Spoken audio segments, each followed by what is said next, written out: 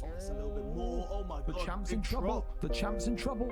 Assassin Banana. This could be it here. DPT Poke has done it. Oh, DPT Poke. I mean, up into space.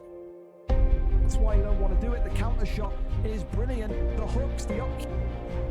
Oh my god.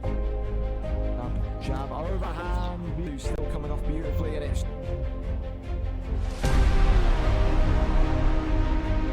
Is this gonna be? Yes, it is. It's over.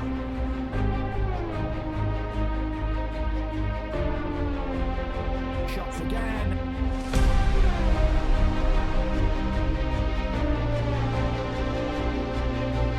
Oh my goodness me!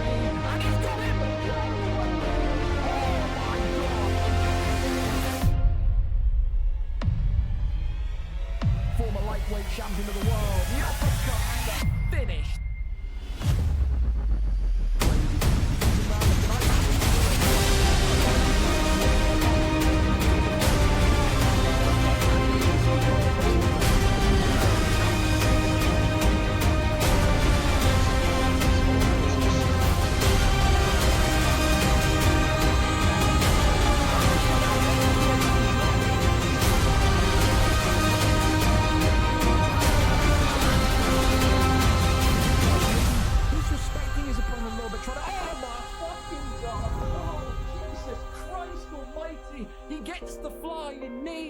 Absolutely slapping. Oh my goodness me! He's slapping something, and it ain't cheap. There's now 1-2's over. Tries to get the takedown and gets another big slam onto him. But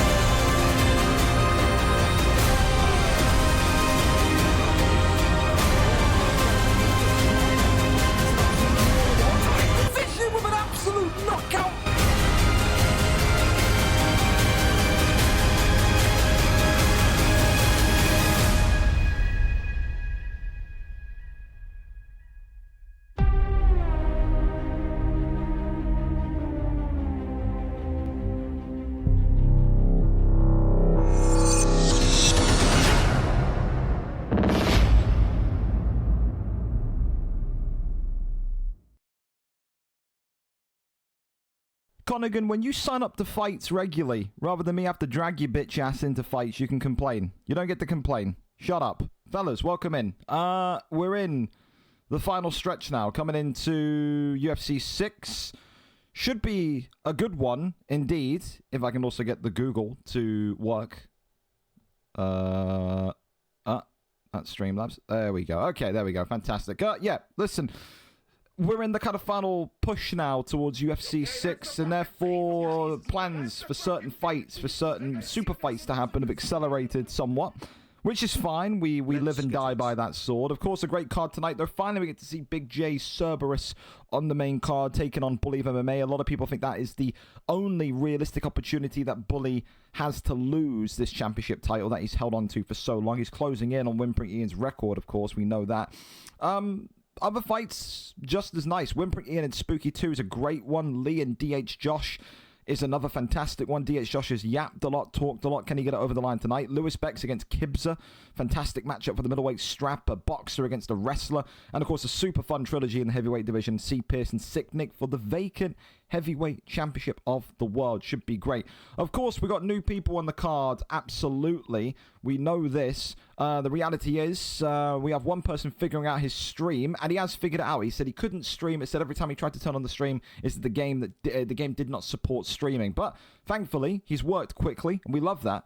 And he has figured it out. So, we go straight into fight one tonight. TDR Fabinho against Kimchi. If that's how you are pronouncing it, then fantastic. Excuse the mess on the document. Of course, the same thing happened at the end of UFC 4. When UFC 5 got announced, you had a lot of guys kind of saying, okay, I'm done for the next month. I'm taking a month vacation, a month break, and disappearing. So, my commitment is, I think I have the last card of VFL UFC 5 will be 239 or 240. Either I start at 240 for UFC 6, which is a nice round number, or we end UFC 5 on 240, which is a nice round number. 235 today, so you've still got a good few weeks. We'll make use of whatever we have. New people can come in, can get a feel for UFC 5 before UFC 6. Old veterans returning like Jack 9, Viper, and so forth and so forth. So we are going to have cards. Don't worry. We're not going to be disappearing for 2 months while we wait for the game. A lot of you still want to have active fights, and we will give those to you. So Fabinho tonight, 2-1 against Kimchi, of course, who is brand new. He's not in the rankings at 0-0. He says he's sparring partners with Headbutt, and that often, rather than not, he gets the better of Headbutt. So although he's 0-0, this guy, he hangs with guys that are 1-1 in the division already. So he's not an amateur, but maybe, just maybe, he's got enough in the tank here to get this one over the line. We're there, we're set, and we are ready to go for this one here this evening. Thank you for being on time as per usual, fellas. Let's have a good card tonight as I right hook the microphone in somewhat fierce fashion. Dear Lord, this is loud. My microphone's turned up all the way to the max as well. Let me just quickly make sure the game volume isn't too loud for you, and we'll go from there. All right, we're all set. If it's too loud, you tell me. Off and away we go. Khalil Roundtree in the blue tonight against Shogun Hua. Of course, blue trunks for none other than TDR Fabinho, fighting under the name Archie. And Kimchi here tonight, coming in with Shogun Hua in the yellow. He says he's comfortable grappling, and that's not too much of a surprise. Headbutt in this light heavyweight division, came back in this week. He retired Dan F. He beat Dan F. Dan F said, the game's shit, the game's terrible. Typical kind of reaction when you lose in any facet of any game. But he showed, did Headbutt that the wrestling in this mini camp, which of course Kimchi is a part of, is very much omnipresent. So, tonight expect this kid in light heavyweight to be able to get a couple of denies off. But don't sleep on Fabinho either. Fabinho can get some denies going himself as he gets back up to his feet. So, again, really promising start so far from both of these young light heavyweights. And right now, you've got to make use of that Khalil Roundtree power. We often say, in this light heavyweight division, you need, if you have Khalil Roundtree, to connect with those strikes. Shogun Hua can pack a punch, but nowhere near to the power and to the velocity of Khalil Roundtree. 1-2's working down the center as the body shot there comes in. Ruptures the ribs there as a front kick now flies on forward. Left hook into a jab also coming. Uppercut now being worked in. Of course, as well, said with all the excitement of UFC 6, crossplay, all of the above. I think if you've read the general, the Discord, or whatever you want to call it, you already know that on the release week of UFC 6, thank you so much for the sub, on the release week of UFC 6, the weekend, we're going to be doing our first ever crossplay BMF. So for some of those PlayStation guys that have never got to fight in a VFL BMF before, 2 days into the game, you're going to know. And I think that's a great way to start. I don't know if you agree with me. 2 days after release, a BMF Grand Prix, everyone's still kind of raw and new to the game. I think you get a lot of interest. I'm excited, man. I'm super excited for UFC 6. I'm sure a lot of the fighters are. We're right there now. All we got to do is wait for the reveal trailer, then it starts to get really, really real. Left and right handers being worked here. Tell you this much, Shogun Hua has worked some damage on Roundtree. I think Fabinho's biggest problem here with Roundtree right now, though, is that compromised stamina. Only in round 1. And you can see he is using that jab as a rangefinder, and that is going to gas him out the more he does that. Another takedown shot here, and landed brilliantly by Kimchi. Here we go into half guard once again. Side control, that one that is denied. Wonderful from Fabinho, and then right back from Kimchi. Again, you got two really promising light heavyweights here that are really impressing me so far. I don't see this kind of consistency in the denies often in 205, but you're seeing it here tonight. This first fight tonight, heading into round number 2. The damage slightly in Shogun Hua's favor. He is tagging Khalil Roundtree. Roundtree is swinging and miss it. 5 out of 23 strikes, to be fair, from Kimchi. He's also not been accurate. I don't know how Khalil Roundtree has actually got any cut damage then, if he's only landed 5 out of 23.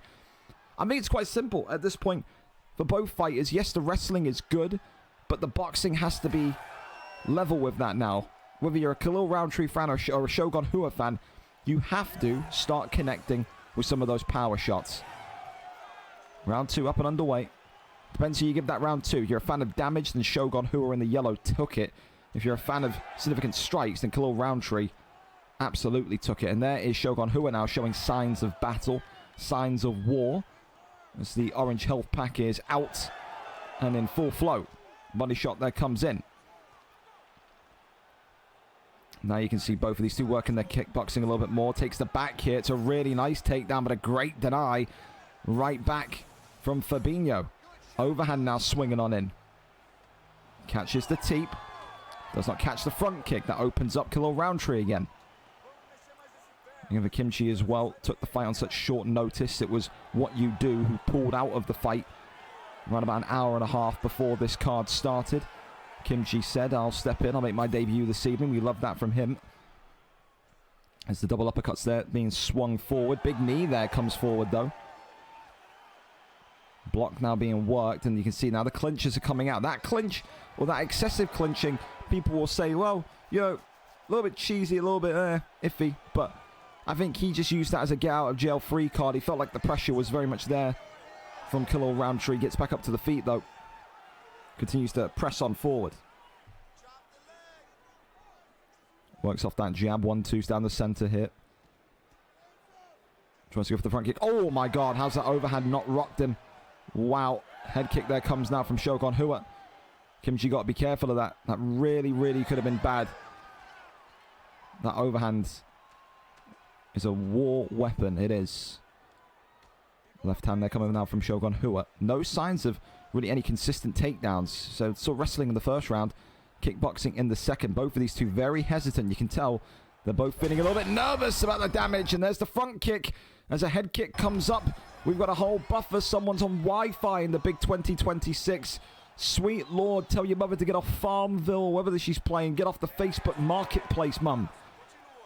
We're trying to fight here. Big shots coming forward. Body shot comes in. If anything, that lag spike, oh, didn't help Shogun Hua whatsoever. Gets the takedown there, though, does Fabinho. And just gets out of dodge quickly. Try to go for a heel hook. That one there is denied. Posture up is there. Rains down a couple of big shots. Got to be careful of that stamina, though. Does Khalil Roundtree. A really good fight for a light heavyweight opener. You can't hate this in the slightest, man. Backside, rejected. Posture up again. Rains down a couple of big ones, but then gets back up to his feet. It looks like we'll go into the third and final round here for the first time this evening, and that's that 1-2 head kick can keep working. Body shots coming forward. Kimchi's got to be careful of his stamina as well.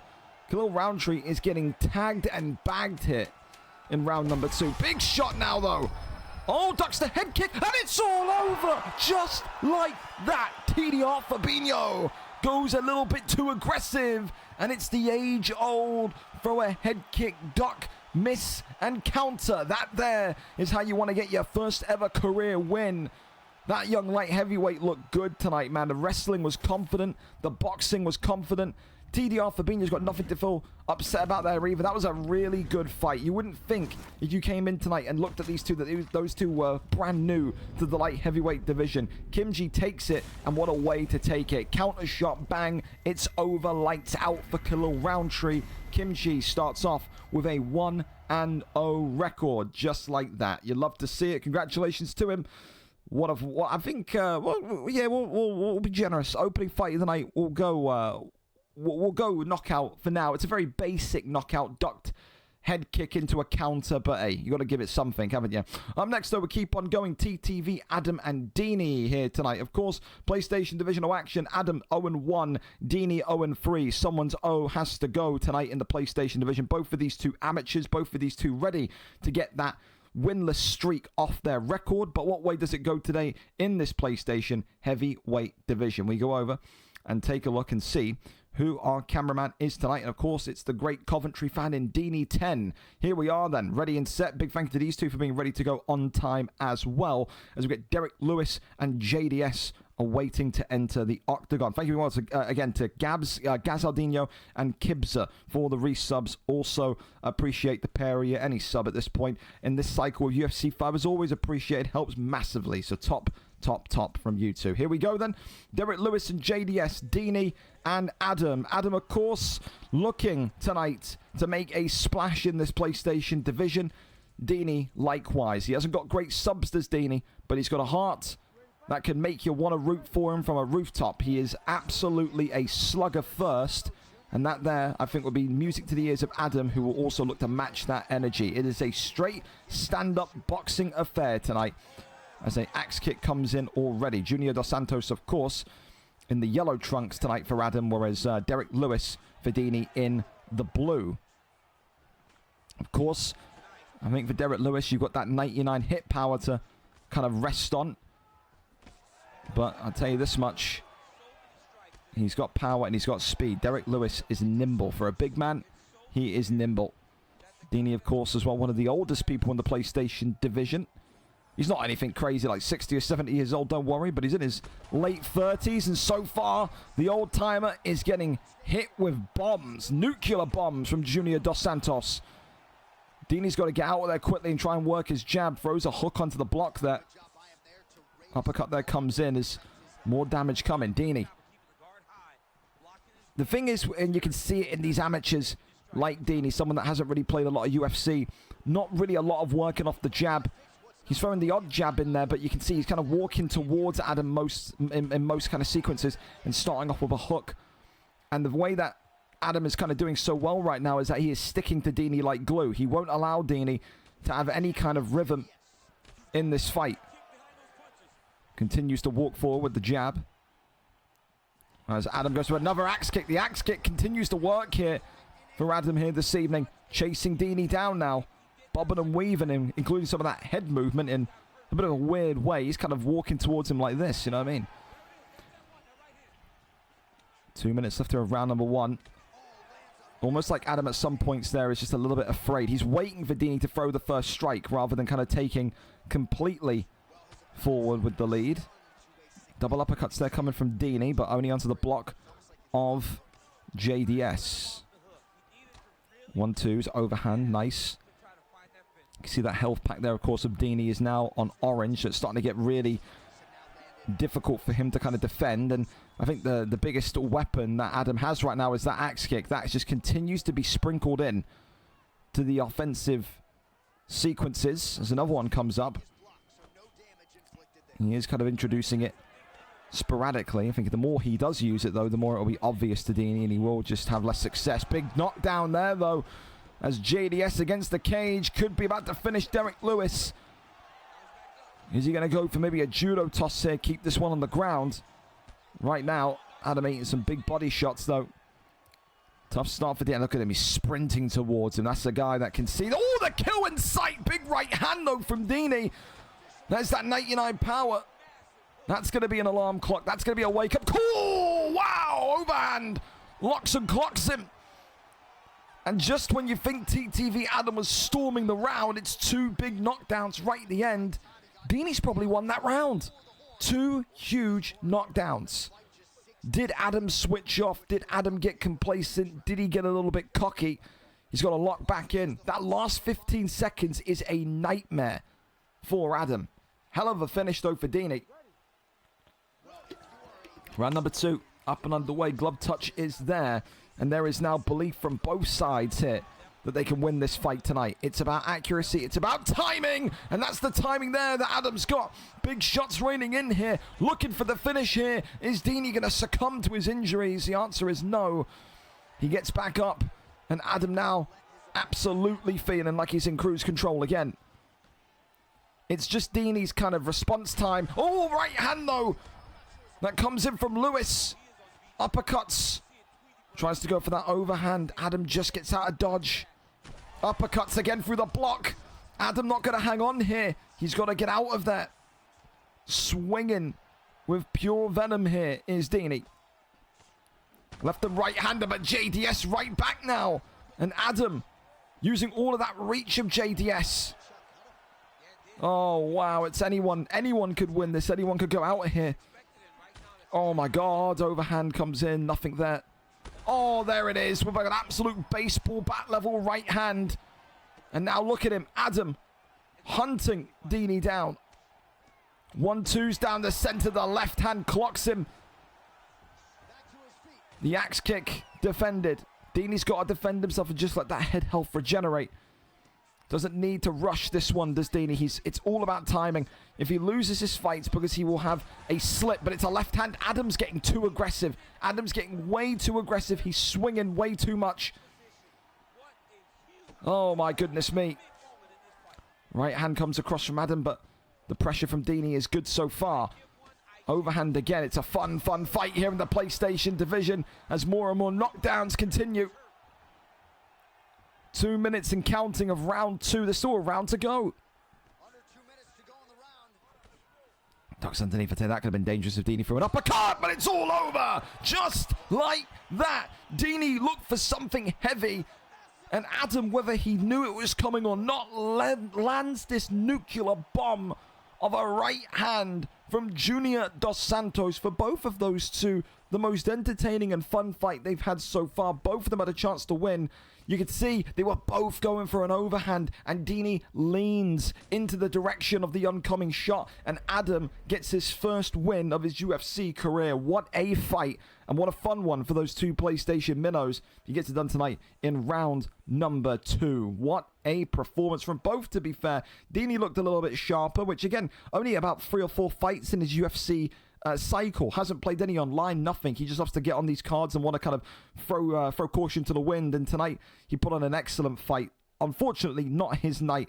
But, I mean, hell, what a great fight. Do we give that fight of the night so far? I think because it's so amateur, we're not going to. But for reference, I love that fight. I love the back and forth. I love it. So good. We keep on going on to the next one then, and it's Viper and TTT Mini Alfie coming up. So we're there and we're set for Mini Alfie, of course, everyone's favorite prospect in the PlayStation division, and we'll see what the records are saying here. Viper tonight says it is his retirement fight before UFC 6. 7-3. He's on a 2-fight losing streak, though, the former champion. Alfie 2-1, coming off of a loss last time out as well. The American takes on the Brit in what can be described as maybe a fun final fight for Viper. He comes out today with this potato-looking human being. Ultimately, though, he changes his mind, and he locks in Gilbert Burns. So what that means, Alfie is young. He's a young kid. He doesn't understand he can't use Gilbert Burns. If Viper takes Gilbert, then he has to move off the Gilbert pick. So, of course, Viper, if you're listening to this, you can just tell him. That'd be great, because I'm going to answer DMs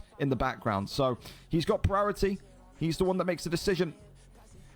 And if that means he wants Gilbert, then he takes Gilbert. Absolutely is. All right, I think he's changing. I hear the noise in the background. So there we go. Gilbert Burns, but against who? Who will it be? 4-star picks. Jeff Neal. I mean, we've seen Jeff Neal have some success against Gilbert Burns before as well. Show out Gilbert Burns retiring, but I mean, he is old as fuck, man. He is a pensioner, isn't he? He is. All right. Here we go, though. We talk about Gilbert Burns retiring. We see Viper on the verge of retiring. Can the retiree help the retirer get through this one tonight?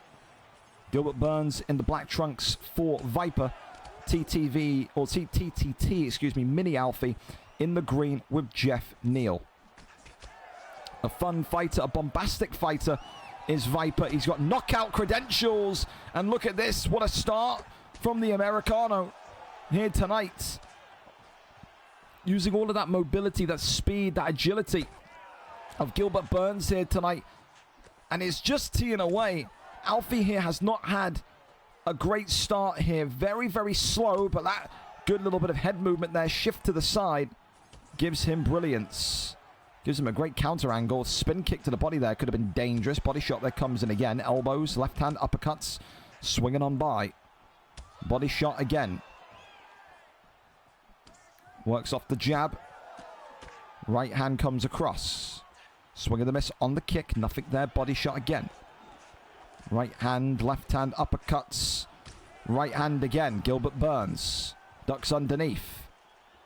Oh, the flying. The way that he is catching him with this flying knee every time. I'm actually amazed. I mean, you remind yourself how powerful Jeff Neal is, though.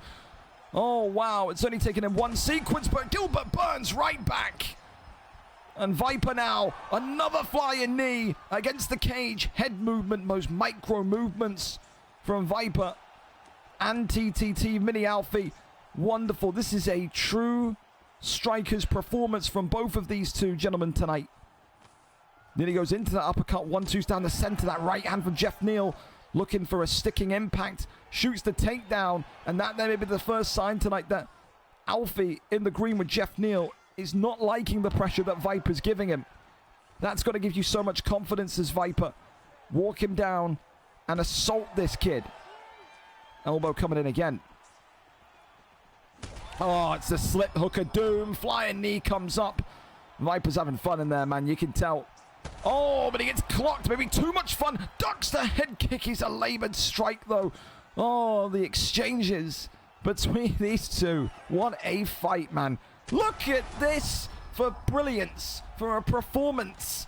Oh, God, give me this every fight, man. What a finish, what a victory, and what a pace set by not one, but both of those fighters there tonight. For Mini Alfie, not the way he wanted to show up and have his fight tonight, but I don't think either of these two are going to disagree. That's one of the funnest fights you'll have on UFC 5, and if that is the last time we see Viper until June when UFC 6 drops, what a way to go out, what a victory, and what a performance. Performance of the night so far, categorically, with him. We'll take something special to outdo that one. That was just so vicious and so violent. What can you say? Gilbert Burns, the retired fighter for the retiring Viper tonight. Hell of a performance, hell of a fun fight. And that's what we want to see every single time we watch a fight. Congratulations, you two. Great performance for Alfie. Head up, kid. Said still a young man. You still got plenty of fights in this division.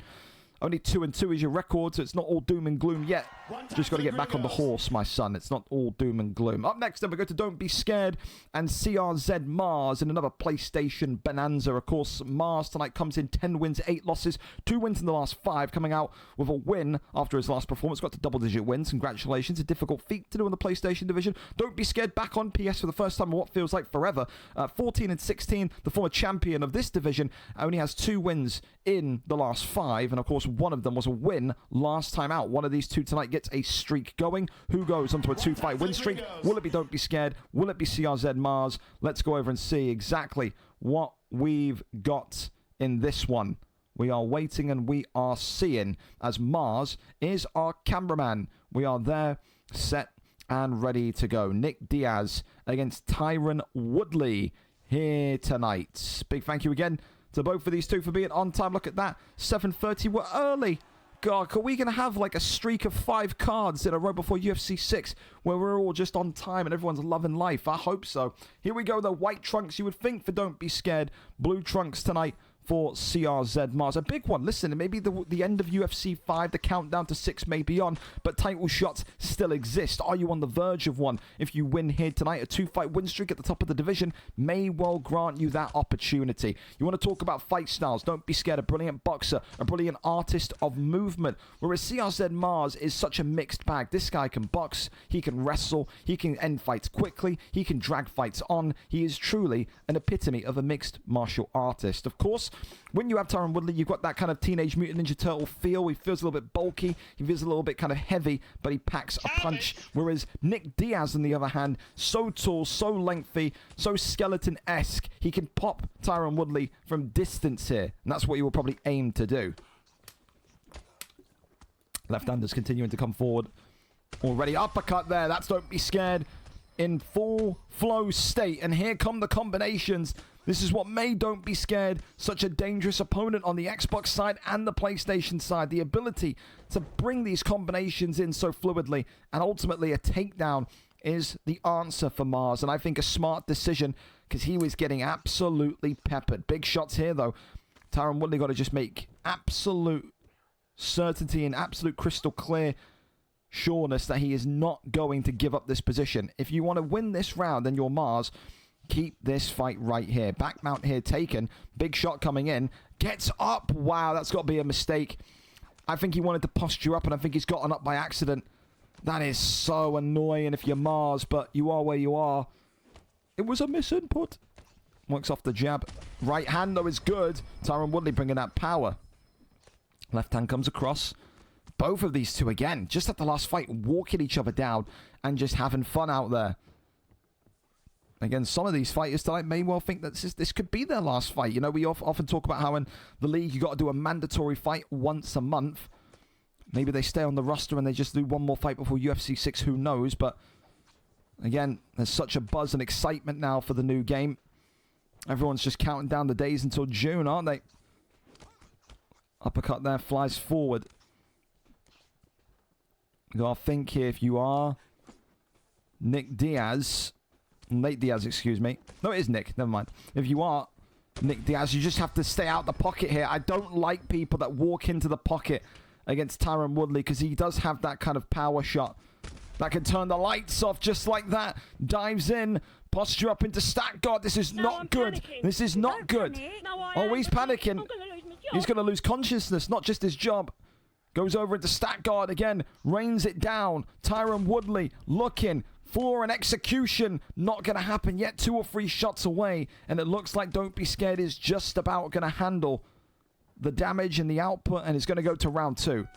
Really close one in the end. A good start from Don't Be Scared, but a fantastic second half of the round there from CRZ Mars. What a start and what a finish for both of these fighters. Round 2, very much up and underway. I think you got to give Tyron Woodley that round. I think you have to.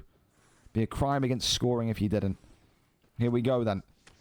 I think the aim is quite simple. If you are Don't Be Scared, just do not sit in the pocket.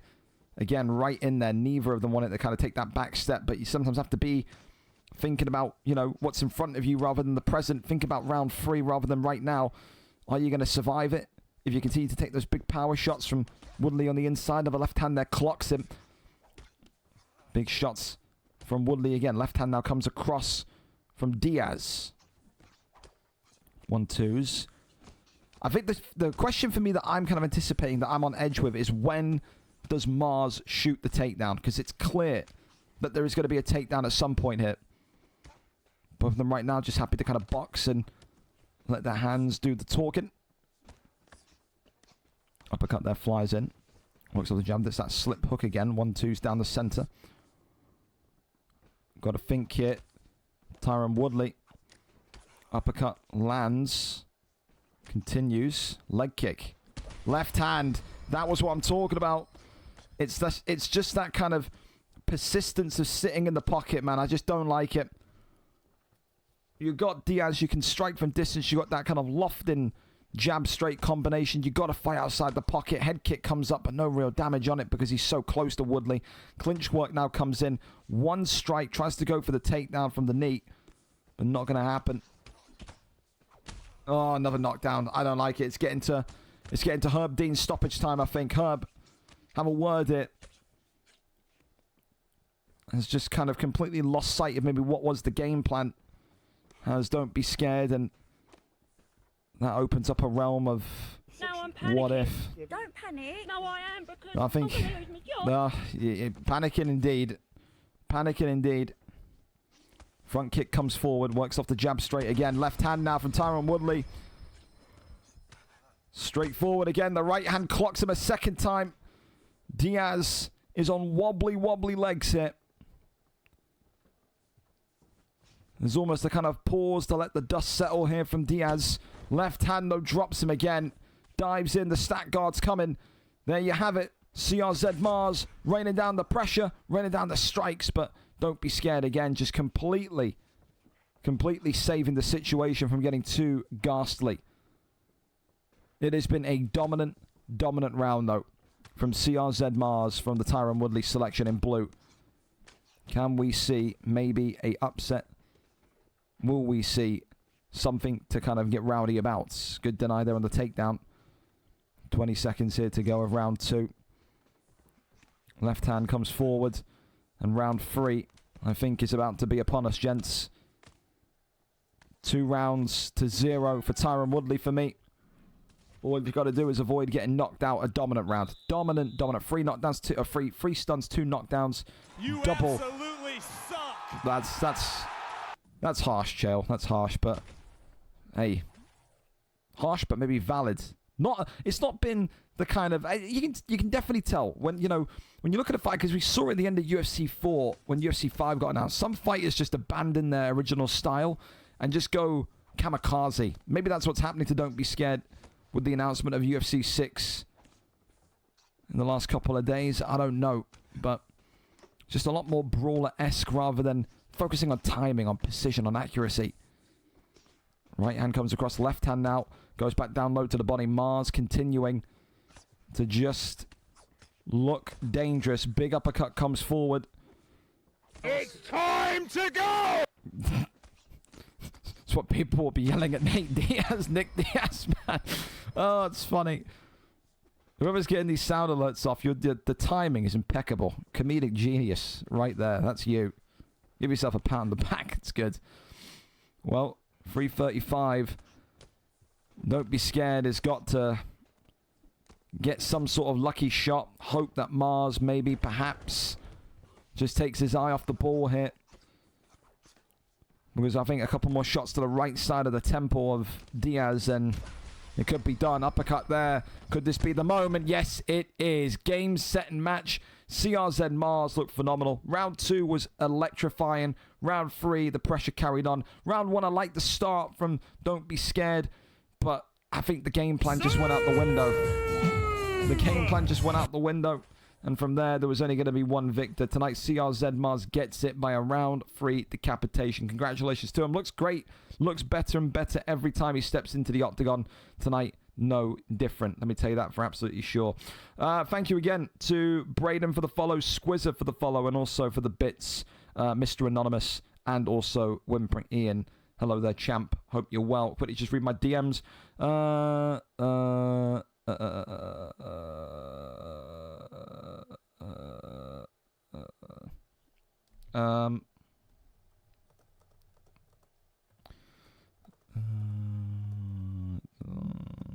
Two seconds.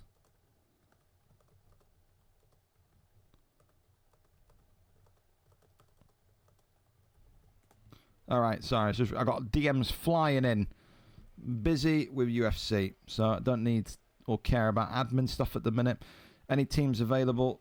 Busy with UFC. Read the Discords. People asking me about team picks for FIFA. Of course they are.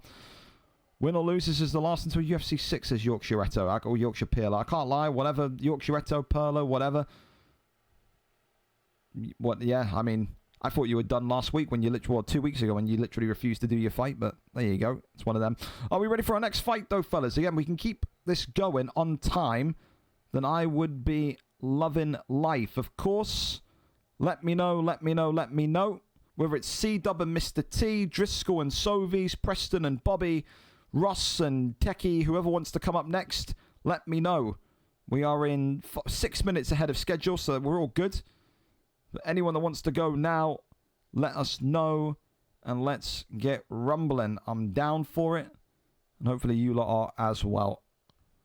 Oh. The Akinator mods have told me they're going to make an Akinator. I don't know who that is. I don't know what. I'm too old. I don't know. Me and Sobi's ready in the lobby. Well, Driscoll, where's the stream link? Same thing as always. I love you, but I don't care. Stream link, and then I'll go. I go by what I see in the stream channel. Keeps it all nice and tidy, all nice and efficient. Thank you as well to Snake for the follow. Appreciate it. Appreciate you. Sobi's will post now, my bad. No problem. Hey, we're all ahead of schedule. There's no problems here, buddy. 0. Don't you worry. Said, you know me. It's a good day. It's a wonderful summer's day when we're on time and ahead of schedule. So, no problem here whatsoever. And then we'll hope. Mr. T usually gets home late anyway. Mr. T 2 weeks in a row has been stuck in traffic. I don't know if this guy lives in like central New York or somewhere, but he's always fucking late because of traffic, man.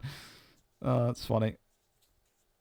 Well, we sit back and we wait for our next fight here tonight. Accept my trade with Viper. I think I rejected it earlier on because it was ridiculously one-sided. I'll check here for you. Hang on.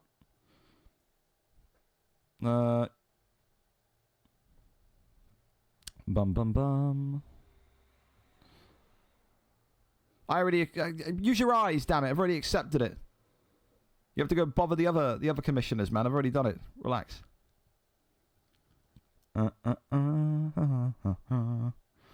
What are we looking at here? Ethan. Not sure if my opponent is in the server. Oh, he left, did he? That's funny. George.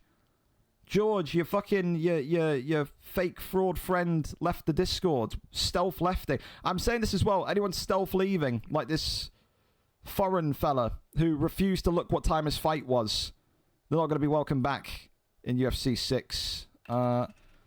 Stealth leaving the Discord. Funny. You won't fight here. Ever. There you go. George, I beg. I know you kind of try and help the league and bring people in, but don't bring in people that are retarded. I would really appreciate it. So, yeah. If we could just not invite Randys that don't speak English, can't read time, that'd be phenomenal, personally. It's alright, though. We'll try and figure out a replacement for XPG Elite. It's not his fault that his opponent is completely stupid, is it? It's not his fault. God bless him. All right, we keep on going. For now, we'll just put a little blank space there. Leo Hockey. Another one of the light heavyweights that's just too thick for purpose, clearly. 0-0. Didn't even get... This is what I mean. You can give people fights, but if they're too stupid, they're too stupid. What can you do, you know? So, Vise, ready and set to go. Talking to people that aren't stupid. Here we go. He's got a Herb, that is illegal headwear. Confiscate it. That's... What is this, Herb? What is this tomfoolery going on in the octagon? Anyway, listen, a fun one here between Driscoll and Sovis. Driscoll tonight coming in 19 wins, 2 draws, 23 losses. 1 win in his last 5 on a 2-fight losing streak. Sovis down here, 2 wins, 1 draw, 2 losses. Only 2 wins in his last 5, including a draw as well. 2 fighters that have got an extensive history in the league, but only one of them can come away with a victory tonight. I don't know how Herb Dean has allowed this motorbike helmet in the octagon, but we are where we are. Both of them using calves tonight. Driscoll in the motorbike helmet, whereas Sovis is in those emerald trunks with his created fighter.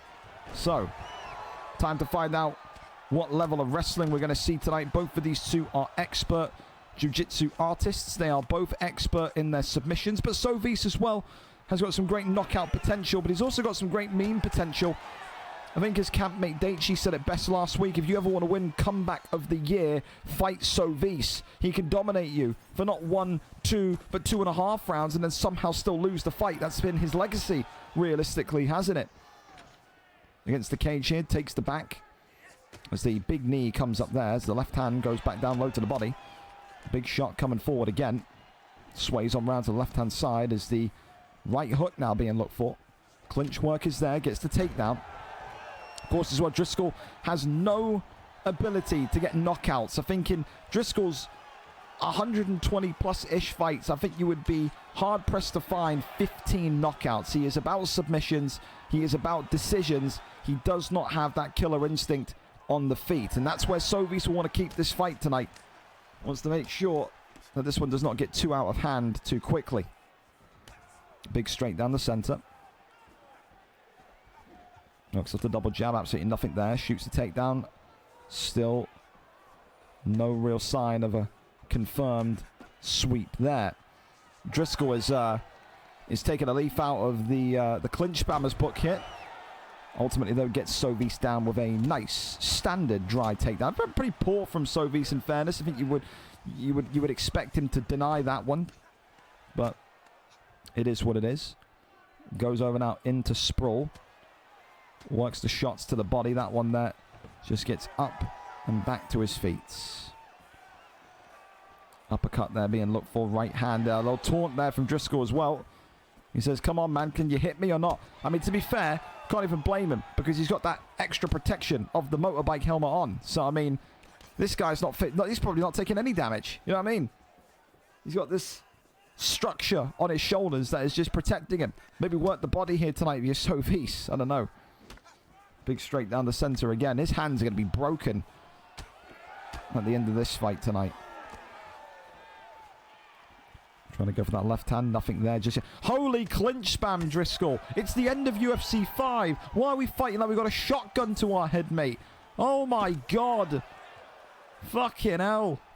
Head kick comes out. We need a clinch count in round 2, please, fellas. Someone do a job for me. We need a clinch count on the motorbike helmet, man. Driscoll is out there fighting like he's got to win this one, or ISIS are about to pop through his front door and cause some problems. I don't know. Round 1, I mean, I don't know anymore. Driscoll kind of looks like he wants to wrestle, and then he's looking like he wants to kind of throw head kicks and kickbox. I don't know. All we can tell you is that he's fighting like he's got a gun pressed to his head. To each their own. Nothing illegal with it, but I can boo it relentlessly. Here we go. Round number 2, up and underway. Left hand there was just being looked for. Absolutely nothing. When does the first clinch land, I wonder? Right hand. I think he attempted it there. I feel like I saw the left arm move. Ducks underneath the straight. Sovis being taken down by Driscoll, but a good... No, I thought it was a good deny. But in the end, just about gets through. Works the shots here to the ribs. Right-hand side, that one is rejected. That one also stopped in its tracks. And now looking to go for the armbar. Wow, Driscoll getting caught in an armbar. I did not think I'd see this happen in all my years. Driscoll, usually the great submission expert. He's going to get out of this one at least. But the fact he got caught at all is quite something. 3:20 and counting. Driscoll happy now to just kind of keep this one calm and not rush proceedings. Posture up, nothing there. Apart from Mr. Motorbike Man Driscoll getting one full guard posture up shot down the straight. Trying to go for the armbar, nothing there. That one denied, goes for the choke. That one also just avoided. Crosses over now and sweeps the arm. Top mount was being looked for. A couple of jabs here. Fakes the arm triangle over into side control. Elbows coming off. As now we go into sprawl. This one is also denied. Tries to go for a Darce choke here. Driscoll. What he does best. Submissions, submissions, submissions. As he puts this Darce choke in, and he does get it off. That's about 70% of the submission bar gone. On a 2-fight losing streak is Driscoll. But there is signs of potentially a win in the near horizon. Couple of shots here to the midsection. Forcing Sovis to make a move. And he does. A lot of that stamina, though, is gone from Sovis. Look at that. Over half of it. Completely in ruins. Posture up is there. Rains down a couple of big shots here. Sovis is rocked as well. Driscoll going for an armbar. 36 seconds and counting. And Sovis tonight has been motorbike helmeted into a tap. Game, set, and match. Herb, have a word with yourself, have a word with the commission. This helmet, is it USADA approved? I don't know. But Driscoll gets it done in typical Driscoll fashion. He's not really a striker. He never will be. And tonight gets back to winning ways with a round 2 submission. Congratulations to him. The clinches were a bit over excessive. But what can you do? That's just how Driscoll fights. Like a hostage victim. That's why we love him so much. Round 2 submission tonight gets that one done for the Irishman. Congratulations to him. Go back over, of course, to C-Dub and the boys. See if we're kind of ready on that one. What we are looking for is any sort of comms, any sort of signs of life from C-Dub and Mr. T. So we'll go and see what the... what are we doing? Let's go and have a look and see which one of them is wasting our time here. Mr. T. Let's have a look. Who are we waiting on? This guy isn't replying. Wonderful. Excellent. Excellent. Sit tight. When you aren't here in 20 to 30 minutes, you won't be fighting again. Not on 5 or 6. Second time you've done this. He also replied to me yesterday saying, all good, looking forward to being back in the winning column. Well, can't be doing that if you're not here. So, again, for Cross, you just sit tight, man. It's not on you. It's on this absolute clueless bum that can't read a clock. That's fine, though. And I'm telling you, for you guys signing up now in the lead up to UFC 4, I said, and we saw this in UFC 4. People at the end of UFC 4 were kind of like, oh, it's not really a big deal if I miss my fights. Trust me, I will bench you out of UFC 6. So... don't ask to fight if you can't be bothered, and if you don't show up to your fight, it's not my concern if you then get all sad when you're not allowed to fight in UFC 6. It's not my problem. We'll keep on going, fellas. Of course, if we have Preston and Bobby, Ross and Techie, whoever, whenever, let us know. We're going to also start to... Oh, I've given a G there. Who is G? When the fuck did I edit that to a G? Did someone else come on the document and edit the... Someone else has come on the document and edited someone's name to a G. Wonderful. Because that wasn't me. Who the fuck is that supposed to be? I guess we'll find out together. You're getting a peek behind the curtain, lads. Don't worry. You just joined us. Don't worry. We're still on time anyway, so it's all good. Who is it supposed to be? Let me just take a screenshot of this. Was it in featherweight? I think it was.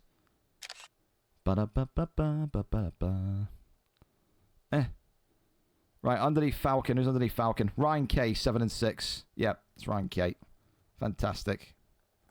Now it's better. Sorry, OCD was going to be flipping out for the whole card if I didn't fix that. We'll go and see if Wormy wants to fight tonight. Wormy and Elite wouldn't be too much of a bad one either. Preston, I'm ready. Just going to see if Bobby is. No rush. Like I said, you guys are on time. Absolutely fine. I forget if Wormy's Discord is still his Discord. Wormy, down to fight tonight. Would be around 9 p.m.-ish.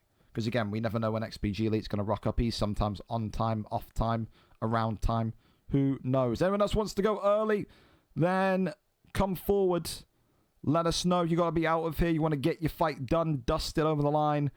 We are ready and waiting for you. Yes, sir.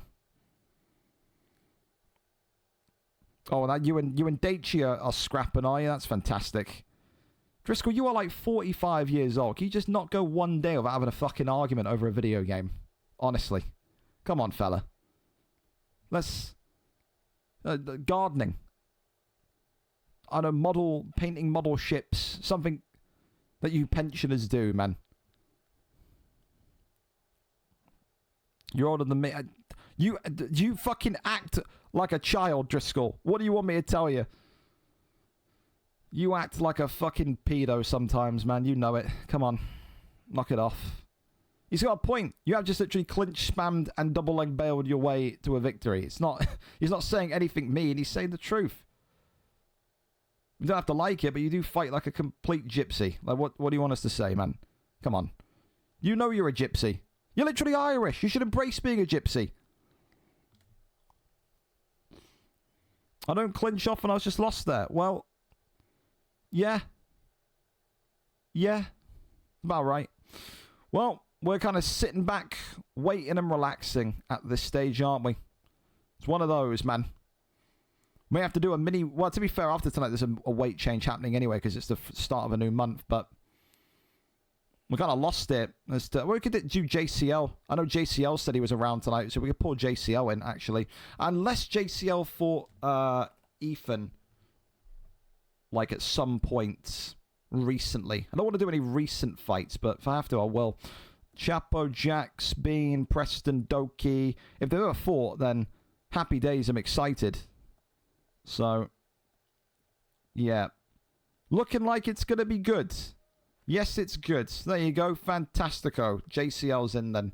He told me that he's around for the entire day. So, that's wonderful.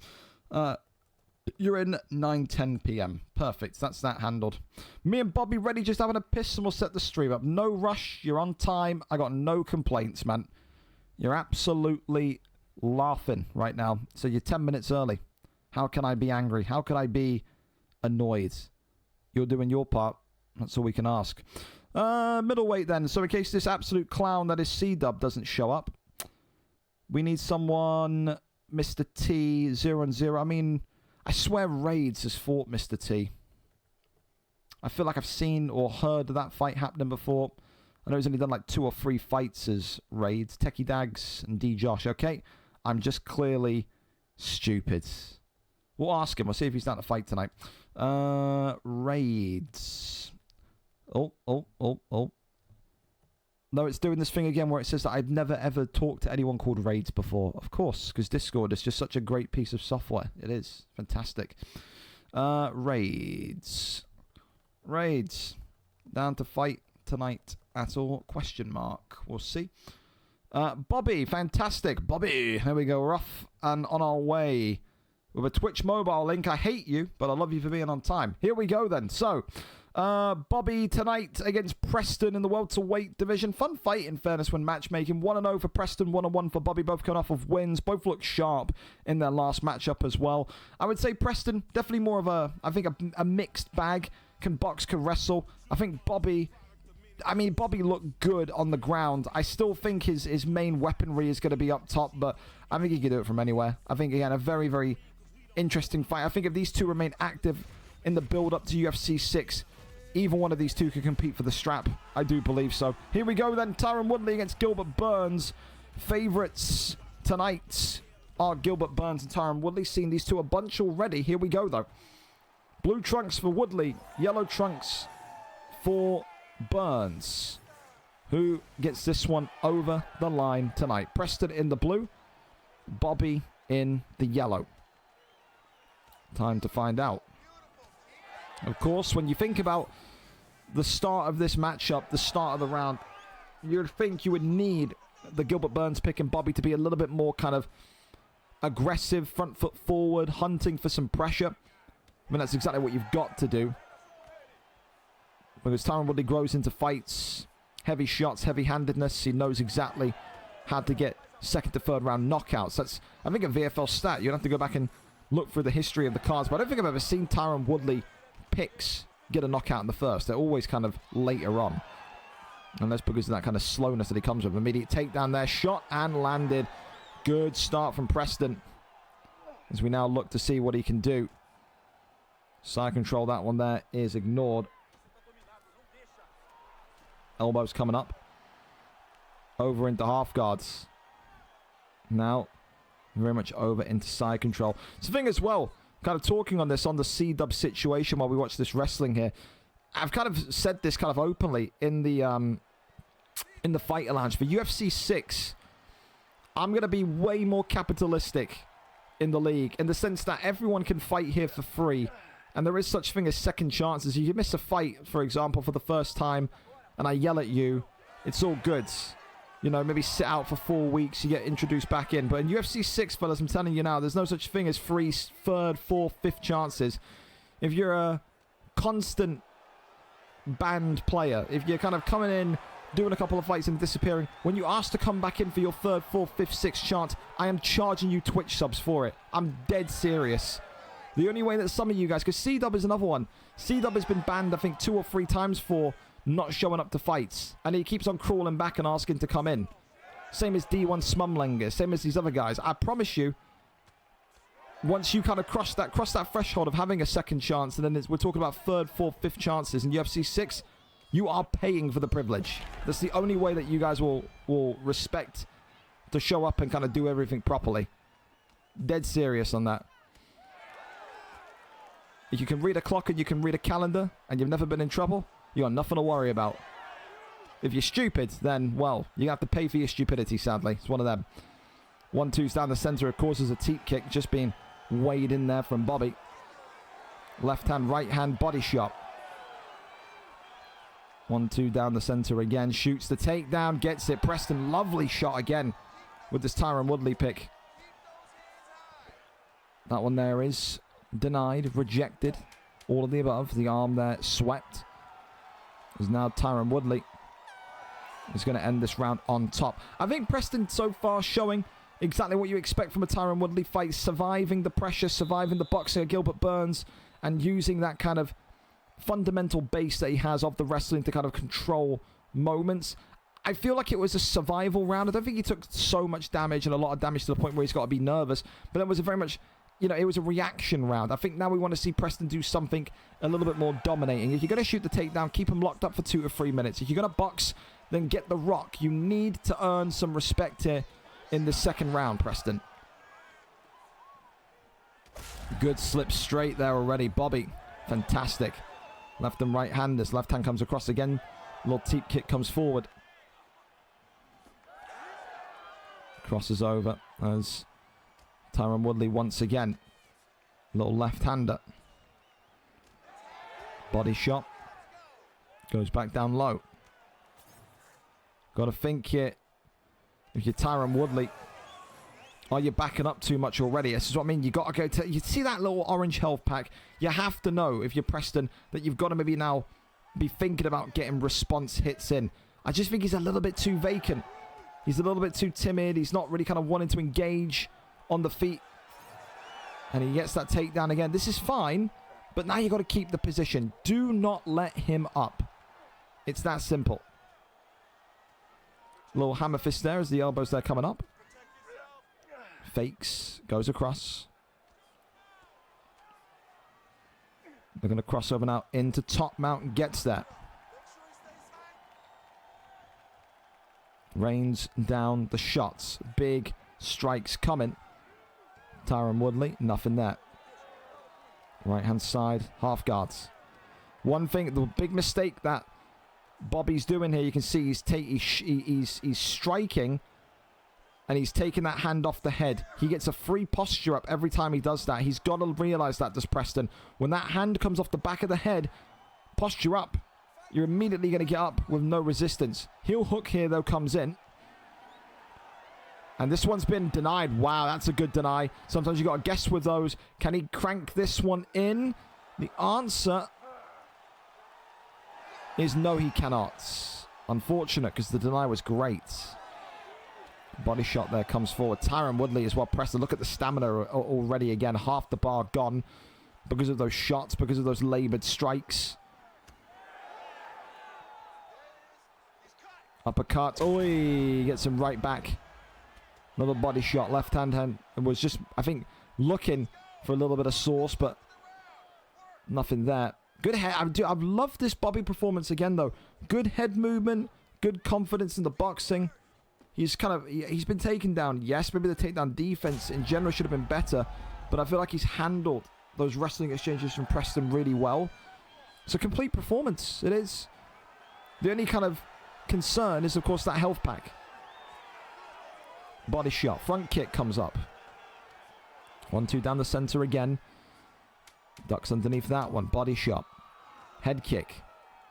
Swing and a miss there from Preston. Preston is not going to have fun in this third and final round. That stamina is so cooked. It's ridiculous.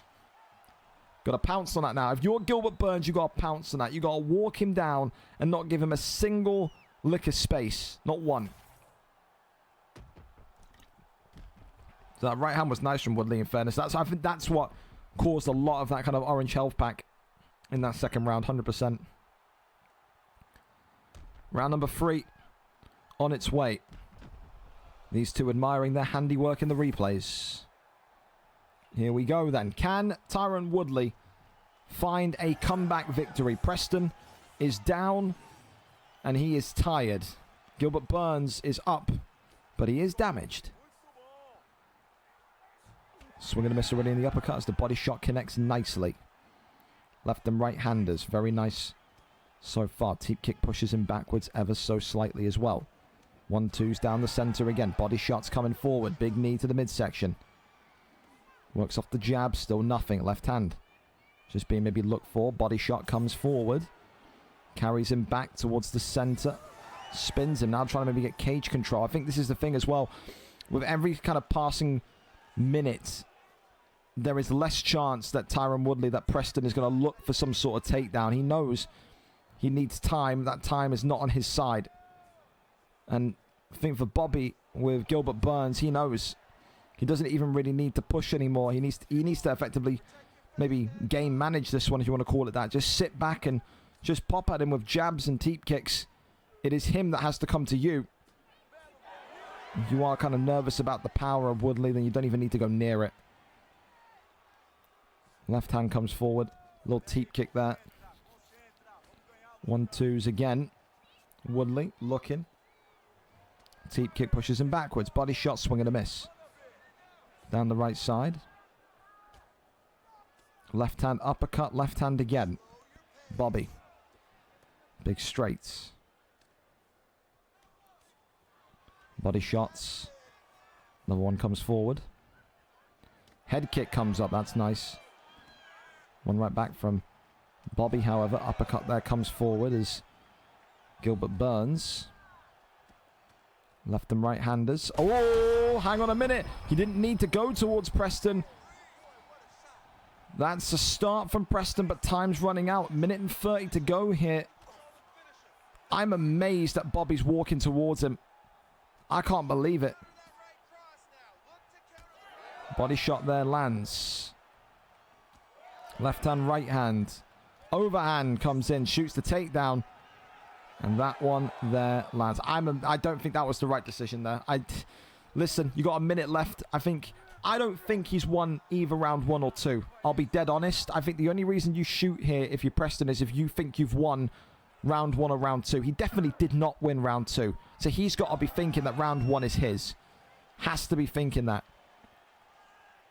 Looks like a first decision of the evening is coming though. Unless something fantastic, something spectacular happens in these final 20 seconds. It's been a good kind of technical fight between two very talented welterweights. But what way does it fall tonight? Tyron Woodley or Gilbert Burns? I think Burns has got it 2 rounds to 1. I do. As this one is Burns' decision. The takedown just made no sense to me. He had to think that he was up, or not up, but had a round locked when he shot that takedown. If not, it was a brain blip. And in the end, the right decision. Bobby gets it done. And again, I'm really, really impressed with Bobby as well. The way that, like I said, he handled the wrestling tonight. Superb. Really, really top stuff. And you can see why both of those two, I said, could be right on the cusp of a welterweight title shot before the turn of UFC 6. Well, that was absolutely brilliant from both. There you have it. Okay, JCL's confirmed as well, so he knows that he's against XPG Elite. That's fantastic. My opponent pulled out. Will I have a replacement? If your opponent's pulled out, he's not fighting here again because he said absolutely nothing to me. So if it's this Black Mamba Neo kid, he'll never fight here again. What is this, dude? Not a single message, nothing. So dead ass, if he's pulled out, then won't fight. If you've pulled out without telling me, you won't ever fight here again. That's ridiculous. What am I supposed to do with that? That's just stupid. I mean, I get he's a bit of a troll, but like, bro, we'll have to cope with it as we go on, Cass. I'm dead serious, though. These people are going to be the first ones knocking on the door when UFC 6 comes out. Hey, let me fight. Hey, let me fight. They're stupid, bro. They're dead stupid. They're dead stupid. So, we got a PlayStation fight open, so we'll have to fit that one as we keep on going. For now, I need to get Mr. T sorted, because I don't want to kind of keep him here too much longer in case he's got shit to do. So, I've got to kind of switch focus here a little bit and see. I wouldn't mind Bailey. I think Bailey would make sense. We'll see if Bailey's around. I don't know if Bailey did an unstream fight this week, but I wouldn't mind Bailey against Mr. T. I wouldn't. We'll see. See if Bailey's down for it. Bailey, down to fight tonight. Telling you, boys, remember this. Remember these cards. This kind of lead up to UFC 5, because trust me, it's always the same people that are then fucking whinging and crying when it comes to UFC 6 that they can't compete. Can do. Okay, awesome. Okay, can you load up? Can you load up now? So there you go. Mr. T, thank you for being patient. We're going to get you going. It's going to be you against Bailey, who is able to fight here tonight. And what a relief that is. 7-13 against 0-0. So you're also going to get fighter priority, Mr. T, because you're here. You've done your part. So yeah, we're going to put that on that side. Fantastic. 5 minutes. Perfect. So, Mr. T, I'm going to kind of connect you up Discord-wise. We're going to go to the next fight, do the next fight, and then we're going to go straight to you while you two get lobbied up. Okay? So, fantastic. Again, a big thank you, man, for just kind of hanging around and allowing us to kind of get everything kind of situated and sorted. That's fantastic from you. I appreciate it massively. Top man. Discord ID. There we go. All right, awesome. While we wait then for those two to get ready, let's see where we go to next. It seems that we've got George and Arrow ready to go. Big fan of the Arrow fights that we have seen. Knockouts, highlights, you name it, he's got it. We get to see if he can do it against the old-timer George here tonight, though. We're there and we're ready to go. Appreciate for these two being down to fight early. Always a pleasure to see two fan favorites in the octagon. 22-31 George, of course, against Arrow, who is 4-6. Both fighters coming off of losses. One has won the title in this division. One has never ever smelt the scent of gold in the featherweight division. Lerone Murphy tonight against Alexander Volkanovski. Again, for Arrow, I've always said this, when crossplay in UFC 6 would come, so many fun, explosive fights. Him against CRZ Mars, for example, would be a killer. I am so excited for crossplay for matchmaking. I really am. For tonight, though, Xbox in our crosshairs. It is George in the green and white against Arrow in the red trunks. Of course, when you think of George, historically submissions, but he has improved tenfold on his striking and his boxing. Arrow, I mean, there is no sign of ground game or submissions in this guy. He is Justin Gaethje reincarnated. Any fight that he has, win, lose, or draw, it is always a firefight, and that's why you love to have him on the cards. I just wish we could see him more often. I really do. Left-hand, right-handers already coming forward. Look at the speed in which he's already plugging away with Lerone Murphy. And he does it with Lerone Murphy. That's another factor. You know, this guy isn't the kind of guy that's going to pick Volkanovski or Topuria on the main card. He is all about these niche picks, and you've got to respect that as well. Little side kick there to the ribs as a takedown, turning takedown, and the land comes in brilliantly. No elbow there comes up, but nothing really too dangerous to see there. Body shots continuing to work. Looking now for a crossover into top mount. Finds it brilliantly. Mount rains down the subs. Big shots raining in. It's the big stun, though, from Volkanovski. You've seen how many times before on these cards Volk can get that damage off in those positions, and it leads people to be absolutely in jeopardy. Goes over into side control. Couple of shots as the elbow comes in. Body shots again. Rejected. That one there is denied. Posture up is there. Goes over now into side control. Finds top mount. Couple of strikes, only one to be precise, and then gets the second, and now gets the posture up again. Arrow here, of course. He has been kind of undone by this ground game before, and now an arm triangle comes in. George looking to increase his submission count once again. Got to be careful here, though. Oh, Murphy gets caught. Arrow gets caught. And that's around about 60% of the submission bar gone. There's got to be a way for Arrow, for the talented American boxer, to get up to his feet here and start to turn this into a gunfight. Lifts him up, slams him down there into backside. Rolls forward now in to full guard.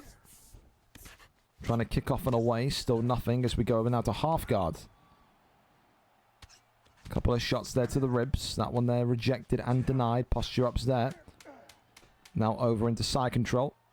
Elbows coming up. That one not possible, not plausible. And that's going to be the end of round number one. I mean, listen, a really emphatic start from Arrow and Lerone Murphy. And I think George just kind of immediately kind of picked up on and respected the boxing. And he knew that he couldn't really maybe catch or match the pace of Arrow. And I think from there, you kind of have to fight to your strengths. His strengths is, you know, the submissions, the jiu-jitsu, the control.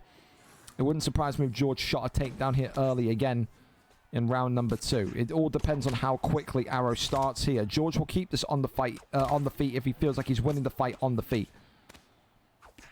Body shot there as the left hand comes across. Again, Arrow with this incredible pace that we are so privileged to see. Head kick comes up. Left and right handers coming forward again. Big straight down the center. Body shots, uppercut. Shoots the takedown, lifts him up, and slams him down. Elbows now. Back over into half guards. Crawls over into top mount.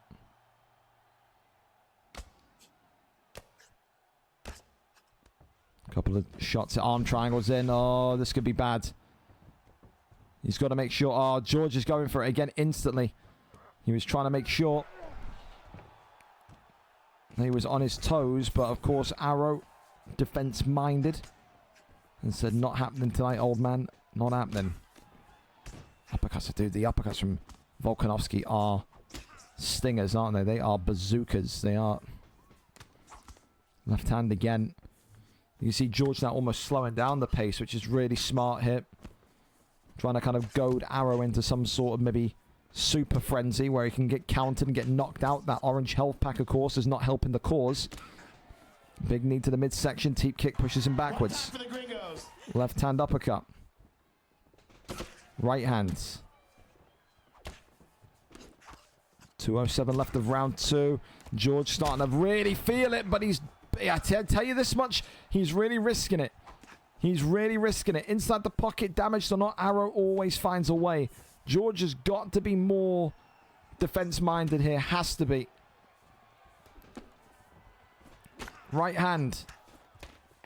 Arrow starting to get really, really close to an upset victory. And I think George, again, may not be respected by Arrow and his campmates like Cellalot TV, but it's smart from George. He was getting tagged. He was getting bagged up top and said, I've got to take this down here. Have to. Top mount here.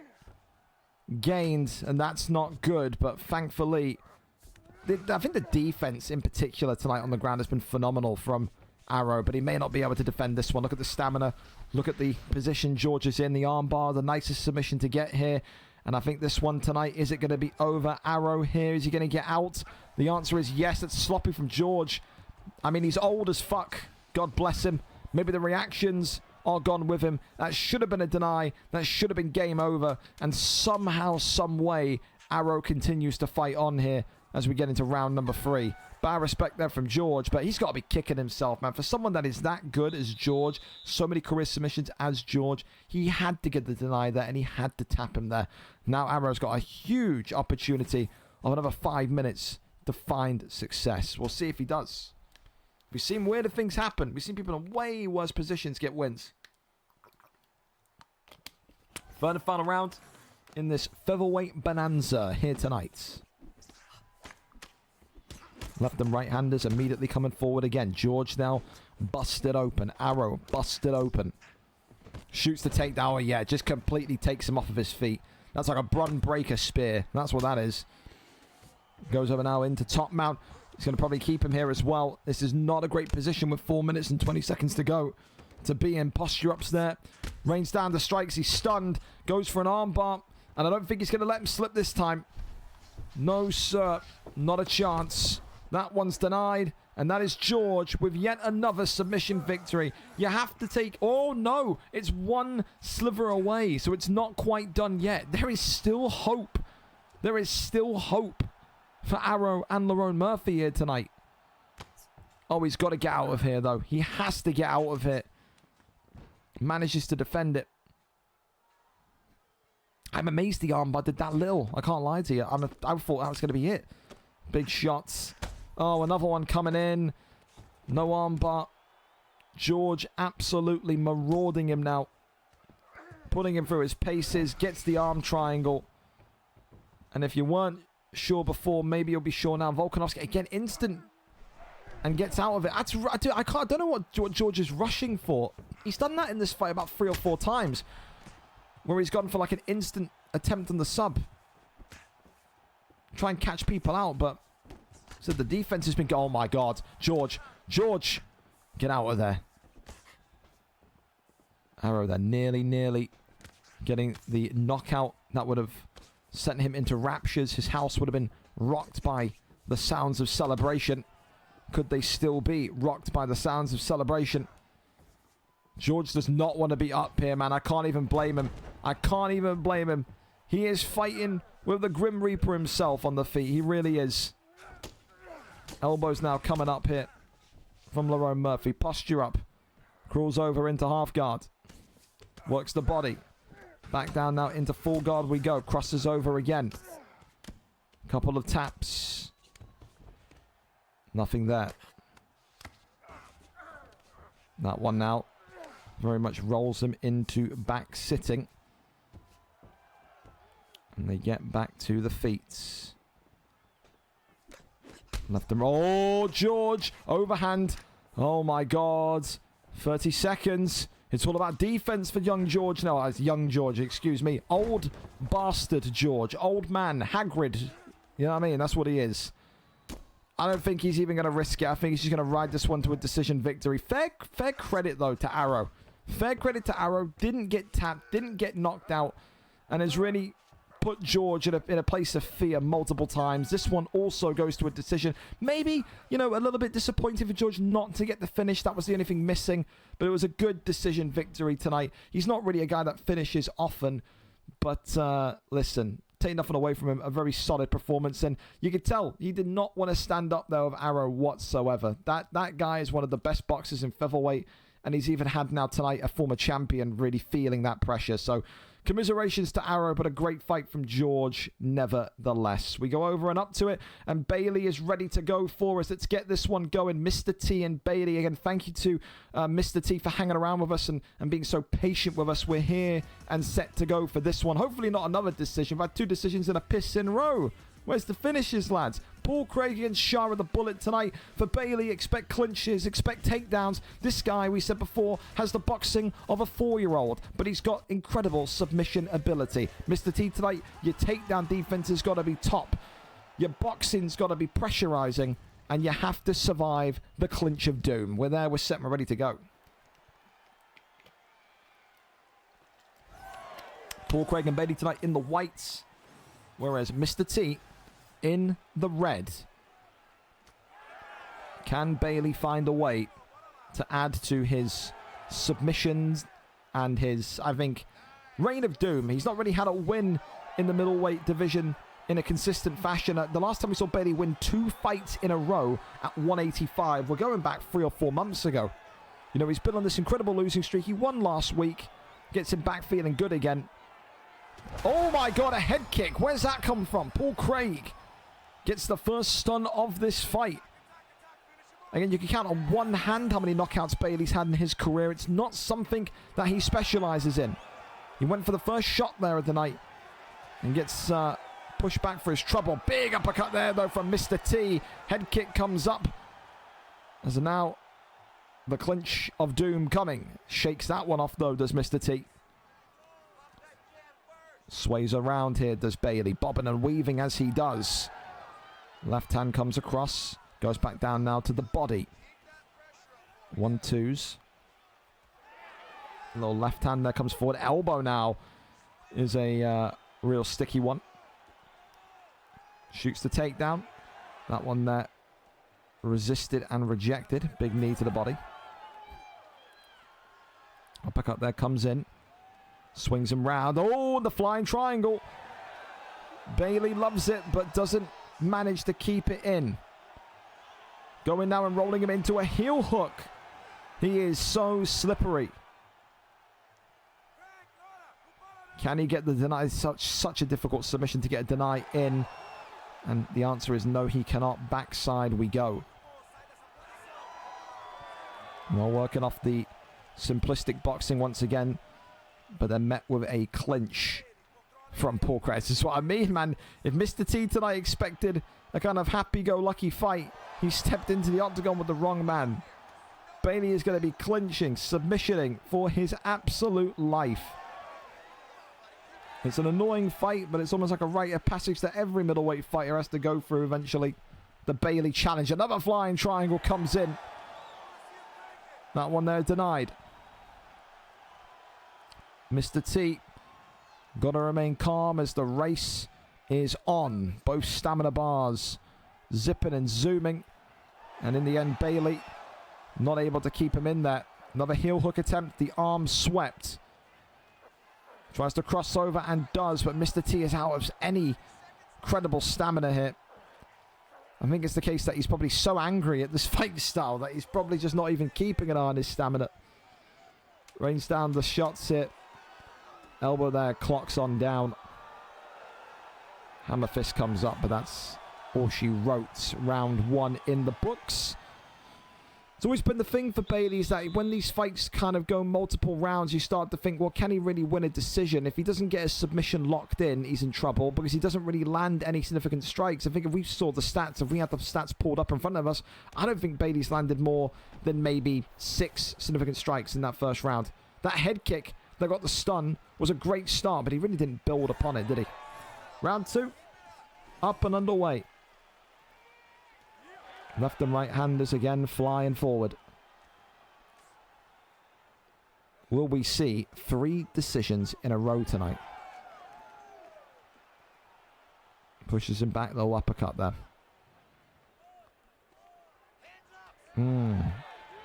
Bailey's got to do something more than just clinch. Shoots the takedown.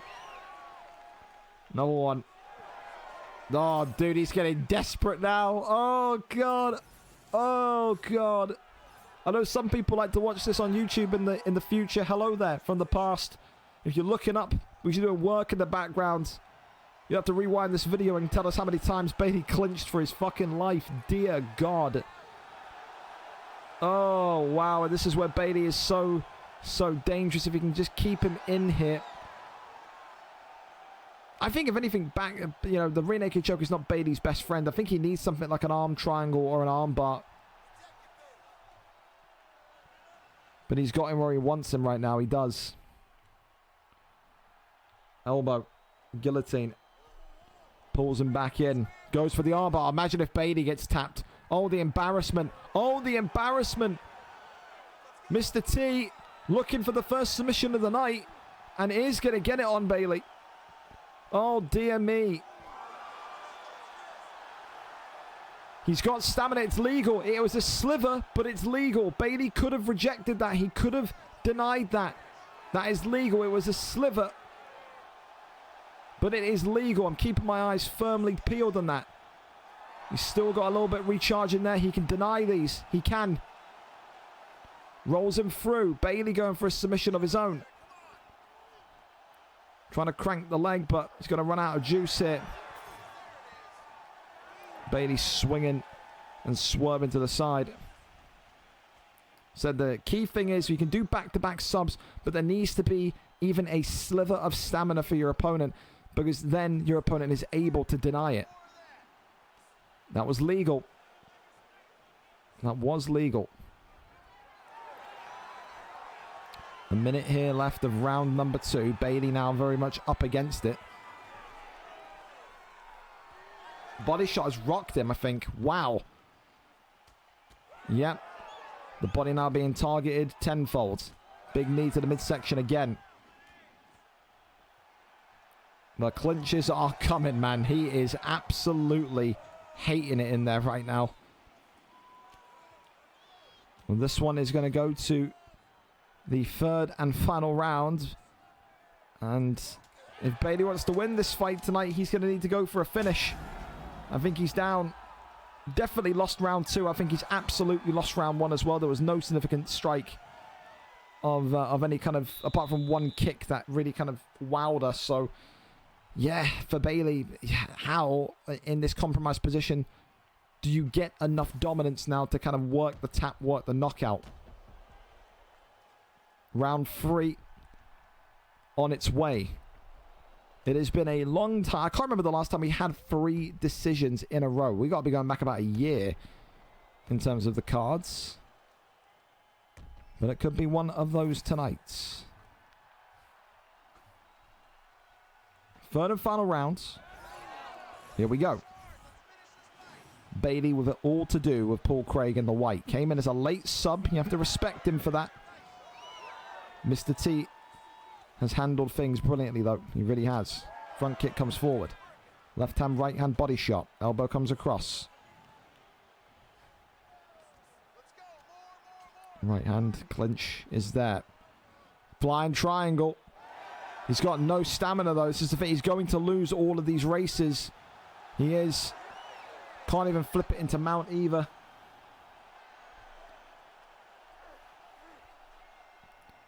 Because now that goes over into back sitting.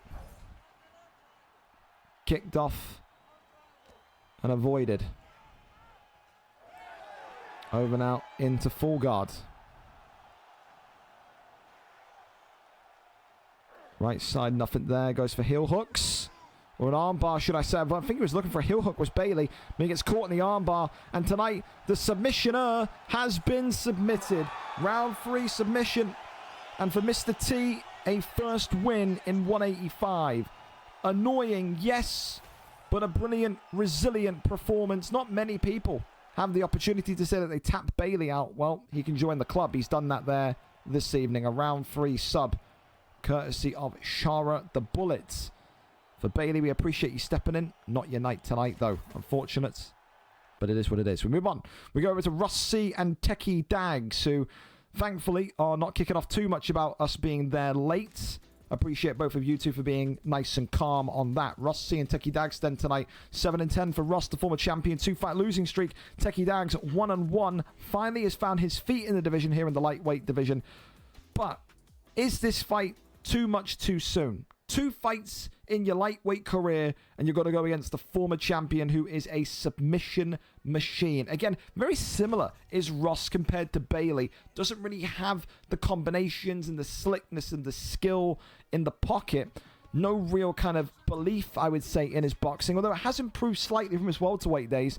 However, so damn tricky on the ground. If Gilbert Burns lands a takedown tonight, Techie Dags could be in so much trouble, his head will start to spin. Ross's top control in particular, some of the best you'll see at 155.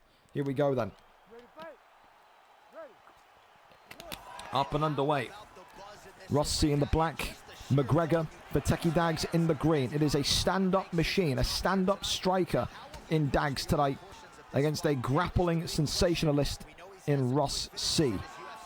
Ross does not want to be on a 3-fight losing streak. But this division is tricky. This division is dog eat dog. Anyone can beat anyone.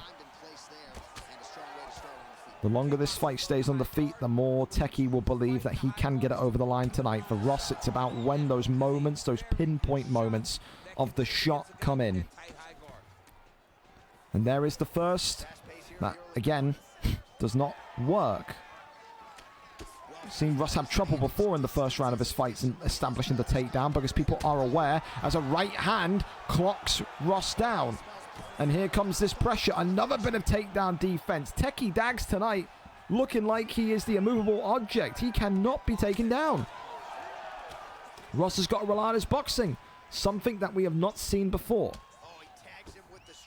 He has to try and make these takedowns a little bit more disguised. Takes the back. This is brilliant now. And drags him down. That's more like it from the former champion. Okay. Well. Now we've got a watch here. Because this top control, as I've said, is some of the very best in the 155 division. Lightweight was once upon a time his domain. He was the champion. Only had the belt for a couple of weeks, but you're going to see down here why he had the belt. You've got to be so concentrated down here if you are Techie Dags. 2 minutes is a long time for Ross to work. A long time. Posture up is there. Rains down the big shots here. Elbow there comes in. No stun as of yet. Half guard position. Now over into side control. Works the body shots.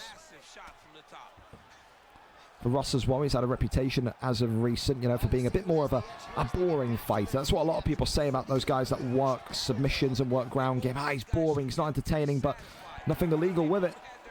You have to kind of expect and respect the fact that not everyone is a fists of fury type killer. I'll tell you this much though, Techie Dags, a little bar of respect there after the knockdown. Was looking maybe for a one-shot KO. Was Ross with that pull elbow, but didn't connect. Oh my God! Waboom! Wabang! Thank you for coming, Ross C. Catapulted across the octagon. You want to talk about ragdoll mechanics in UFC 6? There's some ragdoll mechanics for you in UFC 5. Walk towards him with that flying kind of, that rushing head kick. McGregor just clips him at the right time and sends him spiraling across the octagon. Knockout of the night, and it's not even close. Techie Dags with a huge win against the former champion of the lightweight division. Dear Christ alive, what a knockout, Techie. What a knockout. Confidence, as I said, absolutely shining there for Techie Dags in that division. Hell of a knockout. Vicious. Vicious stuff. Thank you so much as well for the follow during that one. Philly Sport 13. No, wait, what? Philly Sport 3344. Can't even read. That's fine. All right. Well, we keep on going, fellas. We're right back on time as Inked Beast and NGA Evox are ready and set to go. I think at least we'll check our DMs in the meantime.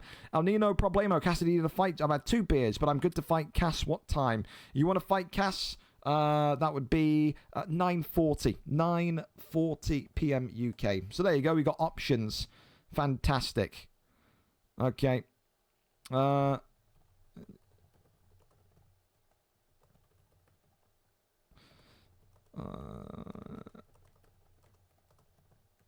Yeah, again, this whole thing. Oh, I can't fight it again.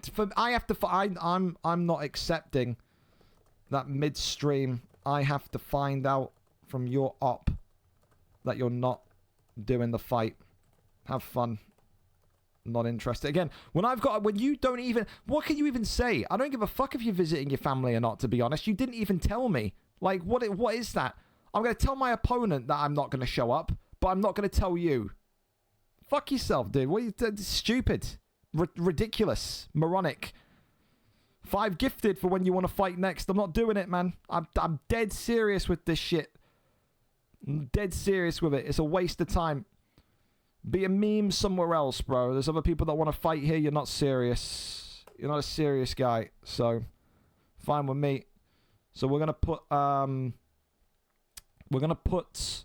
Fat Bot Loves Food in then. Have him and Cass fought before? I mean, it's a good fight. It's a pretty good. I mean, they both fight equally the same. They're both kind of brawlers. So I mean, it's a very fun replacement, but. Again, fellas, it's quite simple. If you can't make a fight, you tell me. You don't go and tell your opponent and then get your opponent to come and tell me. That's pussy shit. Like, if you can't fight or you won't fight, you come and tell me. You take the fucking yelling like a man, because you would have been yelled at. If you come to me tonight and say, listen, I know you're mid-card. I apologize. I can't fight. I got shit going on. I'm gonna berate you, all right? You're gonna expect that because we're mid-card. I have to fix it mid-card. But there'll be opportunities to fight again. You're not even going to tell me. And you're going to give me some bullshit sarcastic reply in DMs. I don't need you to fight here, man. Because I'm telling you, these guys are always the first ones. When a new UFC comes out, they are the first ones knocking on the door. Everyone thinks that they're going to get onto the ESFL card. And they're going to get onto the primetime card. And then they don't. And then they fucking scurry on back here begging it. I'm telling you, it ain't going to work. 5 gifted when you want to fight her again. Ridiculous shit. Ridiculous shit. So, there you go. So, yeah, Fat Bot Loves Food going to come in. Easy peasy. Fantastic shit. Fantastic shit. Okay. Inked Beast and Evo, then. Let's go and see if they're ready. And if not, move on to the next fight as well. Evo, there we go. Sorry, Evo, I know you are ready. I didn't see your stream link. About 2 links up. My apologies. You are ready and set to go, though. Phenomenal stuff. Here we go. 2 reliable PlayStation bodies, as per usual. Ink Beast 5-3. 2 wins in his last 5. A 2-fight losing streak, though. For his opponent, it's an interesting one here, because for Evo, we don't know what kind of fighter he is still. 1-2, got his first win last week, but is he ready for this challenge? This striking masterclass that Inked Beast, that Dalton can bring to the octagon more often than not. It's a huge opportunity for both of these two. For Evo, he wins here today, takes out the best boxer, in my opinion, in this division. On a 2-fight win streak he'll be. You're talking about maybe title eliminator status. I think you are. So we'll wait and see. Neither of these two have fought before, not in OWC, not in other leagues. So it is very much open for interpretation who gets this one over the line tonight. Evo and Ink Beast, appreciate you two being on time. I would have been here a couple of minutes earlier. Like I said, I just missed Evo's link in the stream channel. I appreciate it though, Evo. Here we go then. PlayStation action, ready and set. Here we go. Blue trunks for Hill, red trunks for Rakic. Time to see what we've got here. Works off the jab, uppercut, nothing. For both of these two tonight, you would think it is going to be all about the boxing. Jamal Hill, you don't think of Jamal Hill as someone that's going to shoot takedowns and grapple. You don't think of Alexander Rakic as someone who's going to shoot takedowns and grapple. It's got to be about the stand-up affair tonight. It has to be. Of course, though, anything can happen. It's one of those. One thing that you can definitely say about Inked Beast, of course, in the Red Trunks tonight is he likes to start fights fast. And he's got that Showtime-esque pressure up his sleeve. This is someone that can stand in front of you and just swing and swing and swing. It doesn't matter what pick he has. It just seems like no matter who he goes with, the fighter pick never gets tired. Little shimmy forward as so far Evo just looking to work off those double jabs. Lightning fast double jabs from Jamal Hill as well. Continues to work here as the left-hand uppercut just comes in handy.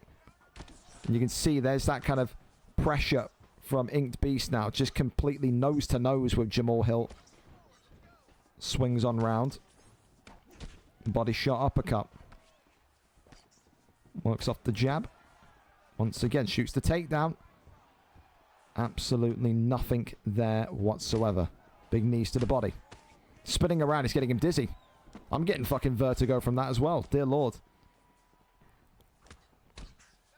1-2 down the center. Left hand. The jab coming. Uppercut lands. Brilliant stuff. Continues forward. I will say, this is almost... I will say this. It's a very technical fight right now between these two PlayStation 5s, but it's almost surprising at how slowly Inked Beast has started. We usually see him come out the gates flying. He's not brawling tonight. I think he's looking for more placement with the shots than anything. A takedown attempted. That one there just being rejected, but I think, if anything, this round has benefited Evo because he hasn't had to deal with that kind of blitzing pace that Inked Beast has kind of won the majority of his fights with in this division. I'll be so real. Left and right hander as this one goes down the center. Big shot coming forward here. Still a left. Oh, both of them at the same kind of time. Opening up a work. This is a really good round for Evo. I actually can't stress enough how good this round has been for Evo.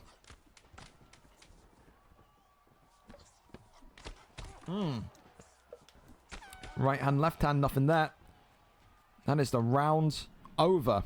Very equal. 14-22. Inked Beast will just about take it, but it's probably the closest round one he's ever had. You want to talk about, you know, his recent kind of wins in this PlayStation division. Round one has never been close when he's won. He has, even in the losses that he's had, round one has never been close. That is the closest round one I've seen Dalton have since coming into this PlayStation division. He's got to up the tempo. I think that's what he's got to do. I think he's so known for quick knockouts, violent knockouts. He can't start slowly. Round two up and underway. For Evo, keep this fight at this pace. I think if you can keep it like this, you've got a great chance of winning it tonight. He has to just continue to avoid. Oh my god. Wow, big shot here. And Inked Beast in a little bit of trouble. Goes back down low to the body. Right hand comes across. Uppercut, left hand. There you go. This is that pace that we're talking about. There's that kind of five-piece combination. Left hand, uppercut again. Body shot, uppercut, left hand, straight. Shoots the takedown. Evo trying to kind of slow things down with the shot. Shakes him off, though. It's a stamina as well. I think Beast has got to be a little bit careful. Those kind of shots to the body are going to be so helpful in that regard. Ducks underneath. Right hand again. Left and right hand. Oh, takedown is a good. That's the best takedown he's shot so far. That was excellent. Caught Dalton off balance.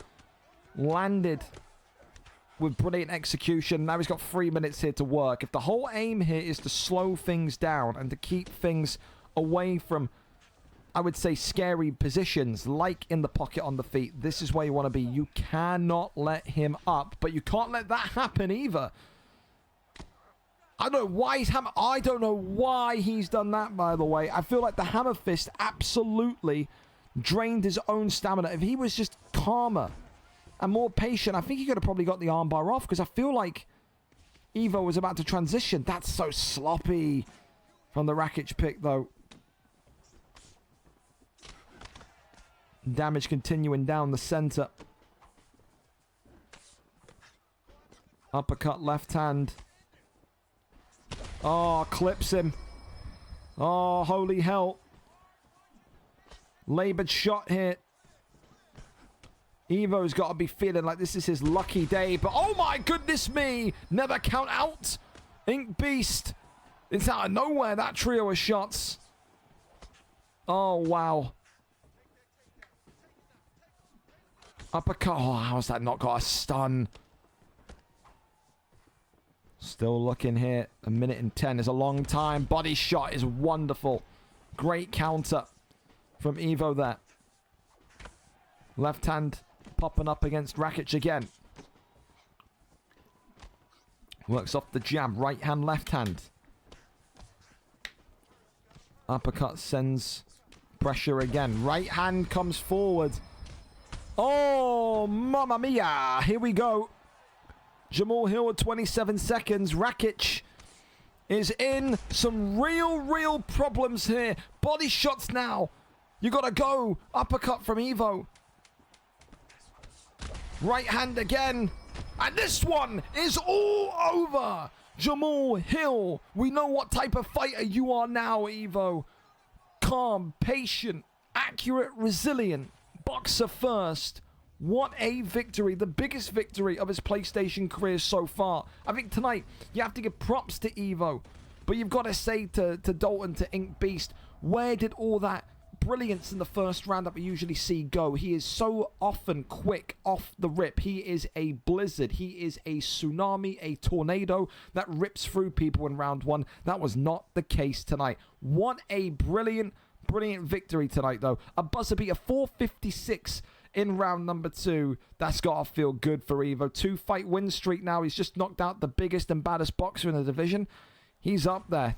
Title eliminator coming next for him. Phenomenal performance tonight. Congratulations to you, sir. All right, up next, we go to Tormentor and Chaz, who I believe are going to be ready for us. Yes, they are. It is a rematch for the ages here for Tormentor and Chaz. 2 veterans of the welterweight division meet in lightweight once again. 5 wins, 1 draw, 16 losses for Tormentor. Not had a win in what feels like a millennium. For Chaz, just above him, 5-10. Only 2 wins in 5. A 5-fight plus losing streak against a 2-fight losing streak here this evening. You go back through the record books, and when these two last fought against one another, they're both knockout specialists. There will be no ground game here tonight, let me tell you that for an absolute certainty. Of course, the last time they fought, though, was all the way back over here. I would say it's in the welterweight division. There it was.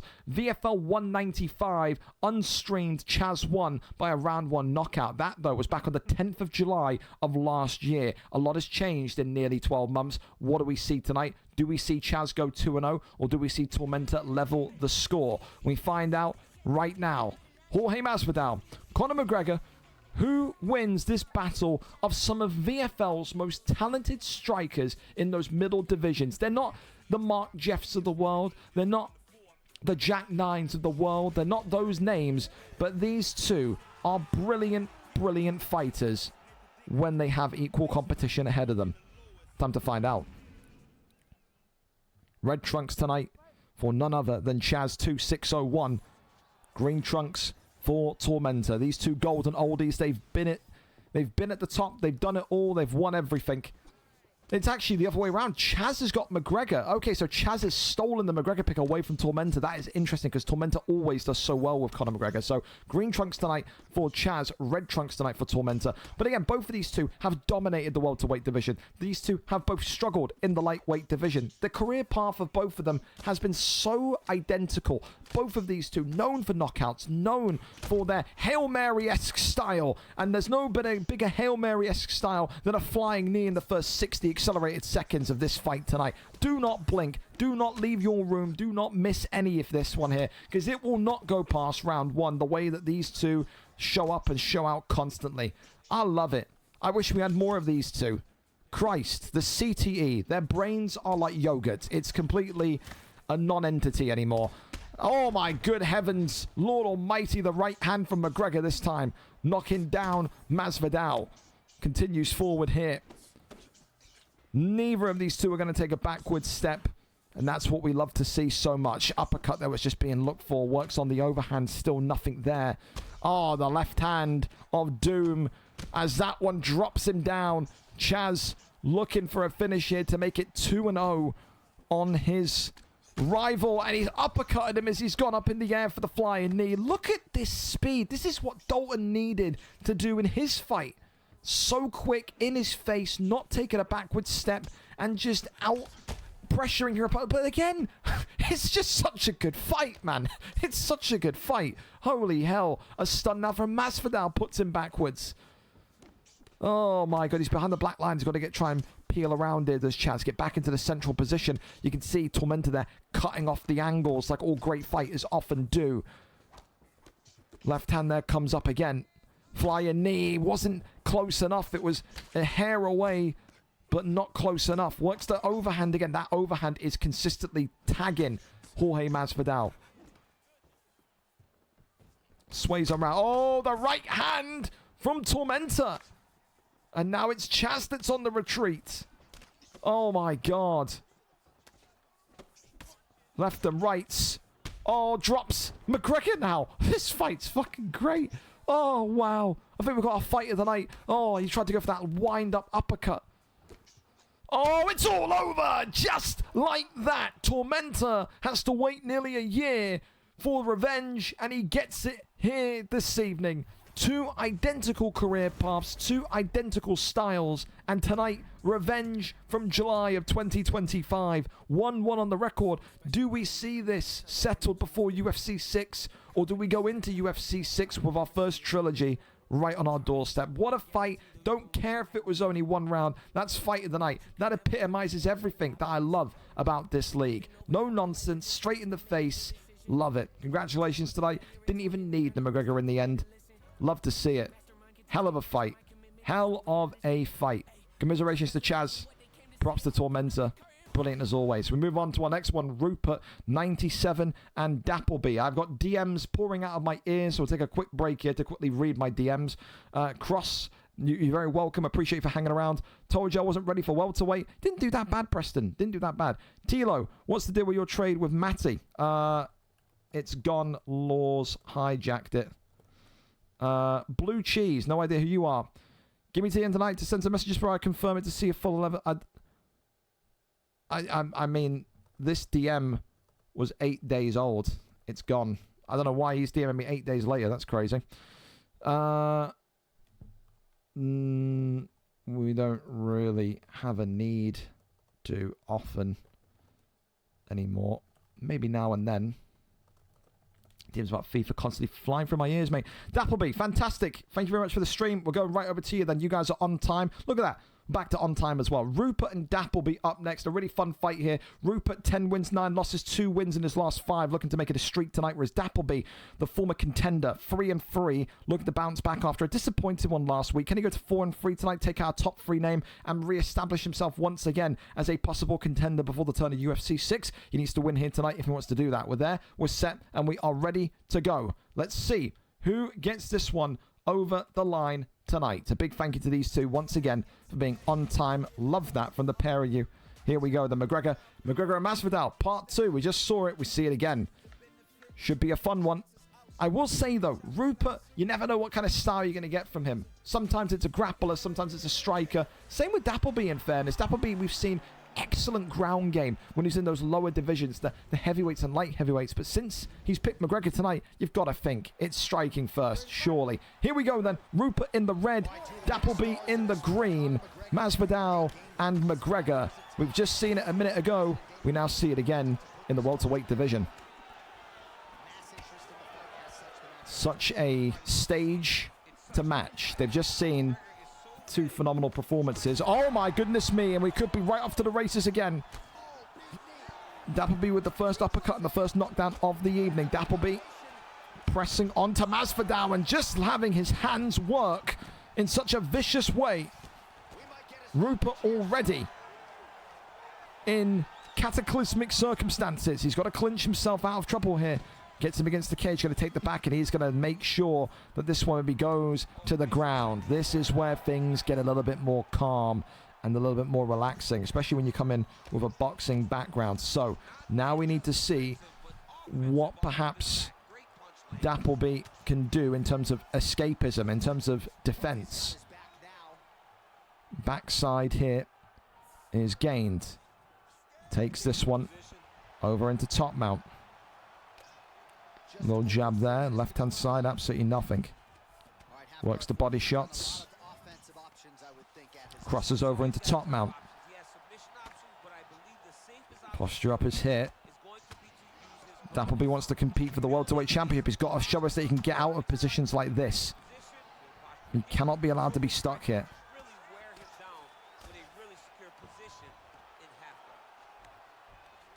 Little tap there again. Crosses over maybe now into full guard. Trying to go for the armbar there. Not going to happen. Rotated and rolled. Good reversal. Great deny. Really nice. Posture up. A couple of shots and McGregor gets right back to his feet. So no issue in terms of getting out. But now you're going to get back to that aggression that you knocked him down with. Body shot there is nice. Masvidal, of course, has some hands himself. Good boxer. Is game bred. But is he good enough to stop this resilient McGregor pick? Big shot there. Drops him. Oh, it's an alley-oop as well. I think he double dropped him. And Rupert here is out of this one. He is going to survive. No, he isn't. One and done. The power of the Notorious. The power of Conor McGregor. I thought so. It was this sequence here. It's that uppercut, and then it was the hook afterwards. It was a double drop. It didn't connect like a double drop. But when you get into that motion, when you hover over the side of them, it's game over. Brilliant performance from Dappleby tonight. Great explosive boxing, but also the confidence to deal with Rupert's wrestling. He gets it done in one here tonight. Congratulations, Dappleby, saying with that performance, I may have lost the title last time out, but I want another go. And when you perform like that, who is going to tell him no? Who is going to tell him no? Phenomenal. Congratulations. Top performance there tonight. Appreciate you. Rapids, free if needed. Bossman, appreciate you. Rapids, top man. I'll fight for the guy who missed. Crazy, I appreciate you, but I've not really read all the DMs, so I've just missed that as it goes. Jack, they aren't the Jack 9s of the way. Hey, listen, Jack 9's a great striker. Come on, respect Jack 9. Yep. Replacement already sorted. JCL. Midstream. Not going to pause the fights to announce it. I don't know why you expect that's going to happen. AU7. Oh my God.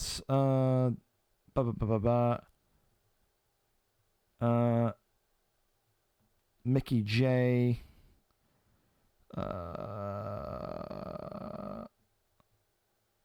Okay, that's fine. Yep. Where are we then? Bum bum bum bum bum bum bum bum bum bum.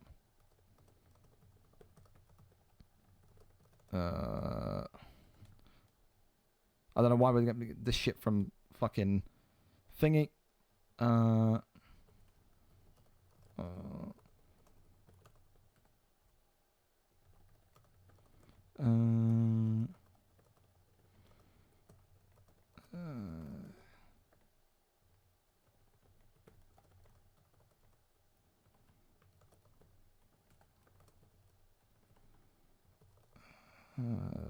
Sorry, it's just fucking FIFA people, innit? What can you say? Yeah,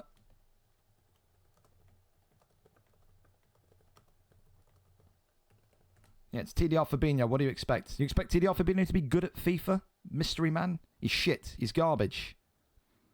Congratulations. All right, anyway, sorry. All my DMs are answered again. I do one fight. I check my DMs, and it's about 15 pending messages. So I'm trying to just kind of keep up with everything. Smiley against Pisces. Clinch enthusiast. Darth fucking Vader. I don't know what this person's name is anymore. I don't know. The Happy Clappy FM guy, I don't fucking know. I haven't got a clue. Anyway, Smiley tonight, the Scotsman, comes in with a boxing background. My commiserations and condolences to you, because you're about to go up against one of the most boring and cheesy fighters that is just happy to do all the clinching and all the nonsense and then smile in your face and pat you on the head afterwards. Are you ready for that is the question. 6-12 for Smiley. 1 win in his last 5 for Pisces, Darth fucking Vader, FM man, whatever. 1-1 here tonight, coming into this bantamweight division, looking for a 2-fight win streak. Let's go over and see. We're there, we're set, and we're ready to go. Pyotr Yan and Jose Aldo. Time to find out who gets this one over the line this evening. Big thank you again to both of these two for being here, set and ready 4 minutes early. We love that. We love being on time here. Yes, we do. Okay, here we go then. Darth Trinell. We'll just call him Darth. That's what we'll call him. All right, fantastic. Here we go then. Ready and set. Umar Nurmagomedov against Jose Aldo. A kickboxer against a wrestler in terms of the fighters behind the controller. Watch for Darth with Umar to kind of work the clinch to get the takedown established nice and quickly. For Smiley, it's all about staying on your feet. It's all about finding a way to kind of outbox the person in front of you.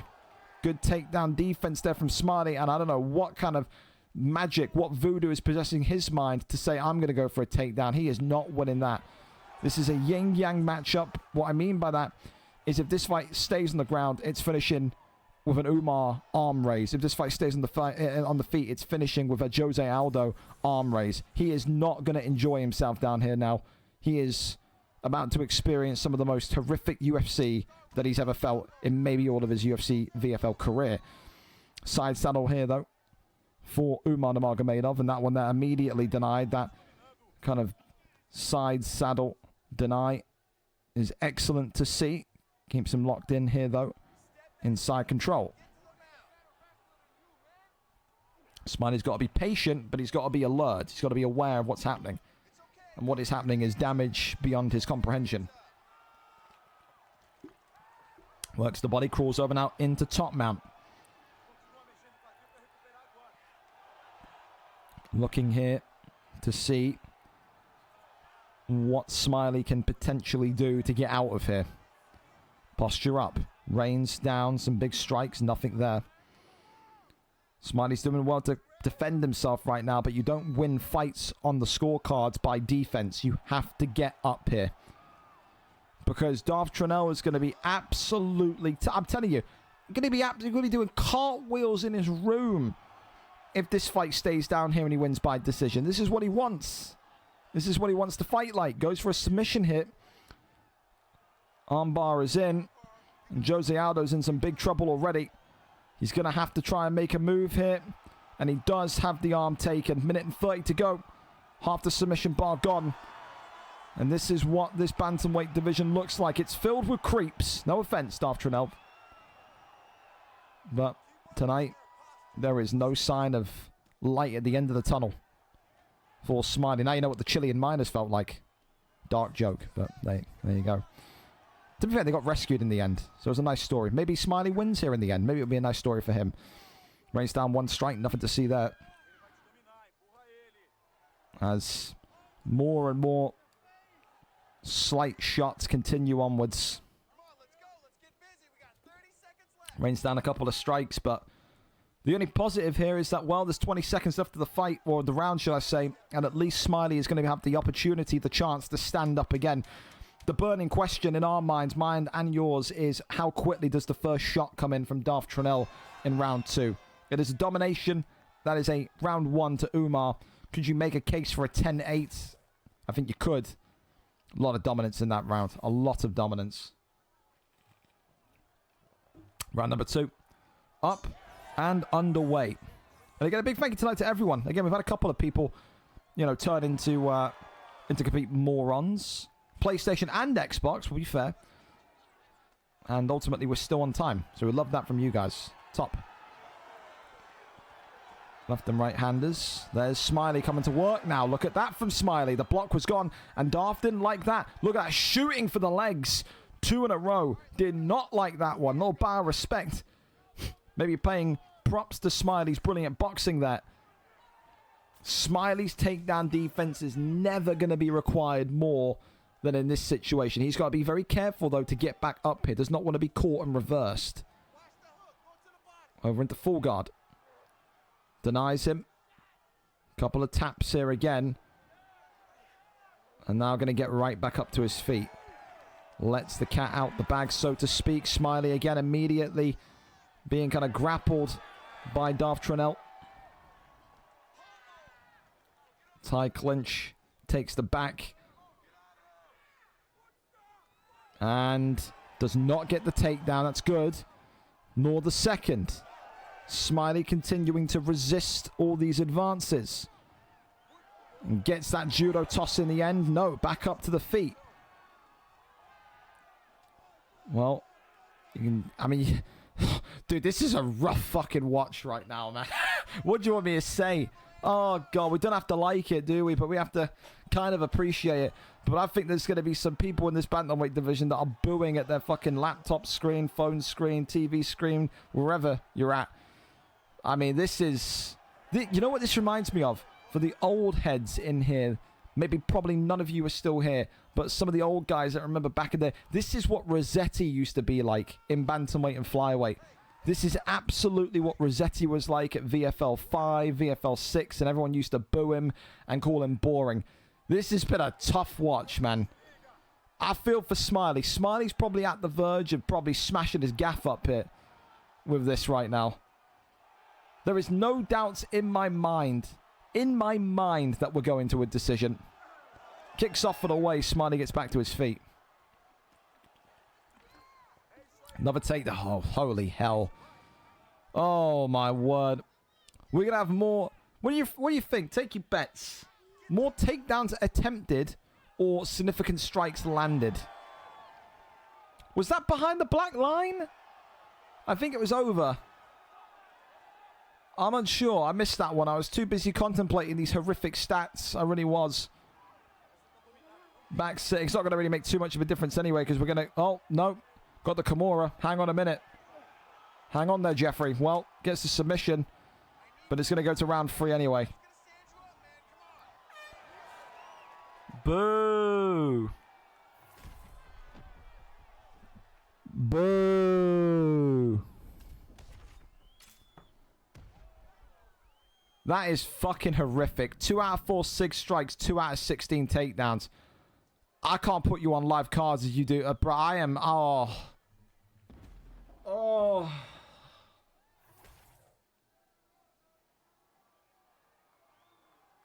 Okay. Yeah, throw him out. Throw him out into the cold. You know, don't give them their coat. No coach. You wouldn't think that we're a month away, a month and a half away from UFC 6, would you? Would you think like we're like in prime UFC 5 era where we're fighting for like top 1 in the world and this is it? You know what I mean? Is this enjoyment for you people? Are you that sick? Is this enjoyment?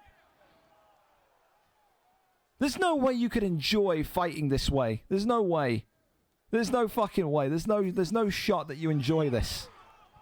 I guess you wins. I guess if the only aim is to come on and win, I guess you love it, but come on. Come on. Uppercut.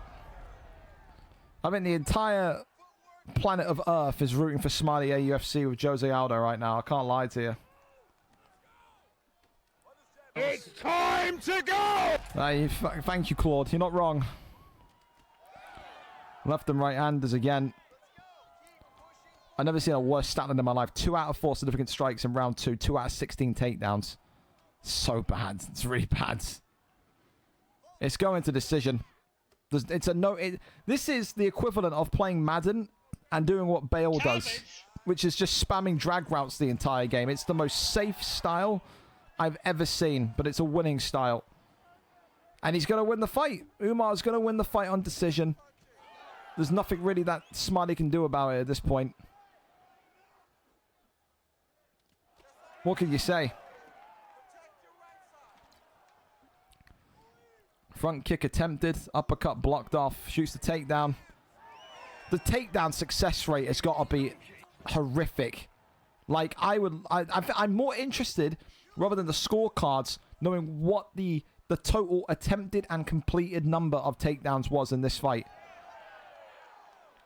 Swinging for the fences is Smiley. Another takedown, another defense. Minute 25 left there of round 3.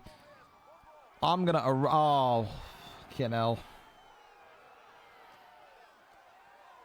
His camp will cheer it. But, I mean... Oh, dear. You know. Half guards. And at least you can say there's only 45 seconds left of this. I don't mind wrestling when you're dominant, but when you talk about 2 out of 16 takedowns, 2 significant strikes in a round, it's bad, isn't it? It's bad. And some people like that. Some people will kind of revel in that. Some people will look at my reaction tonight, go back into that fighter lounge, and will say, yeah, I'm happy being the shittest fighter, or the shittest fighter tonight. Great knockdown in the end from Smiley, but it's not going to be enough. That's going to be Umar's victory tonight. And you feel for Smiley, because he put on some good moments there, but moments aren't going to win you a fight like that. You need dominance, and sadly, that's what Umar Nurmagomedov had. We're going to see these takedowns attempted. No surprise there. The winner by decision, Darth Trinell. 4 out of 24 takedowns. 11 out of 51 strikes. Are we supposed to be impressed by that? Are we supposed to say, whoa, title opportunity? Nowhere near. It's a win, but it's a win that's made you even less popular and even less bookable. Awful, man. Holy fucking yawn. Oh, dear. Dear, oh, dear. I've never seen a fighter win a fight and get lower in the rankings. That's quite something. That's quite an achievement. That's quite an achievement. Oh my goodness me. All right, up next then, XPG Elite against JCL. Let's go over to it as we get ready to see this one. JCL, whoever I'm fighting, tell them I'm ready. Well, get in touch with each other, lads. I need you to get in touch with each other. I can't do it all for you. We'll go to the next fight and then we'll come to you. All right? So, yeah. There you go.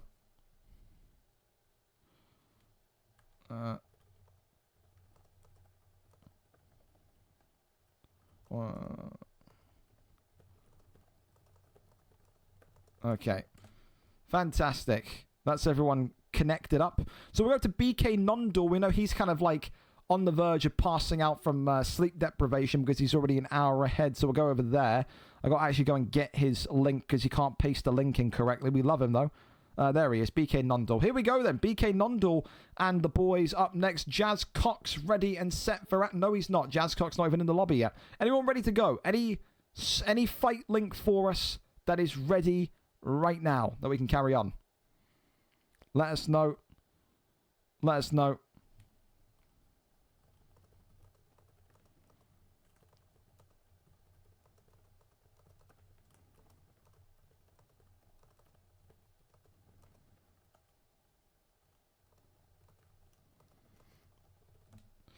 We are waiting. We are seeing. Oh, XPG Elite is ready to go. Fantastic. There we go. Lovely jubbly. Wonderful. All right, then. So, we're pretty much bang on time. XPG Elite and JCL here to see. Surprised these two never fought, but we're right there. 6-11 for XPG Elite, coming off of a loss, 2 wins in 5. Whereas JCL tonight, 2-3, also 2 wins in 5, fighting upwards. And a last-minute request. He said, listen, the fight spot's open. I'll take it all day, every day. It helps me build a win streak. It helps me get closer towards the championship strap. Why wouldn't I say yes? So, an opportunity of a lifetime for him here this evening, as these two are just getting ready to lobby up here, and it should be imminently with us. So we wait and we see. I mean, if you want to, go ahead in a trade. I mean, I'm being asked if people can swap kickers and punters in the Madden League. What in the blue hell is going on there? Why is Dini added more? That's even worse, Dini. Terrible trade offer. Garbage. There we go. I can only vote on trades that are pending. I hope they got rejected. It did. Thank goodness me. Okay, fellas. We're lobbied up in the background. That's phenomenal work. Appreciate you two being here on time, especially you, JCL. Last kind of minute fight. And you're right here for us, man. Dependable, reliable. We love that. We love that. Okay. So, 2 fighters. Both of identical form. 2 in the last 5. Got to get a win here tonight. You want to make one last climb towards the light heavyweight division strap. What can you do in this one is the question. Absolutely. Told you Pisces was a creep. It was a very bad one. That was a very bad watch. It was very bad. Even Dude, Daichi's actually lost it. Daichi is all of us right now. Daichi is that drunk UFC fan at the fight that is throwing beer into the octagon. He's that pissed off. Go on, son. The security aren't holding you back tonight. You go fucking mental. Climb into the octagon and give fucking Dana White the hardest slap. Yeah. What is this? What happened to the sport that I loved? Hey. All right, here we go then.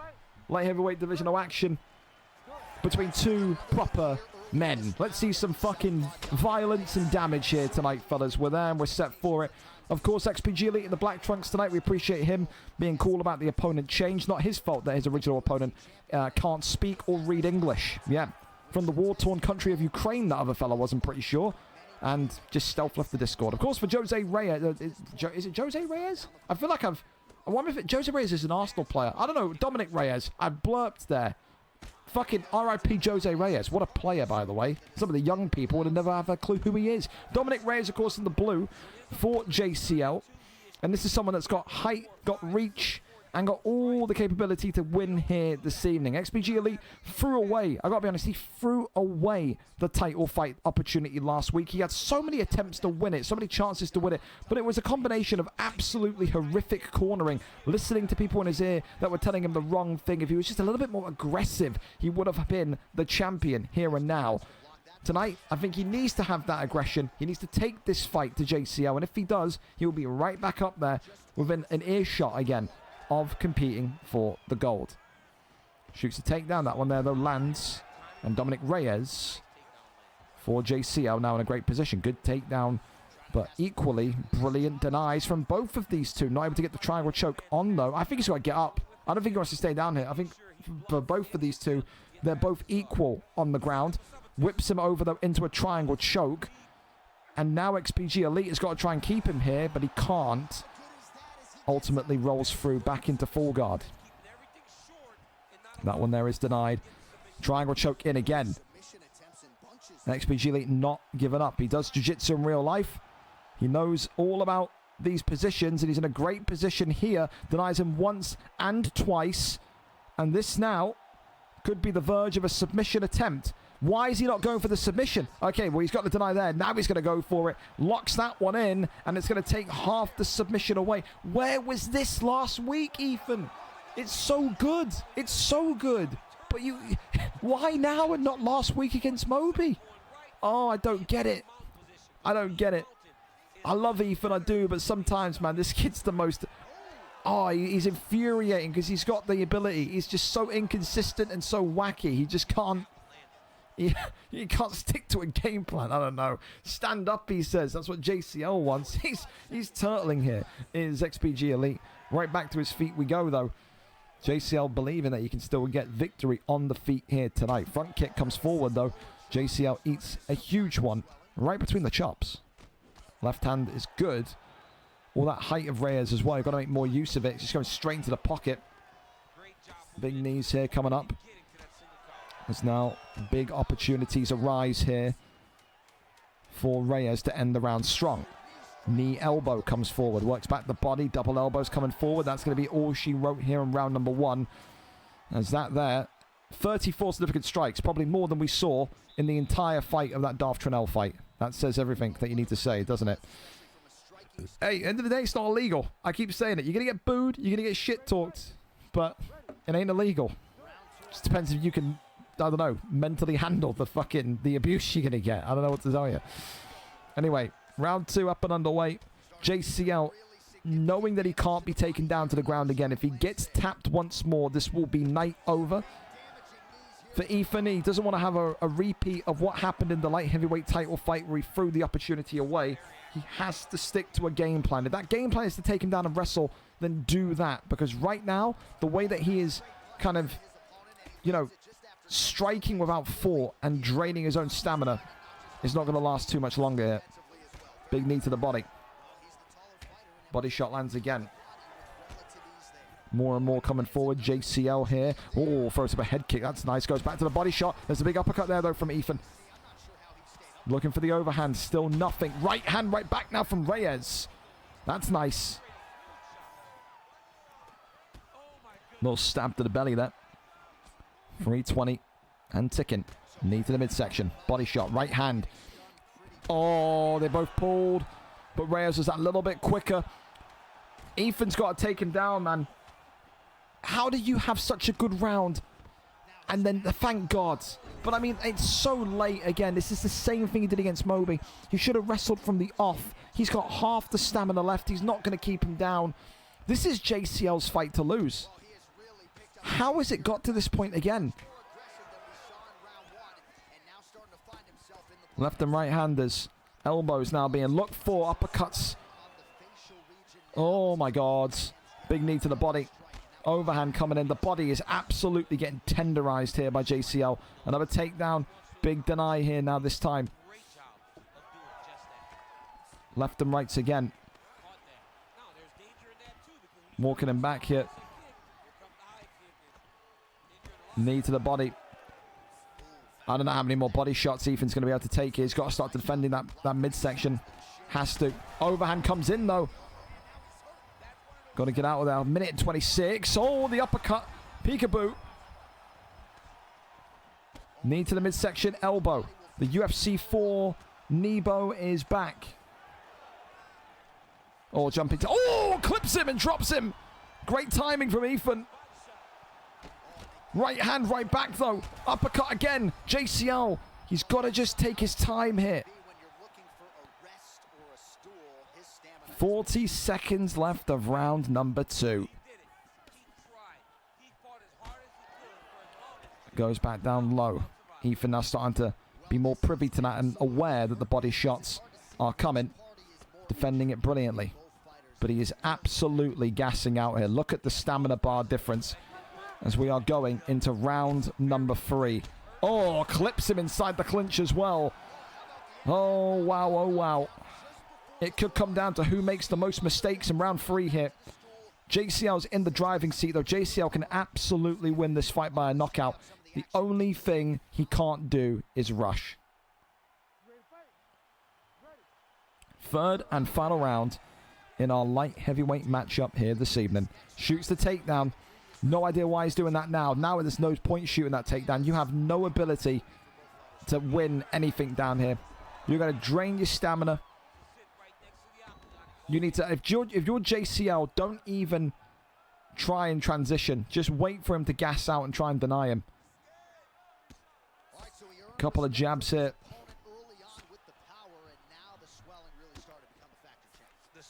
That one's denied. Every single deny as well that JCL gets is going to zap XPG Elite stamina even more. And now he's in a very, very bad position because as JCL gets his submission off, this is not going to be good. Oh, God, he's rushed it.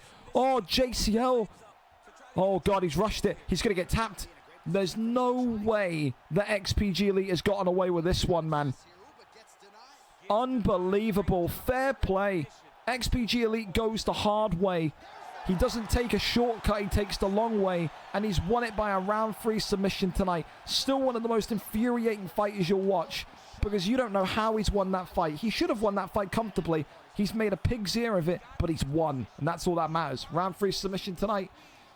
Oh, dear lords. One of these days, you're going to make it easy for yourself, Ethan, I swear. But it's not tonight. But who cares? You win tonight, so that's all that matters. Congratulations and commiserations to JCL. I think JCL just rushed. JCL didn't need to transition once. He needed to just sit there and wait, and he would have won that fight. I'll be so real with that. Over to our next one then. BK Non-Duel and Jazz Cox. We'll see if they're ready and set to go as we are here and in the lobby. Thank you very much to Jazz and Non-Duel as well. Non-Duel fighting out of Hungary, so they are an hour ahead. Let's get him to bed nice and early. Here we go then. Non-Duel tonight coming into this one with a record of 9-4. 4 wins in his last 5. For Jazz Cox, the verge of potential relegation is on the horizon. 4-fight losing streak. Lose here tonight, go 17-18. You may well have your final month of UFC 5 back in that division you were once champion in. Is that a good bit of news to him, or is there a little bit of pride in him here tonight saying, I've got to win this fight. I don't want to go back down. We're there though. Umar Nurmagomedov and Sugar Sean O'Malley in this one here tonight. Jazz Cox rocking the pink with Sugar Sean, whereas BK Non-Duel rocking the red with Umar Nurmagomedov. Unless he's fallen asleep at the pad. It's happened before.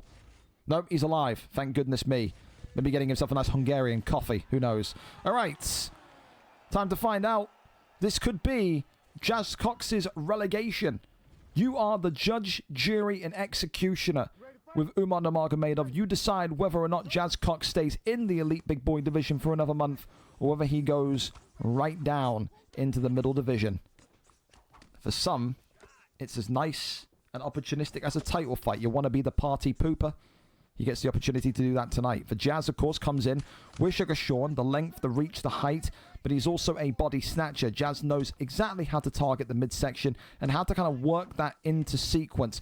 The big problem for Jazz in this division has been the ground game. I think last week it was abysmal. The way that he got tapped from a simple armbar, that was not the Jazz Cox that we know, that we love to see fight. He's got to be a little bit more sharper and a little bit more on it tonight. I don't know if he was just tired or fatigued or something last week, but that was just one of the worst performances. There is no way he can put on a worse showcase than what he did. So in that sense, the only way is up, and the only way you can look at this fight is with positivity. So far, good takedown defense as well from the Sugar Sean O'Malley pick with Jazz Cox, who now very much has top position here, ready, locked, and loaded. So the big thank you tonight to everyone again, continuing to show up for these cards. The kind of the clock now, the timer is on for UFC 5. We've said over the last card of UFC 5 is going to be 239 or 240. It will all depend. We're either going to end UFC 5 at 240 or begin UFC 6 at 240. So much excitement with crossplay and all the above. Going to be launching a crossplay BMF Grand Prix on the first weekend of the game coming out. Pretty much the day after the game comes out. First crossplay BMF. It's going to be so fun. Can't wait to give that to you on June 20th. Right hand comes across. Superman Punch comes on in. We'll also be doing a official reveal before the release. We're going to be taking a kind of, you know, an audit of who's carrying on. Some of you guys, maybe listening live, listening on replay, get the game only on Game Pass, so maybe we'll not see you for a year. But of course, for the guys that are going to get the game at release, we'll be doing a live reveal of the mixed crossplay divisions. There will be no PlayStation and Xbox. There will just be VFL rosters, and it will be mixed with PlayStation and Xbox fighters. So, yeah, man, it's going to be awesome. Hyped for it massively. Big shot to the ribs as the left and right handers come across again. Nondal has taken a lot of damage here from Sugar Sean O'Malley, but Sean is not too far behind. You know, bright orange compared to pale orange. It's the one thing that Jazz can't afford to do, take his eye off the prize here, because right now this is a strong start to a pivotal fight. Oh, avoids the Superman punch. Can't get that uppercut, though, connected. Left and right handers again. Uppercut was nice from Umar, but no, right hand from Sugar Sean. Jazz Cox assaulting the body. There's that body snatcher element of his game. And a good back and forth fight. I think Nondal's looked good. Jazz's looked good. I think the significant strikes were in Jazz's favor there. So Sugar Sean just about taking that first round, but it's anyone's to lose here because they're both carved open. The damage is nearly identical. Round 2, up and underway between these two great fighters. Sugar Sean O'Malley for Jazz Cox, hailing from the United Kingdom. BK Nondal, our first ever Hungarian fighter that has been a champion. Bit of history for him. Shoots a takedown. That one there is resisted. Back to the feet we go. And Sugar Sean throws a right hand, works the body. Body shot coming in. Spin kick to the ribs.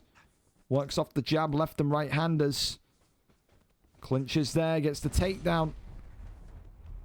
Right, back up we go, though. Double jab. Ducks underneath.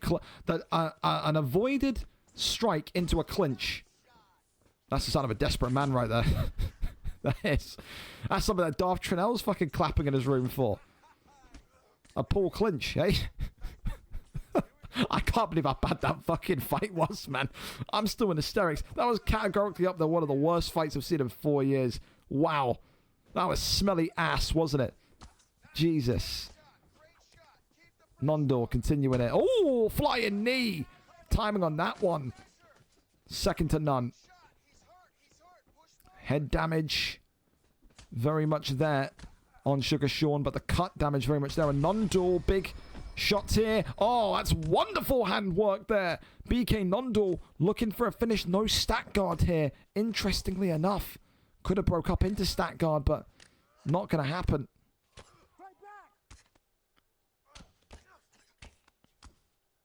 More kind of rabbit punches here. Posture up. Rains down a couple of big ones. Jazz could be in some trouble here if this pops through, but I'm amazed here that Nondal is not trying to get into stat guard or get into top mount.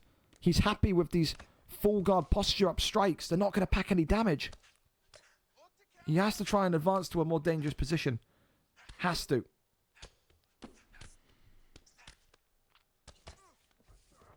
Fakes. Gets over into half guard position. Tries to go over now into top mount. Not going to happen. Sprawl is the landing point. That one there finds base as Jazz Cox hit. Body shot. Goes back down low. Umar here. Oh, he's trying to get the doctor's He's trying to get the doctor's stoppage. He's walking away from him. He knows exactly what he's trying to do. He's trying to get that doctor's stoppage. Run, run, Jazz, run. Oh, that's funny. Oh, teeps him. Yep, he wants it. He's trying to get it. God, Jesus. He's desperate for it. He's saying, Doc, get in here quickly. Look at the cut. That's funny, man. That's hilarious. We're going to round 3. Jazz Cox fishing for the doctor's stoppage. Ain't going to happen. Ain't going to happen. As hilarious as that was. Third and final round. Ready. Let's do it. Here we go. What breaks first? The head health of Sugar Sean or the cut of Umar Nondal? Oh my goodness me. What? Oh, the body. Oh, drops him. And this could be it. Jazz Cox raining it down. And Jazz Cox stays in the elite division. There is no 5 losses in a row. He had to do everything in his power tonight, whether it was a doctor's stoppage or a brilliant body shot that drops Umar. He stays in this division. He keeps his elite status. And for BK Nondal, so close with all that cut damage to coming back and winning that fight. Elite fight from 2 elite fighters, and so happy to have them on our roster. Congratulations tonight, though. Jazz Cox, the night is yours. Gets it done tonight by a round 3 TKO. Congratulations. Infinitely there to you. Phenomenal performance, even though it was a little bit desperate, but we okay. We can understand. You know, you're on a losing streak. We get it, man. We get it. We get it. All right, up next, then we go to Rally. We're on up to it against Benji PP. Rally, of course, coming in 1-2 tonight. 2-fight losing streak, whereas Benji comes in 8 wins, 13 losses, 2 wins in his last 5, but losing the last time out. You can see here Rally with 3 wins, Benji with 1. So, time to see what happens here tonight. Henry Cejudo in the white. Marabdavashvili in the red. Time to find out who is about it. For Rally, an opportunity to overcome those 2 back-to-back losses. But if he goes against a wrestler tonight, with a wrestler, he may well find himself in some peril. Benji, back in his day, about a year ago, was absolutely ruthless with the grappling. And right there with Marabdavashvili, he says, I'm right about it still here tonight. Since Benji came back, we've seen an improvement massively in his striking in particular. But I think he saw Henry Cejudo tonight standing across from him, and I think he said, all right, if we're doing this, then let's take it back a year. Let's get in the time machine and show you what I used to be about. For Rally, he just needs to make sure that he doesn't give Benji too much opportunity, because that is where Benji is most dangerous in these grounded positions, when opportunity arises. Goes over in to Sprawl. Works the body shot, but doesn't even get that one off. Goes back to the side here of the cage. Works that one up. Teep kick. Shoots the takedown. Nothing there. Left hand comes across. Of course, Marabdavashvili as well. People say, you know, well, Cejudo's quick. He packs a punch. But people often forget that. I think Marab is... I don't know if he's in a power buff as of recent, but it just feels like he has got some extra strength in those hands in the last couple of months. Left hand comes across as the teep kick pushes him backwards. Body shot there landing. Big knee to the midsection. So working those fists of fury quickly is rallying, and I think that's good. You know, you've kind of taken BigJ out of this kind of wrestling mindset and now brought him back into a brawler's mindset. You are outboxing at the minute. BigJ either needs to match the pace of this boxing or do exactly what he's done there, which is try and get the fight back to the ground. He cannot kind of remain stuck in the mud, which is where he's at right now. Body shot there comes in. As this one continues, the teep kick pushes him backwards. Left hand, right hand body shot. Uppercut.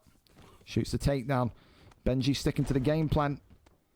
And now that one works and gets over into top mount. Right side. Nothing there as of yet. Fakes once, but looking to get some mojo going here. Got to be careful that Riley doesn't take the hand off the back of the head. Look at that again. You see when that left hand comes off the back of the head, it's a free posture up for BigJ. Ultimately, though, he's done well, survived it. No real damage or any issue there. As he swings back towards the midsection. This is the thing as well. Targeting the body is such a key part of this fight, especially if BigJ is going to start to spam those takedowns. I think BigJ's got to show us more of his boxing.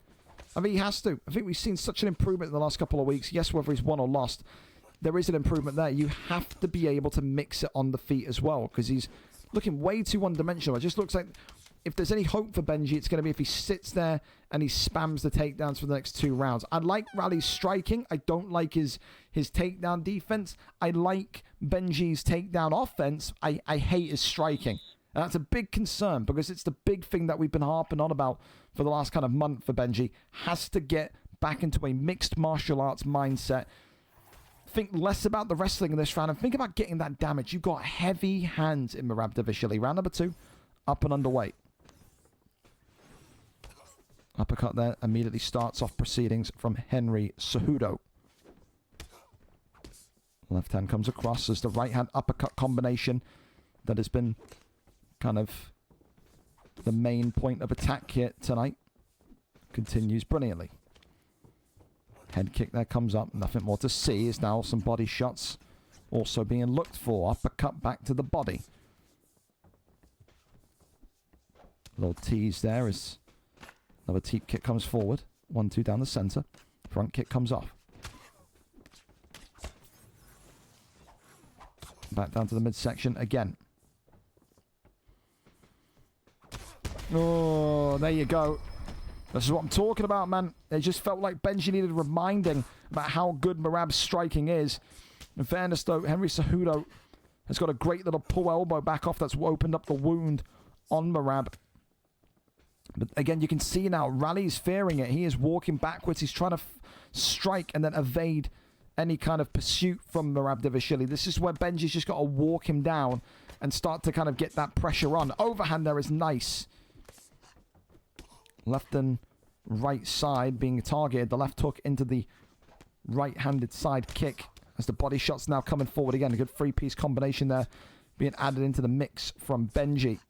And now we've got a brawl. Now these two are saying to each other, who out of us has got the better striking? Right hand. Whoa, that's good. That's really nice from Rally, in fairness. It's the power of Merab against the speed of Cejudo.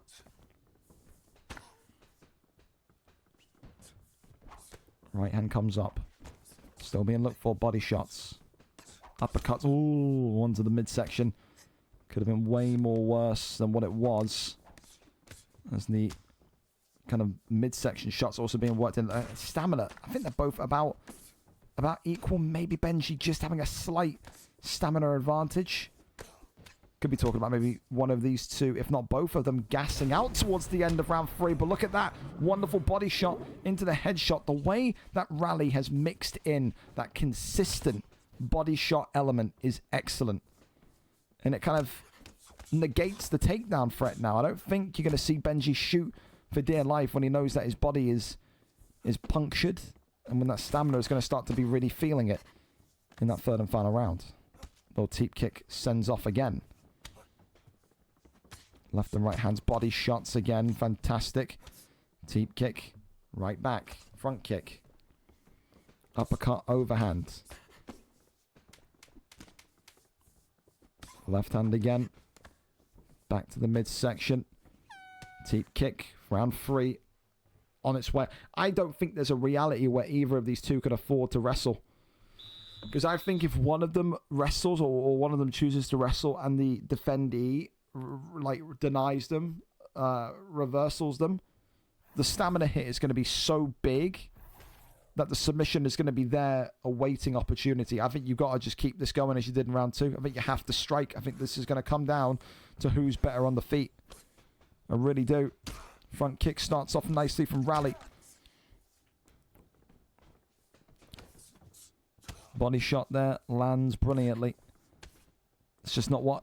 Oh, Benji wants to see, but there's those brilliant combinations from Marab. Avoids it with head movement. Oh my god, Rally, how much more can he take? Seems like Marab was never going to run out of energy there. Maybe got away with that one. Little teep kick attempted, but not going to happen. Uppercut left hand. Oh my god. Body shot. Oh, drops him. Rally knows that body is absolute toast. Tries to go for the body shot again. Both the head health and the body health is flashing now for Benji.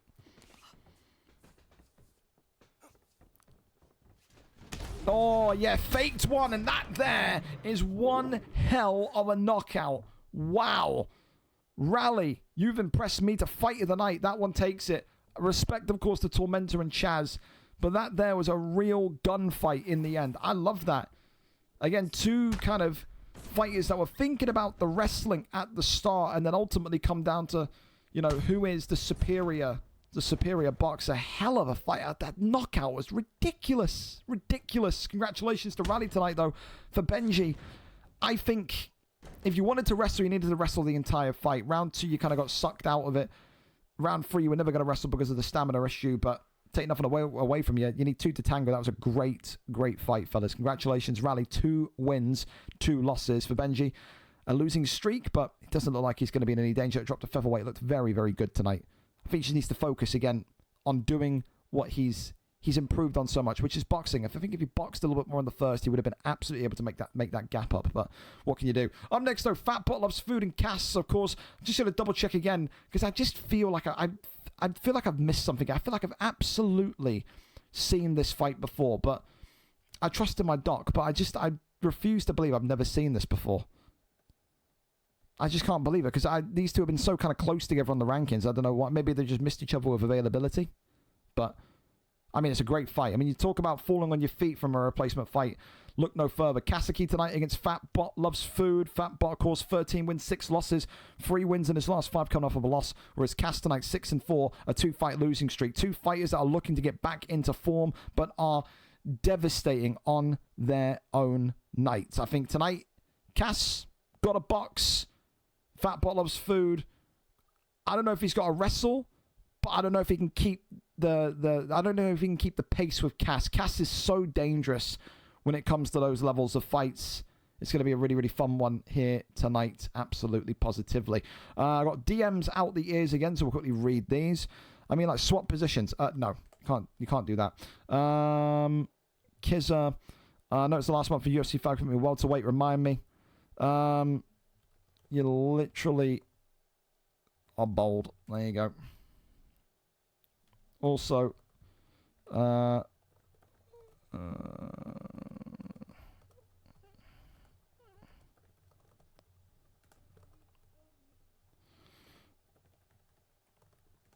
okay, fantastic. FIFA people. Benji technically exploited just now. FYI, never mind, I guess. Well, it didn't really help him, did he? I may be 5 to 10 minutes late. You're absolutely fine, Mr. Angry One. Don't you worry. Cross. When I went from armbar to arm triangle, what we talk about how it's legal, it was completely legal. You ask me after the card, or else I'll be here forever. Here we go, though. Sorry, I've caught up again. El Nino Problemo, Fat Bot Loves Food against Cass here tonight. A great replacement fight, absolutely. But what way does this one go? Should be brilliant nonetheless. I hope we've got volume, because there's no... Oh, there we go. We do have volume now. I got scared there a little bit. Hate doing UFC commentary in the deafening silence of the octagon. Here we go then. Max Holloway in the green, cover star UFC 6 against Fat Bot Loves Food in the white.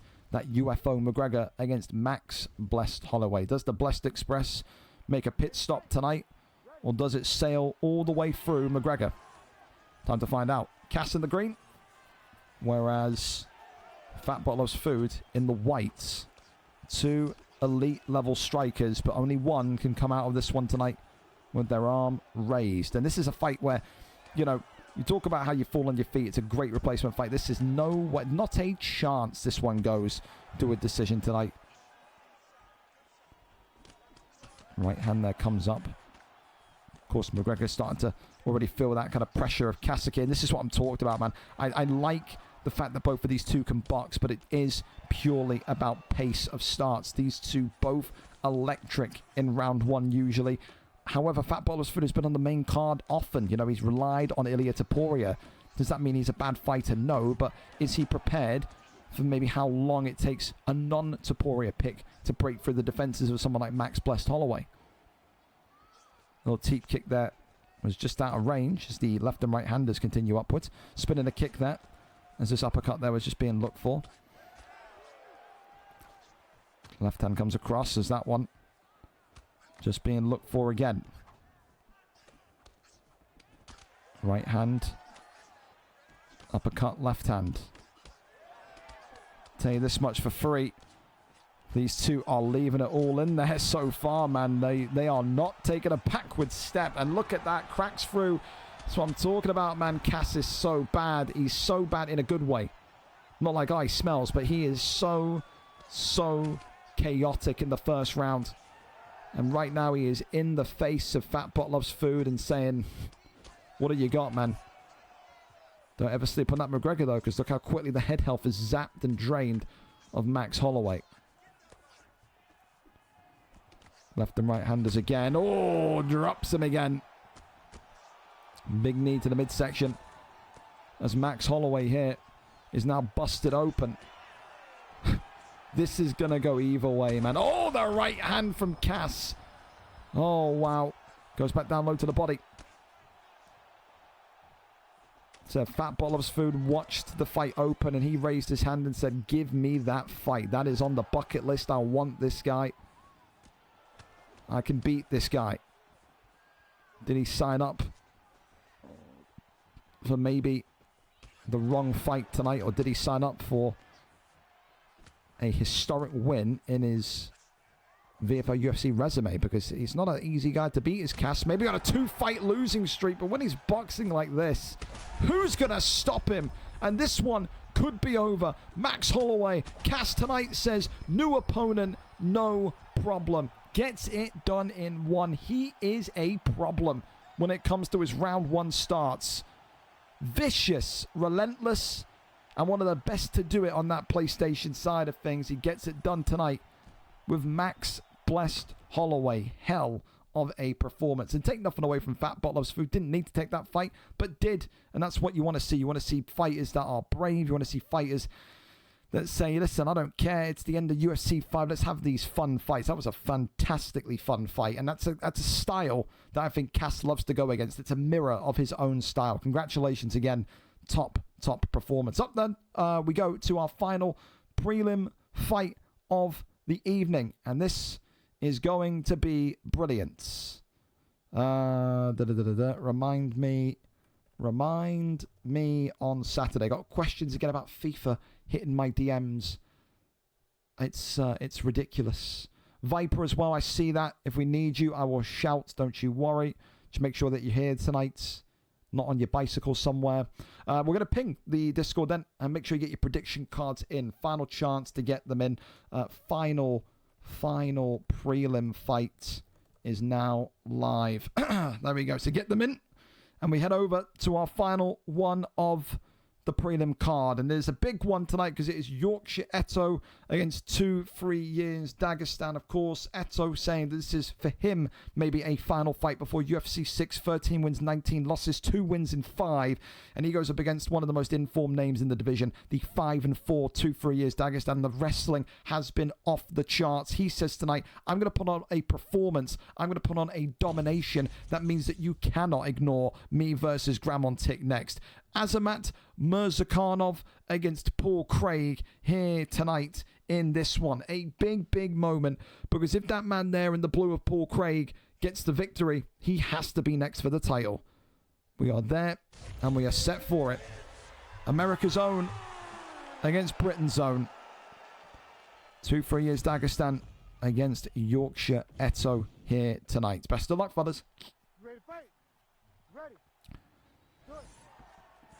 When you think of Paul Craig, you got to be realistic in the fact that he has got no power, no hands, absolutely negative striking ability. For Yorkshire Eto, it's been all about knocking people out. And again, we've got one of these clinchers in there. 2-3 years Dagestan, I think we've seen 3 clinches in the first 30 seconds. Immediate rear naked choke. Trying to go straight into it, not going to happen. And I think here tonight, if you're Gramontik, you're keeping a very, very close eye on this, because you're watching that Paul Craig pick for any mistakes, for any kind of issues. Goes into the armbar here immediately, and Bozza, Yorkshire Eto, whatever he wants to go by, is not looking in a great position. We know that he's had difficulty against submission opponents, grapplers, jiu-jitsu artists, and this here could be yet another one on the pile here tonight. The arm's going to be extended here with 3.5 minutes to go, and that is a one and done tap. You want to talk about submissions of the night? You want to talk about performances? That there is a championship level performance. Yes, it was clinchy, but it just took one, and you're always going to get bonus marks for a one and done tap. That there is the next PlayStation contender. Congratulations to him. For Gramontik, impressed, unimpressed? Down for you to let us know. Congratulations though, 2-3 years Dagestan, a 4-fight win streak, and categorically it has to be him next. Submission of the night bonus in his favor as well. With that then, listen, the prelims, we finished 13 minutes early. Look at that. After all the kind of despair and chaos, we find a way to finish our prelim card on time. I'm going to ping the Discord, and then because we've got 13 minutes, I can go and get a bottle of water and also take a quick piss, because I am bursting at the seams. I am. Again, make sure you get your prediction card in. You got until the first fight of the main card, so don't miss out. Like I said, it's free money if you get all of the picks correct. Main card is now live. So, who wins in our main event? BullyOfMMA, BigJ, Cerberus, whatever you know him as. It's going to be a great fight. That one closer to a 12 o'clock start, UK, 7 p.m. US Eastern.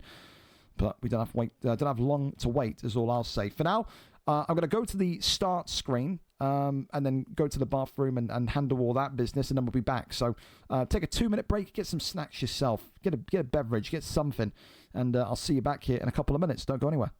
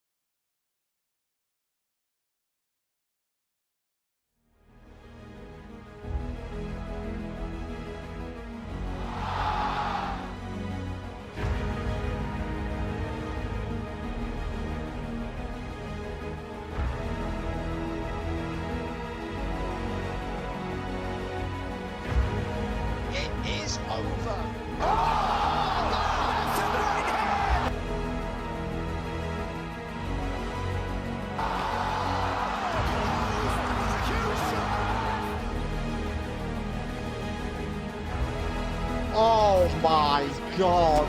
Leg beat up, man. That's the Poirier. Oh, picked up from Poirier now, right hand. It's hurt. Oh my God. An SLG Jokers has put the former middleweight champion to sleep.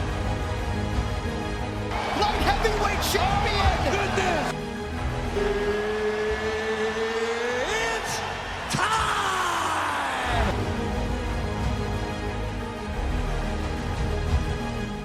And we're here. Don't you worry, Sud. He's already told me, so you're absolutely fine. Said I don't mind if people tell me. So we're good. Fellas, welcome in. Of course, main card. If you're just joining us, you're a filthy casual, but we love you all the same. The road to UFC 6 is now upon us. Not many cards left here in UFC 5. We had the first UFC 5 card, VFL 108. So here, 235. Had a whole heap of action to keep us kind of covered over the last few years, but there's still some cards to go, and there's some great fights on this one in particular tonight. That Bully against BigJ fight is super interesting because, again, talking about maybe one of the only fighters in BigJ and Cerberus that could perhaps be the answer to Bully. He's not been touched. He's not been anywhere near tested in this PlayStation division. Could this be the answer? Whimpering Ian against Spooky 2, Lee against Josh, Lewis against Kibza, C. Pierce against Sicknick, a trilogy for the vacant belt. Should always be fun. And you got fan favorites on there. Showtime back on the card. Jack 9 and Falcon. What a war that's going to be. Some really, really fun ones here tonight. Of course, we head over and we take a look at who wants to go first. Yeah, don't worry, at Mr. Angry One, don't you worry. 9 minutes away or not, you're absolutely fine. You've told me. Don't feel like you need to rush. Everything's fine here. So if we need to flip fights, we can go to Atomizer, who is ready and set for us. We've picked Lawyer here this evening. So picked Lawyer coming into this one. 10 wins, 4 losses. The former champion coming off of a win last week. Atomizer 10 and 6. Number 2 versus number 3. One of these two tonight go on a 2-fight win streak and will be right up there again as potentially a number 1 contender. Will it be a second potential title chance for picked Lawyer, or will Atomizer finally get his way in a big fight? We go over to it and we take a look here. Atomizer is our cameraman here tonight for this one, as we're not even lobbied up, so we're not ready for that one. I've done all that brilliant build up for nothing. Who's lobbied up? I want a fight to watch here. None of you are lobbied up. We're putting streams in, we're not lobbied up. Are we? Is this one going in? Okay, we're loading. Hang on. Oh, hallelujah. There we go. I've not done all of that build up for nothing. God bless you. All right, then. Thank you to Picked Lawyer as well. We're 15 minutes early. We know he's in the US, so appreciate him being down to fight this early as well. Joshua Van tonight against Manal Cap, though. Again, Manal Cap continuing to get the fighter's choice on these main cards. I still bewilders me a little bit when there's so many good options, but if you're confident, you're confident. Here we go. Black trunks tonight, of course, for Manel Cap, and I believe picked Lawyer. Yep, Atomizer, of course, in the white with Josh Van. So when you think about these two styles, again, you are thinking about two guys that like to leave it all out there. Picked Lawyer, known for his fast starts, but also his dominant boxing. I think for Atomizer, listen, this guy thrives in excitement. He thrives in fights where maybe you will look at him and say you're not supposed to win that fight. Go back to that kind of key point of when he gave Whimpering Ian, I think, one of his first losses on the Xbox side of things. This guy loves to prove people wrong. And tonight, you will need to do a lot of that because already that is a terrible start. The former champion, Picked Lawyer, is picking him apart. See, there's clear respect there as well, or power respect from the Manal Cap selection. As the uppercuts and the strikes continue to land here. For Joshua Van, we've never really seen anyone kind of use Joshua Van in a way where you could say, wow, he's dominant, he's the answer for some of those meta picks, but never say that it's undoable. It's no time like the present tonight. If you are in Atomizer's position, the nose is busted though and the health pack is out already. Little leg kick into the straight, nothing there though. Goes back down to the body. Right hand comes across. Little teep kick or front kick that one was. Comes right back. Left hand, right hand just being teased. Still nothing here. Right hand comes over again. Adamizer swinging the miss. That's the thing. You can't leave those big strikes out there hanging because Pick Lawyer is so accurate. One of the most accurate fighters in the flyweight division for a reason. Just look how much damage he has done here. Oh, he gets clipped though. Maybe rushing a little bit. I can't lie. I didn't expect Joshua Van to hit to the point where it'd be like that, where it's a bit of a concern. This fight just got interesting, but then again, the knockdown. And now maybe into stat guard. No. Jumps in and lays down the law with some big shots here. Adamizer in some big... I did not expect Adamizer to be brutalized like this tonight. I thought a good back and forth matchup between the two. Posture up is there. Picked Lawyer clearly sending a message tonight to Whimpering Ian and Spooky Ghost, and that message is, I want my championship strap back. Adamizer still has a puncher's chance, but it has been a round to forget. Certainly has. Works off that jab. Oh, the right hand goes back down low. Picked Lawyer. Got to be in a little bit of limbo there. Oh, clipped him at the end. Wow. Never count Adamizer out. He may well have just given me belief in this Joshua Van pick yet. Like I said, we never really see Joshua Van pull off consistent performances. I mean, I guess he's not playing against, you know, a meta pick. But now Cap has gotten popularity, but he's still not the best in this weight class. Round 2, though, up and underway. Is there an argument you can make that maybe he's just won that round with the knockdown at the end? I think so. I think so. Got to make sure every strike here connects as he gets a big one. Right hand, left hand. The subsequent strikes after the stun missing.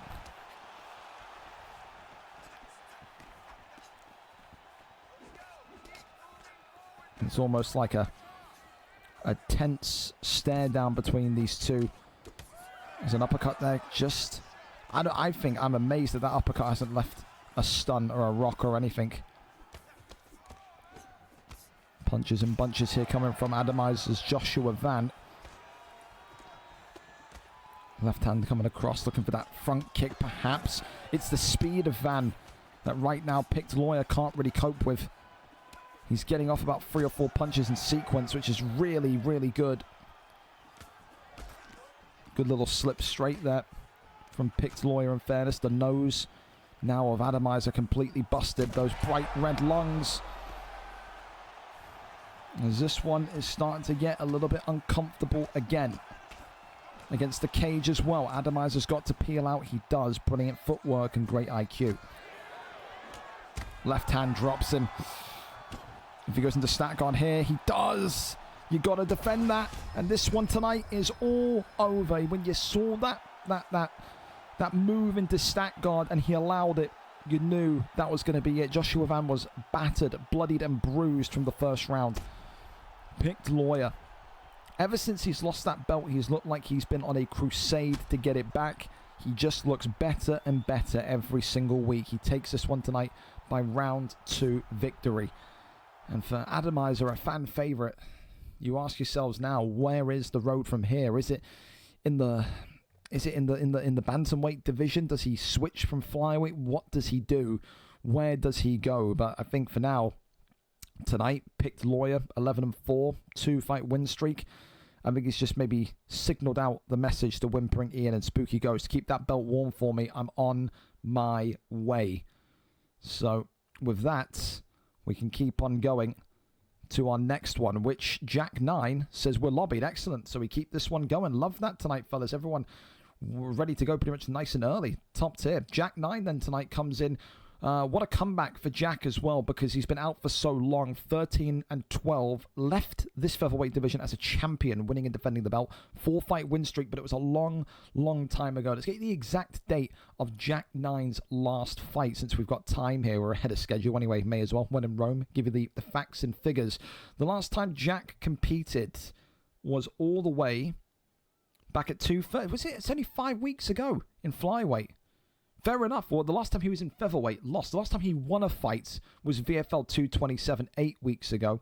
The last time he was in the featherweight division, you got to go back an absolute heap of time. It was VFL 206, the 25th of September. So back in the winter when he beat Harris Campbell for the strap. He's been an unbeatable force in this division. Yes, the 13-12 says otherwise, but that recent run he had was top tier. Tonight, though, he takes on Falcon, 9-5 in this division, 4 wins in 5, and it is a rematch, ironically. The last time these two fought, I can't remember that being recent. That's got to be back like a year plus. Jack's had so many fights, so we'll just look at Falcon instead. Falcon's kind of had periods of inactivity, periods of brilliance, periods of dominance, but the last time he fought Jack 9 was all the way back here, VFL 197, in which he won that fight. So rematch and revenge on the cards for Jack 9. That, though, was back on the 24th of July of last year. So nearly a year ago, and now a year on, or so, or nearly enough, Jack gets an opportunity to right that wrong. Let's see if he can do it here tonight. As of right now, his stream is fucked. So Falcon may have to stream. And I know it's not me, because if I go to BK Nondal, well, he's offline. If I go to Mastodon, for example, it works. Daddy Dime or Daddy Demu, it works. So Jack, you got something wrong with your connection here, buddy, because I can't see your stream. It's just a black box of misery. So you may need to get someone else to stream for you, because your net is cooked with a capital C. So we wait on that one. And Mr. Angry One has just got home. So settle up. If you hear this, just get lobbied up. We'll go to you after this one. So for Jack 9, moment of truth. It is not working. So we're going to need Falcon to stream, because this is finito. And Falcon is streaming. Fantastic. So here we go then. At least he has a working internet connection. Hopefully it doesn't lead to any lag in the fight. Touch words. Jack Shaw tonight against Arnold Allen in this highly anticipated rematch. Like I said, back in July of last year. But at least now an opportunity arises for Jack to right the wrongs of that performance. He was in bad form when he fought Falcon. He was. And then from there we saw him ascend into featherweight, ascend into bantamweight, and look like $1 million. Both of them are in red trunks, so of course tonight, red gloves for Falcon, blue gloves for Jack 9. Both of these two are kickboxers by nature. There will be no ground game tonight, and it's an immediate knockdown here. And Jack 9 already feeling maybe a little bit of that ring rust that he hasn't felt in so long. That's the thing with Jack. He'll never ever really truly be consistent, because I think Jack 9 has had more retirements and more kind of stop-starts in his UFC VFL career than title wins. Just when he's reaching his stride and reaching his form, he often disappears, goes on a hiatus. Back here tonight after a while out. He has, of course, though, busted open Jack Shaw here, so it is a good response from Arnold Allen since getting that knockdown against him. Thing here for Falcon as well is that this guy maybe sometimes does not know when to back away, and that's what both of these two are so notorious for: high octane, energy filled fights. Front kick. I think he connected that. The net code of EA Sports, it's in the game. Straight down the center, left and right. Oh, that's a fast punching combination. That left hand swings across the dome again. There's these big shots coming in. Uppercut was just about whiffed. Teep kick. Just thinking here, if you're Arnold Allen, do you need to be a little bit wary? No, is the answer. Left-hander. Oh, elbow. What precision, what timing. Wow. Maybe he needs to be a little bit careful. Falcon, resilient, durable, and nearly landing a knockout blow there to make it 2-0 against his opponent, his rival here tonight. Continues again, left and right-handers.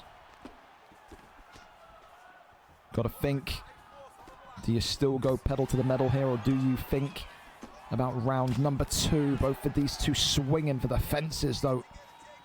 Falcon eats a left hand.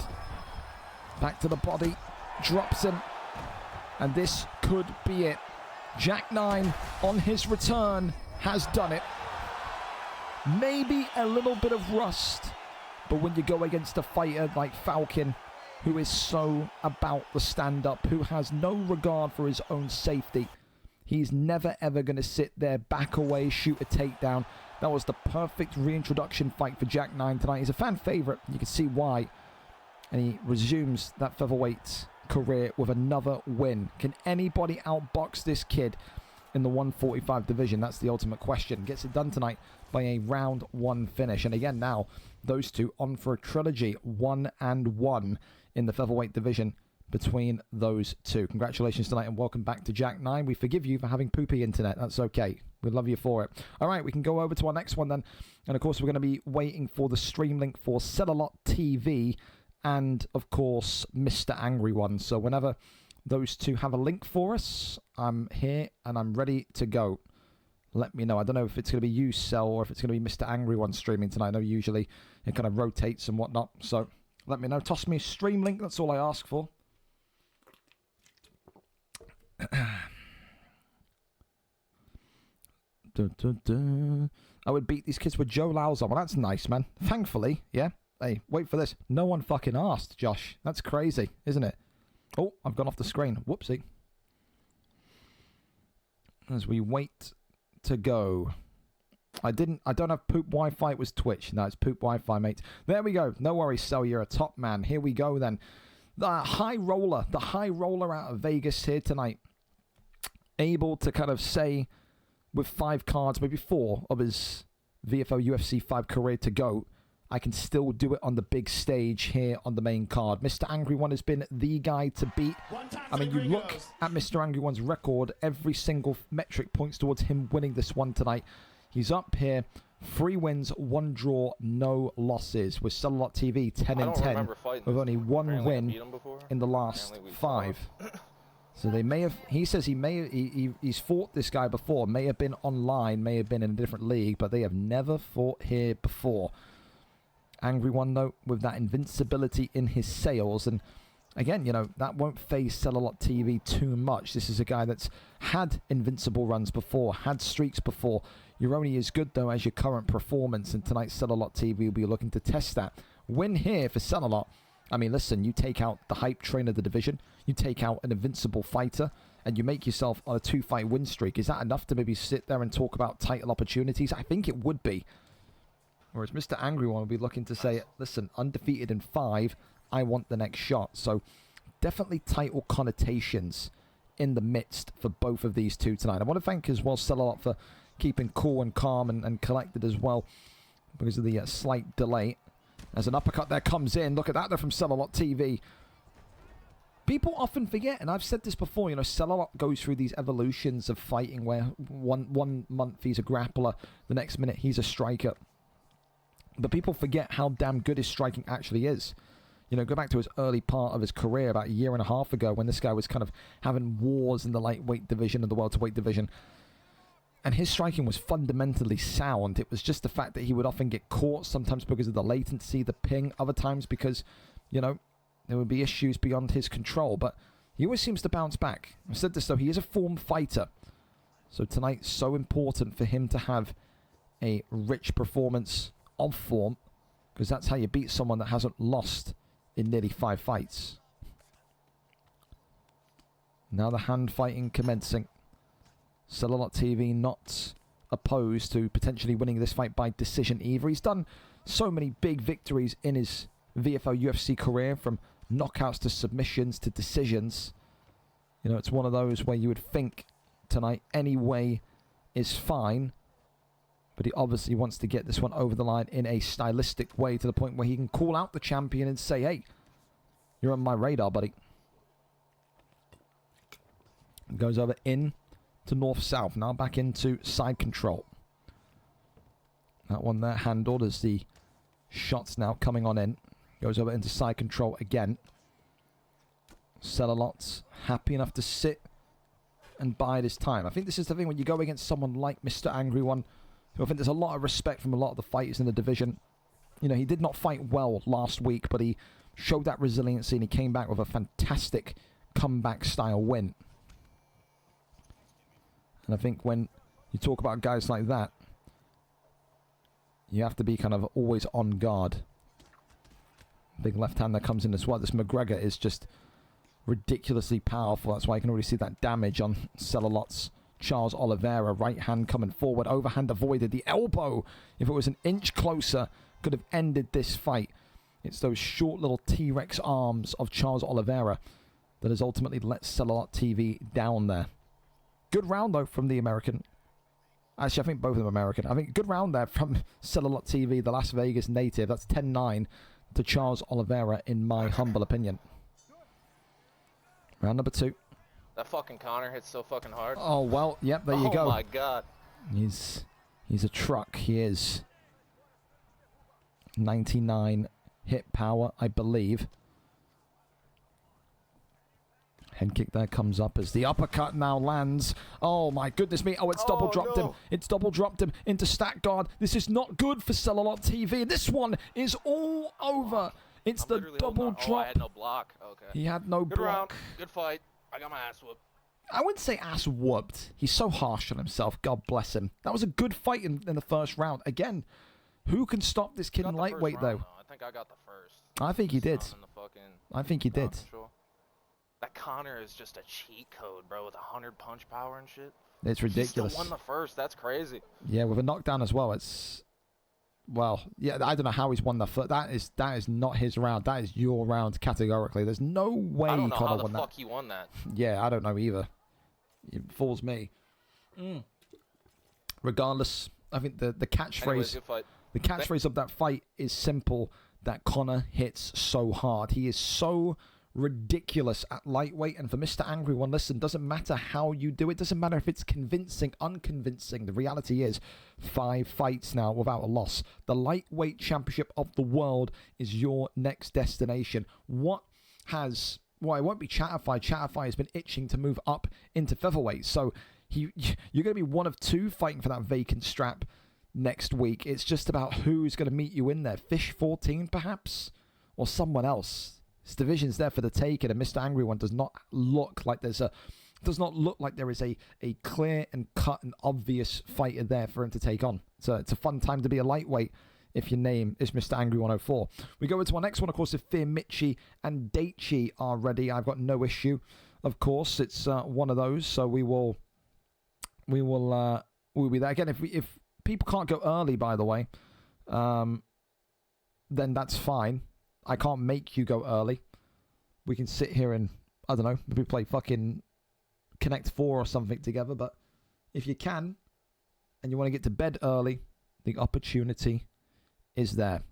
Okay, Daichi says Fear Mitchie is loading up. Phenomenal. Thank you, Daichi, again, for keeping me in the loop. And thank you to Fear Mitchie tonight, 15 minutes out for being able to go early. Appreciate that infinitely. So we wait, and we'll give you some build-up on this one tonight. Mitchie, of course, saying he wants one more push, one more big bit of form in these last 4 to 5 cards to show that he can compete for the bantamweight and flyweight strap. Either or, he says, I'll take whatever. 10 wins, 1 draw, 14 losses. There is no time like the present tonight to get back into winning ways. Of course, he goes up against someone that I feel has improved so much in Daichi. 4 wins and 2 losses. 4 wins in his last 5. He looks so much more confident in his striking, so much more confident in his grappling. He's a true mixed martial artist, and I think that's where Fear Mitchie will be a little bit behind tonight, because although Mitchie has shown at points he's got decent wrestling, he hasn't used it quite nearly enough compared to maybe what Daichi has done in the last few fights. Maybe ping will play a factor, granted. Maybe it will. One's from the UK, one's from the US. Maybe that will be a factor. But if you want to go for that elite strap, you have to show that ping is a social construct, that it does not matter and you can fight through it. Here we go then. As we get ready to lobby up, we're already lobbied up. Look at how fast you lot are moving tonight. Tears in my eyes. Happy tears. Here we go then. BigJ and Fear Mitchie ready and set for this one. Pantoja against Demetrius Mighty Mouse Johnson here tonight. Indeed it is, Big Bruce. Indeed it is. All right. Turn that down smidgingly. All right. Here we go then. Can BigJ get a win streak going here tonight? If he does, maybe he pushes on for an opportunity at the bantamweight flyweight strap. Of course, Pantoja, a fan favorite in this division. He is so strong, so durable. He is the pick. He is Mr. Meta when it comes to the flyweight division. But when it comes to BigJ, when it comes to Demetrius Mighty Mouse Johnson, I think this pick complements him brilliantly. So fast, so fluid, so agile, so rhythmic. I think that's the best way to describe it. And when you have all of that, the striking becomes so easy, becomes so simple. The big thing, and of course, his past, back when he was a lightweight or welterweight, it's one of those two weights, he was just so inaccurate. He used to get towards his opponents but wouldn't be able to land shots like this. Look at the way that he is landing on Fear Mitchie's Pantoja already, and now we're getting to see some of that Fear Mitchie wrestling, shoots the takedown and lands. He needed that. He's not been in a good way here on the feet against BigJ so far. Thank you so much as well. Appreciate you for the sub. Again, in this end stage of UFC 5, subs are so appreciated. Of course, I understand no one wants to play this game, but I have a duty to give you cards to keep your Thursdays entertained, and we're going to keep doing so. So I appreciate you massively. Thank you so much for the support, as per usual. Wow, chin chin. Posture up there, goes over into side control. Now has the opportunity to maybe not bleed the clock out, but to really kind of work some damage in here. I always say sprawl in fights like this, where you can kind of zap the stamina of your opponent, is so important. As the left and right hand is coming up. Big straight down the center, uppercuts. Now flying forward again. And just see here, with 2 minutes to go,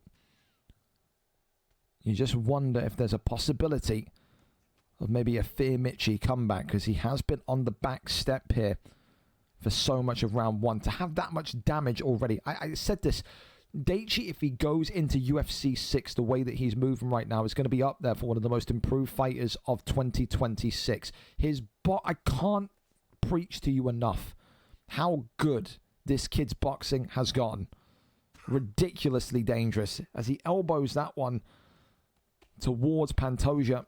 And Fear Mitchie tonight may well be getting himself a hospital bed ready outside the stadium, because this does not look like it's going to go his way. He talked about wanting to get form, to get rhythm back, to kind of make a push towards the bantamweight flyweight title.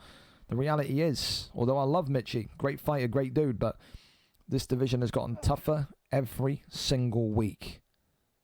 And now we sit here with the possibility that more damage could be coming. Flips that one through into full guard.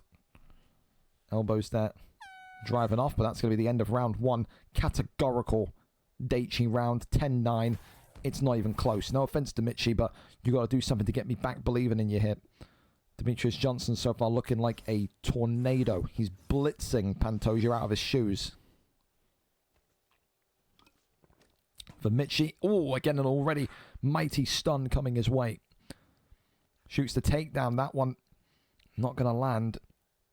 Keeps him upright, though. Again, the defense of BigJ so good also. So good.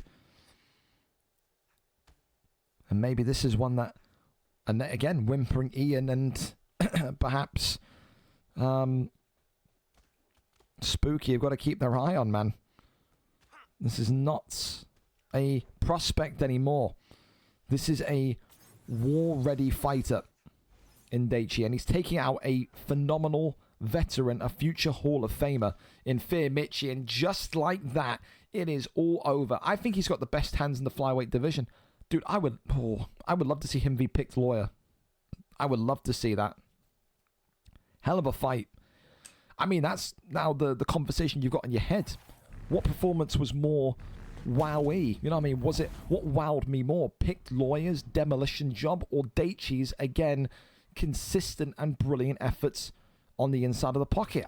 It's that flyweight division, even if it's the end of UFC 5, is in one of the best shapes I've seen it. There is just so much competition at the top.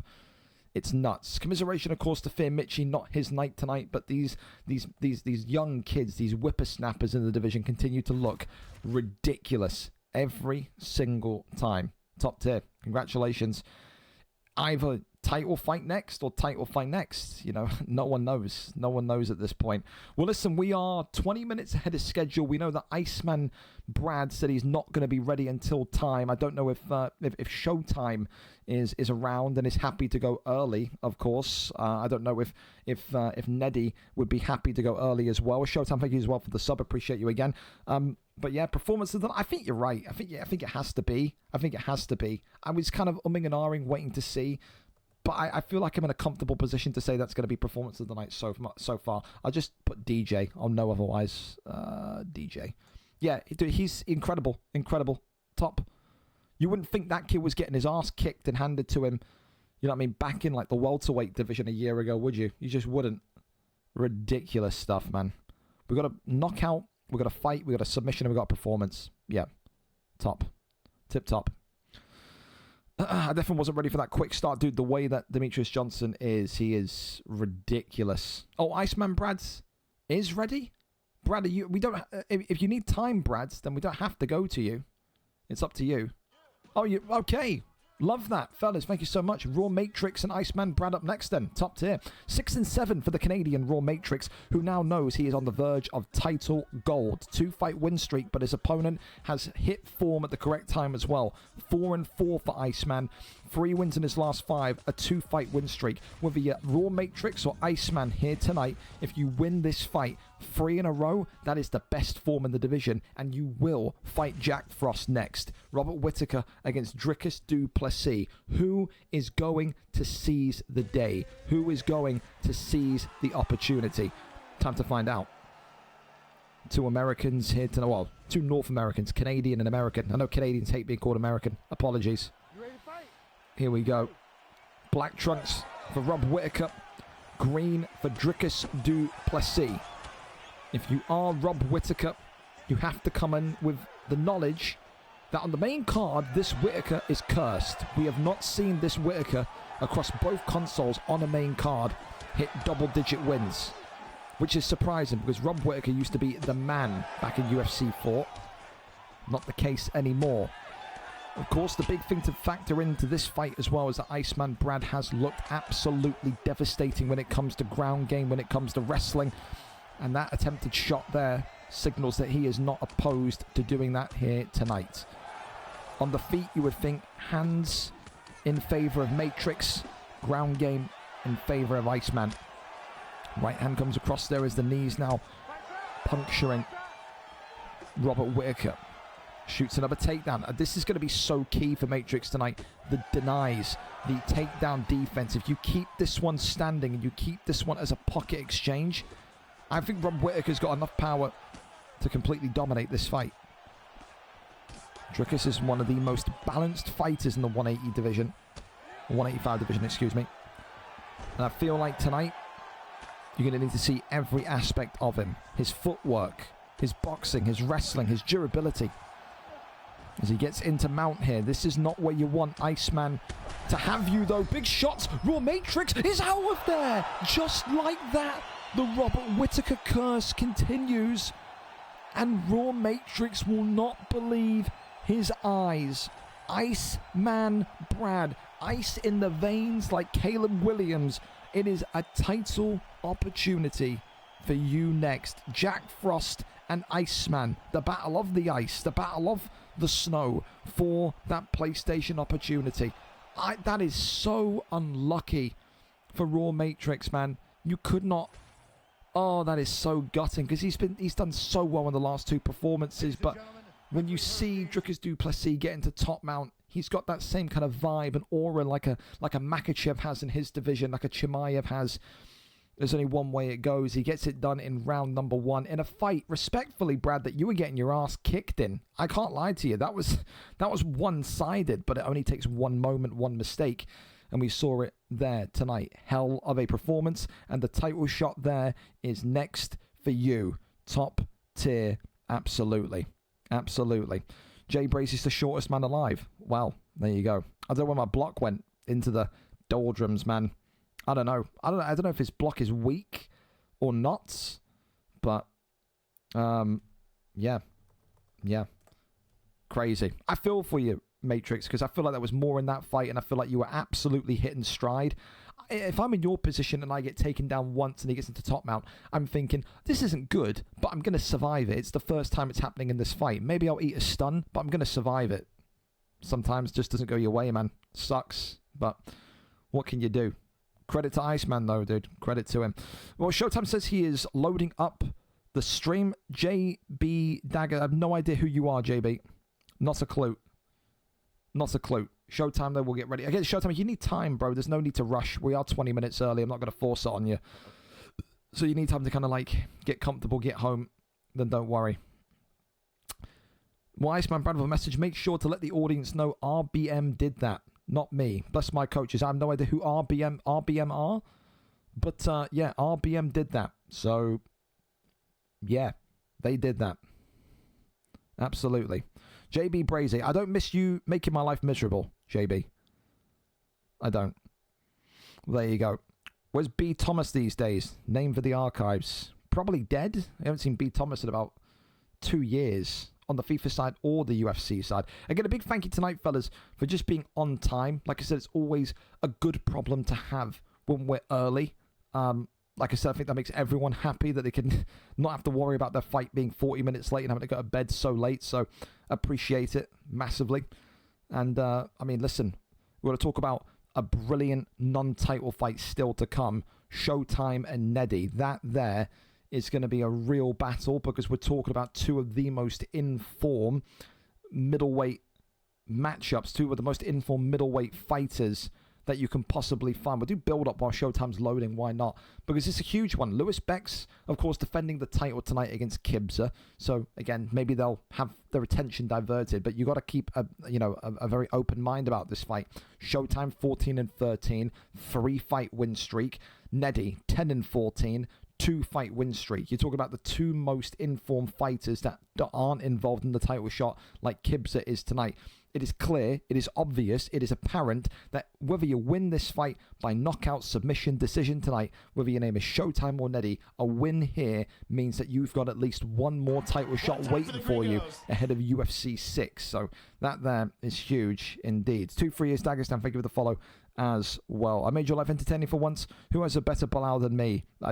Trust me, there were people in this league now, Brazy, that you would probably bash your head off a wall in. Just ask Daichi earlier on about the Pisces fight, the Darth Trinell fight. It's awful. It's absolutely, it was just terrible. It was not good, not fun in the slightest. But for now, like I said, we just wait for Showtime, who of course has just gotten home, so no rush. We're effectively 20 minutes early. We're not going to rush him. Obviously, if we can start early, then fantastic. But there you go. Thank you so much to the sub 2-3 years Dagestan. Appreciate you. Appreciate you. Who else went Bilal in the first place? I hope no one, because everyone hates him. UFC 6 going to release on PC. It is, but it's going to be releasing on PC in the winter. It is a console release. Xbox and PlayStation on June 19th, I think the date is. And then all they've said vaguely is that it's going to be in the winter. So probably around about October time for PC. So it is coming out on console. It's coming out on PC eventually before the end of 2026. That's the message that's been communicated by a bunch of outlets. Whether you believe that or not is up to you. There he is. Everyone's favourite Robert Whittaker impersonator. Get in there. While we wait for these two great warriors to lobby up here tonight. Will there be crossplay VFL leagues for it when it comes out? Well, I mean, yes. It would depend, of course, if it's mod heavy, because I'm a little bit skeptical about people in this UFC scene that are very, very scummy and weird, that will buy a PC just to have mods like instant subs. But I mean, I'll put it this way. When the game comes out on June 19th, there will not be Xbox and PlayStation anymore. About 2 or 3 days before, we'll be revealing our joint crossplay divisions. So, yeah, absolutely. Is it going to be like one whole division instead of Xbox and PS like it is now? Absolutely. You will see names like Shubs and Sunlord in this heavyweight division, which is quite nice for the PlayStation guys, because then you have the same kind of feel of what the Xbox guys have now, moving up and down the divisions each month. So Showtime is there and set up, so we'll get ready, of course, for him to invite Neddy and then go into that one. Absolutely. Record reset again for UFC 6, of course. You will keep, of course, if you haven't retired once. What's up with this shit? I have no idea what. I don't know if he's talking to me there, but yeah, records will of course stay. You know, if you didn't retire during. I didn't know you had me up. It was No, it's all right, Showtime. I appreciate it. But yeah, all of this will get moved over again. All these records here, 7 and 18, 8 and 18, are going to go to 0 and 0. I'm more excited to kind of do like the reveal. I'm excited to know who we've got coming back. I'm excited to know who's going to be, you know, departing and be done with UFC. I'm excited for that first BMF Grand Prix on the Saturday. Like I said, the game comes out on June 19th. We're going to be doing a cross-play BMF Grand Prix on the 20th, and that's going to be a first for the PlayStation guys. They've never had a PlayStation BMF Grand Prix. Here we go, though. We can take our attention back into this one. A big, big, big opportunity here tonight between Showtime and Neddy.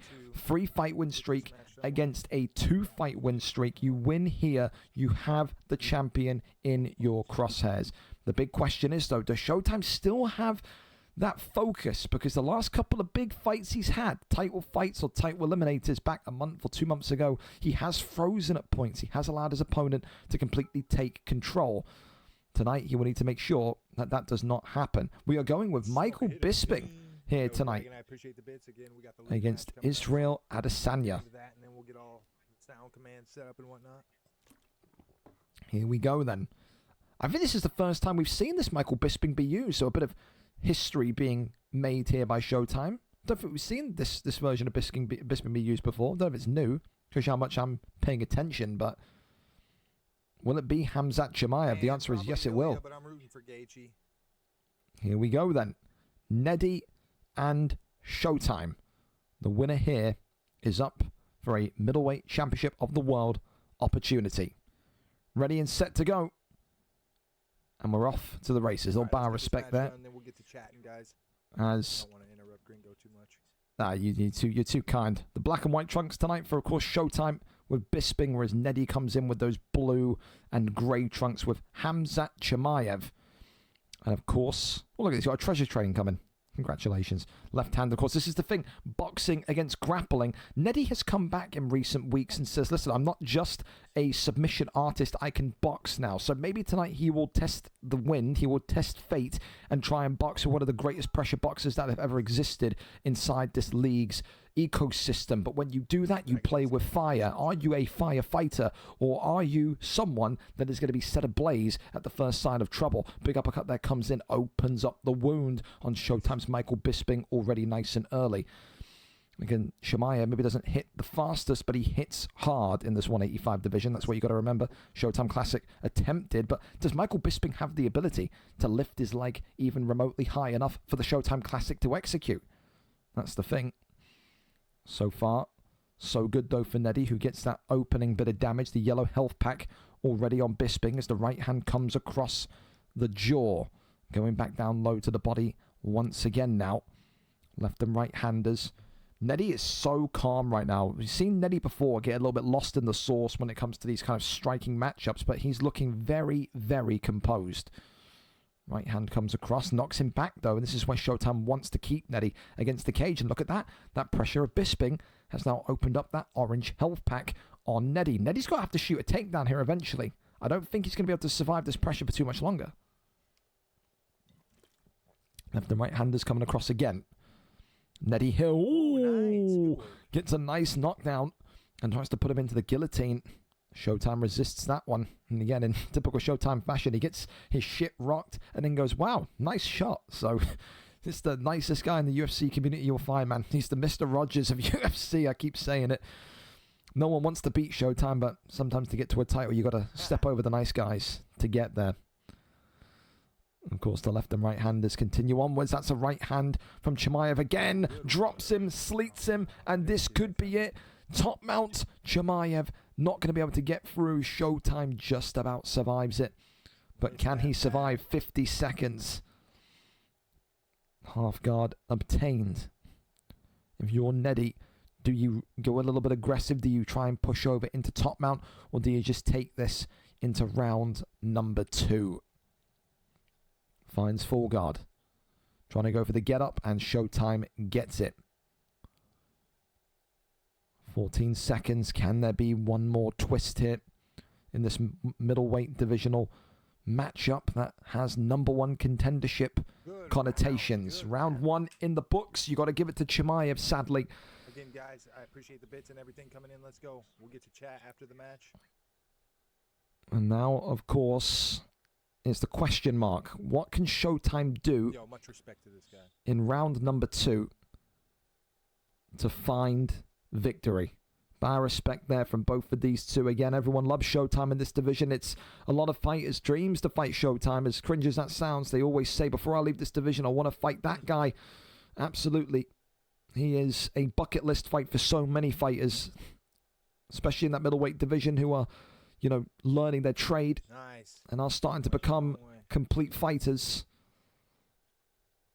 People have seen him win lightweight championships and win high-stakes matchups in the 145 division back 2 years ago. People see him as the perfect stepping stone into greatness, and now Neddy is seemingly taking that same view of things. Big shots raining in here. Michael Bisping nearly Nice. in a bit of a problem area. That one there is denied. Showtime having to compete against the style that he often faces. Oh. And he's going to be locked into maybe an arm triangle here. I think he's thinking about the submission here. Is Neddy. Goes over into side control. Sprawl gained. Neddy clearly not wanting to tempt fate too much here with the stand-up. He's clearly aware that that's where Showtime can bring this fight home to roost. Gets back up to his feet, though. I'm not going to have a say beyond that. Does the takedown come instantaneously? No, it's the right hand from Chimaev. Swings across the uppercut, drops him. I gotta get it together. And he even says himself that I've got to get it together. At least he knows there's no delusion here from the Showtime corner. Right hand uppercut, that's nice. Chimaev's head health is not looking great. So there is absolute opportunity at the doorstep of Showtime. He's just got to be wary of that Chimaev power. The up kick saves him. Head kick there attempted. Look at that head health for Bisping, though. That is absolutely rock bottom. Shoots the takedown and gets the land. That well either. And now look at this. Gets in the arm triangle. Showtime going to need to be very careful of this one. That's a great deny. And Bisping here could be in big trouble. Neddy with 90% of that submission bar gone. That's a lot of fucking bar gone. We cannot let another 7. Yep, that is... Oh, dear God. Look at this from backside as well. Hell of a performance from Neddy. Incredible grappling from Neddy. Oh, we got a hard ass outside revving his engine behind me. Everything is in the mind of Showtime here. Apart from this submission, can he get out of this one? Yes, he can. And that there, we'll see his head into round number 3. An up kick there saves the day maybe as well. Wow, for Showtime. Oh, my good Lord. Heavy-handedness of Chimaev. Well, I mean, listen, if you want a miracle, now it's the time. Now it's the time for it to come steaming through. Maybe it's that guy revving his car engine outside. Maybe he's going to drive through the wall of Neddy's house and give you an opportunity to beat him here, because you need something. 2 rounds down, and Chimaev will just need to survive to win and move on to fight for the championship strap. Showtime needs a finish and needs to play defense so perfectly. Big uppercut there, puts him into the guillotine, not possible. Overhand into the right hand. A front kick, uppercut, left hand there coming forward from Chimaev. Continues, though, to just punish Michael Bisping into stack guard. And the Chechen tonight, Zinedi, gets it done. That started off as a good fight, and I just got worse by the minute.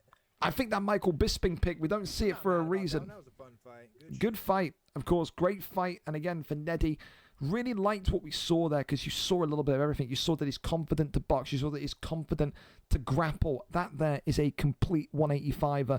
And I don't think there's going to be any complaints when we say that he is categorically the next man up for the middleweight championship of the world. Congratulations to him tonight. A brilliant performance against a future Hall of Famer in Showtime. Commiserations to him. Always a fan favorite, but not his night tonight, sadly.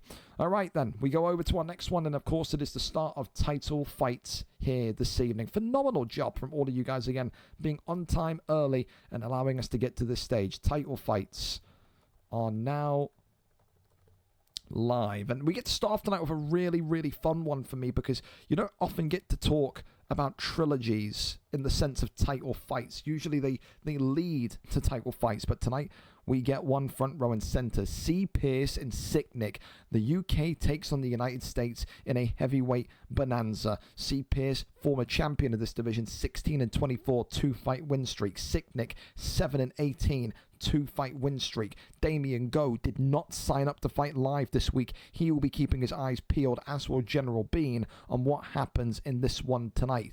Of course, for Sicknick, never won the VFL heavyweight strap before, never been in a title fight before. This is the first opportunity and what hopefully will be many in the future. For C. Pierce, though, he's been there, he's done it before, he's worn the t-shirt, but is he ready for this? We said in the a couple fights ago, 3 fights ago, he looked very rusty, very rough around the edges. Is that still the case? So we talk about the history of this fight, though. C. Pierce and Sicknick, as we said, a trilogy. It's the 3rd time they fight tonight here in the octagon of VFL. We have to go back through the hall of results and talk about who has maybe had the cutting edge above the other. So the last time they fought, the 2nd time, C. Pierce and Sicknick 2, it was, of course, C. Pierce at VFL 190, who won that fight by round 3 TKO. That was on the 5th of June, 2025.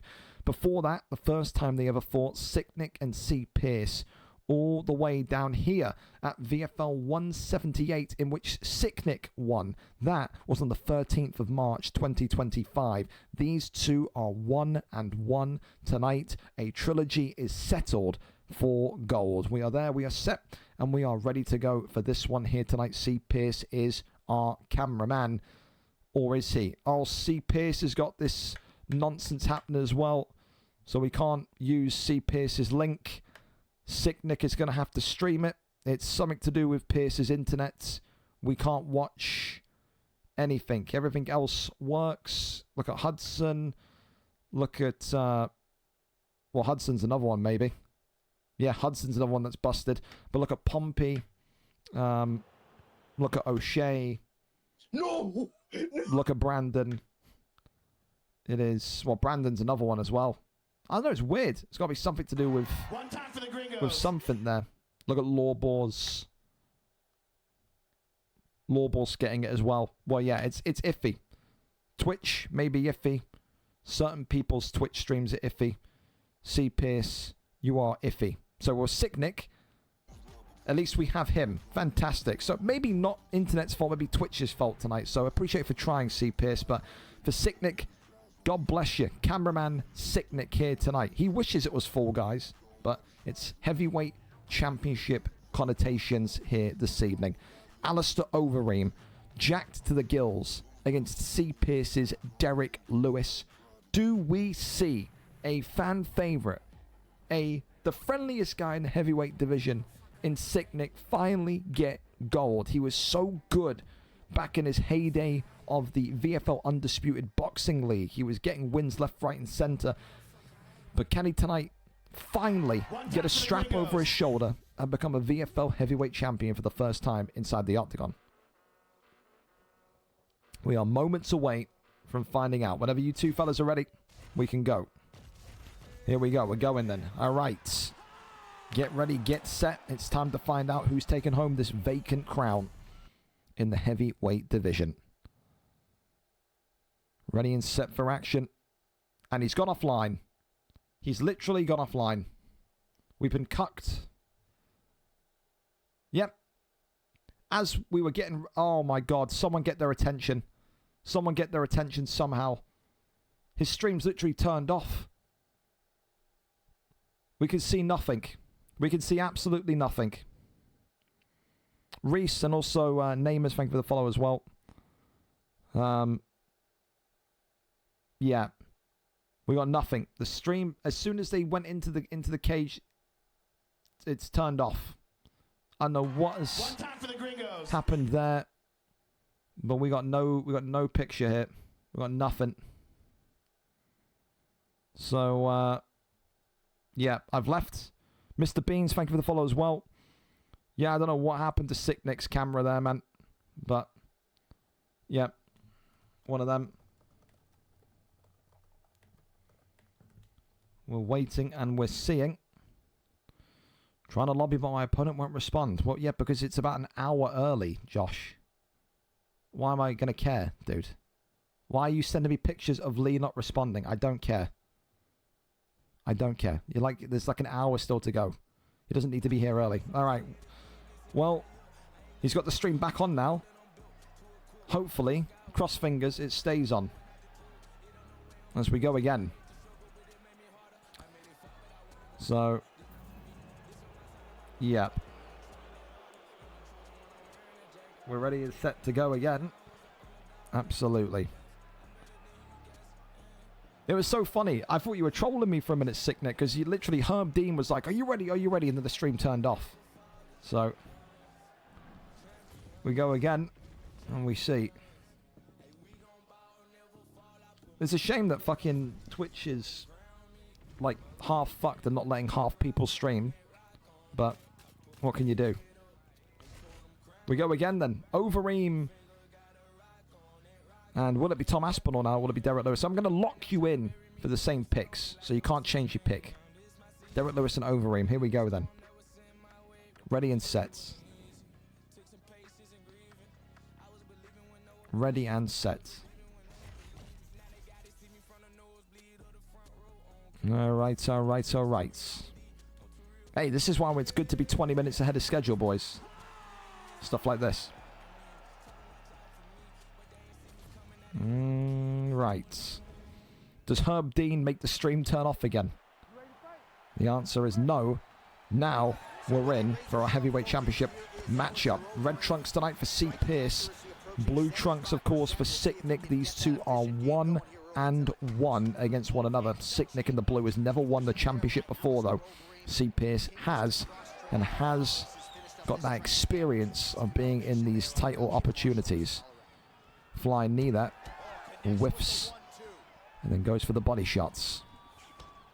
And this is the thing, you know, for C. Pierce, yes, he's been there and done it before, but ring rust is such a real thing. This guy does not practice. He is a beginner still. May have won the belt before, but he is still very much in that bracket of beginner. Needs to make sure tonight, that he makes the most of these chances, of these opportunities. There's a big uppercut there. Stuns and sends Sick Nick scurrying backwards. The American will not need to be scared tonight of big shots like that. He will need to embrace them. Works the double jab into the uppercut. Jab straight again as Derek Lewis continuing here. Flying knee. That's the thing as well that C. Pierce can get caught out with, is that flying knee. If Sick Nick can time the pull on the flying knee, he can get a highlight reel level knockout that will make him the heavyweight champion of the world. Little kind of departation there between these two. Body shot there comes in. Flying knee avoided. I think if you're Sick Nick, wait for that flying knee to happen and then work the body strikes. Go for body shot combinations. Derek Lewis is absolutely someone that can be knocked out with body shots. We've seen it before. Leg tap there as a flying knee comes forward once more, works off the jab. 5 potential rounds here tonight for this vacant heavyweight championship of the world. C. Pierce using all of that damage that Lewis brings to create some chaos here early on. Like it as well, the way that Sicknick, ooh, flying knee is going for the leg is really nice, but that flying knee, you've got to be careful. That is the nuclear bomb. Ooh, jumping teep.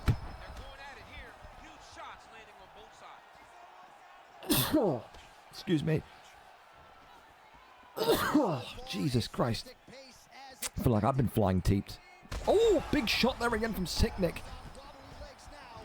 C. Pierce is getting a little bit dangerous in terms of his selection, in terms of his shot selection. Swinging the miss on the body or on the head kick, and then it leads to a body shot. Both of these two having good opportunities so far. Works off the jab. Oh. You got to just make sure you don't throw too much in once. He's got to keep up with that leg kick. If I'm in Sicknick's corner tonight, I don't think he has a corner, I'm saying to him, that's a good first round, but do not get away from that leg kick. Derek Lewis's lead leg, his lead left I think it is at 50% health. If you crack that, then C. Pierce has got to think about his head, his body, and his leg. It's such a vital thing that he's doing. Just tapping it, tapping it, tapping it. Half of the leg health is gone in one round. There's 5 potential rounds. Round 2 up and underway.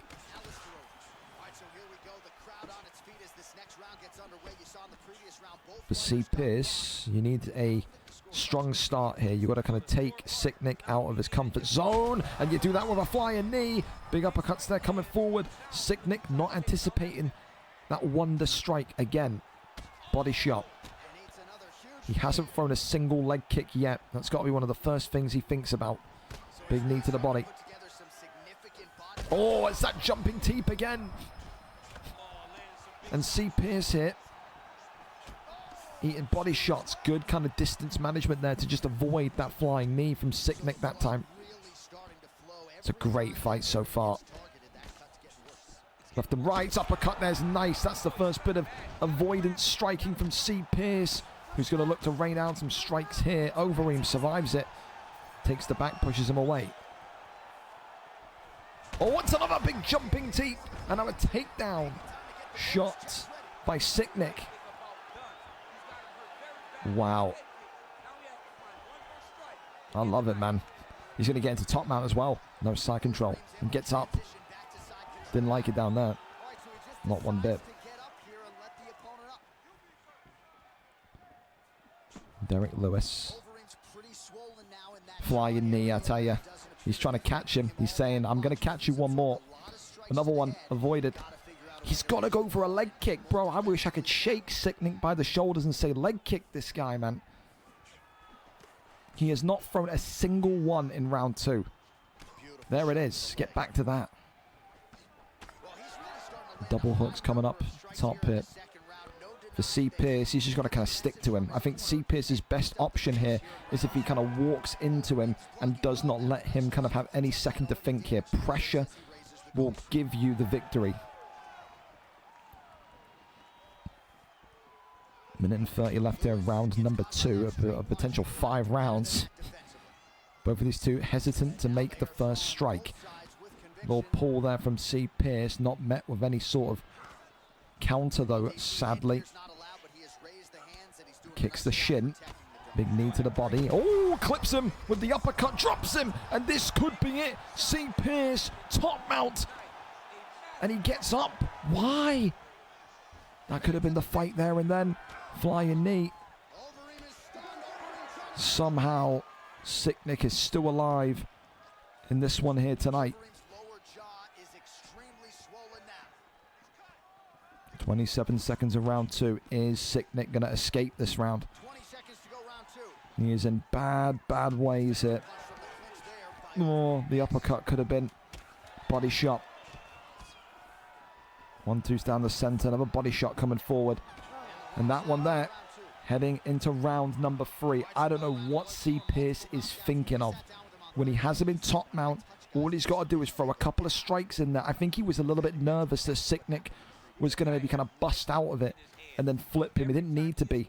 C. Pierce would have won that fight if he stayed in top mount there. Round number 3. Here we go. Oh, flying knee! An overaim. Eats another one. Able to block the punch there. Oh, God. I don't know what's going to connect first. The left or the uppercut. C. Pierce All right, well, he's going to have to go back to marshalling him down here. Double uppercuts now from overaim. this fight. He's been totally dominated, and that swelling's getting out of control. Swelling's getting out of control. Head kick. We can't even tell who's in C. Pierce. This guy has been beat from start Left and right handers again. Uppercuts, nice. Double uppercuts, really nice.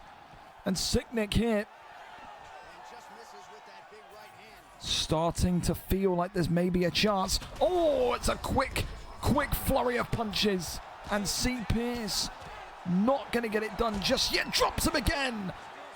Top mounts. And this one goes back down and up to the feet again.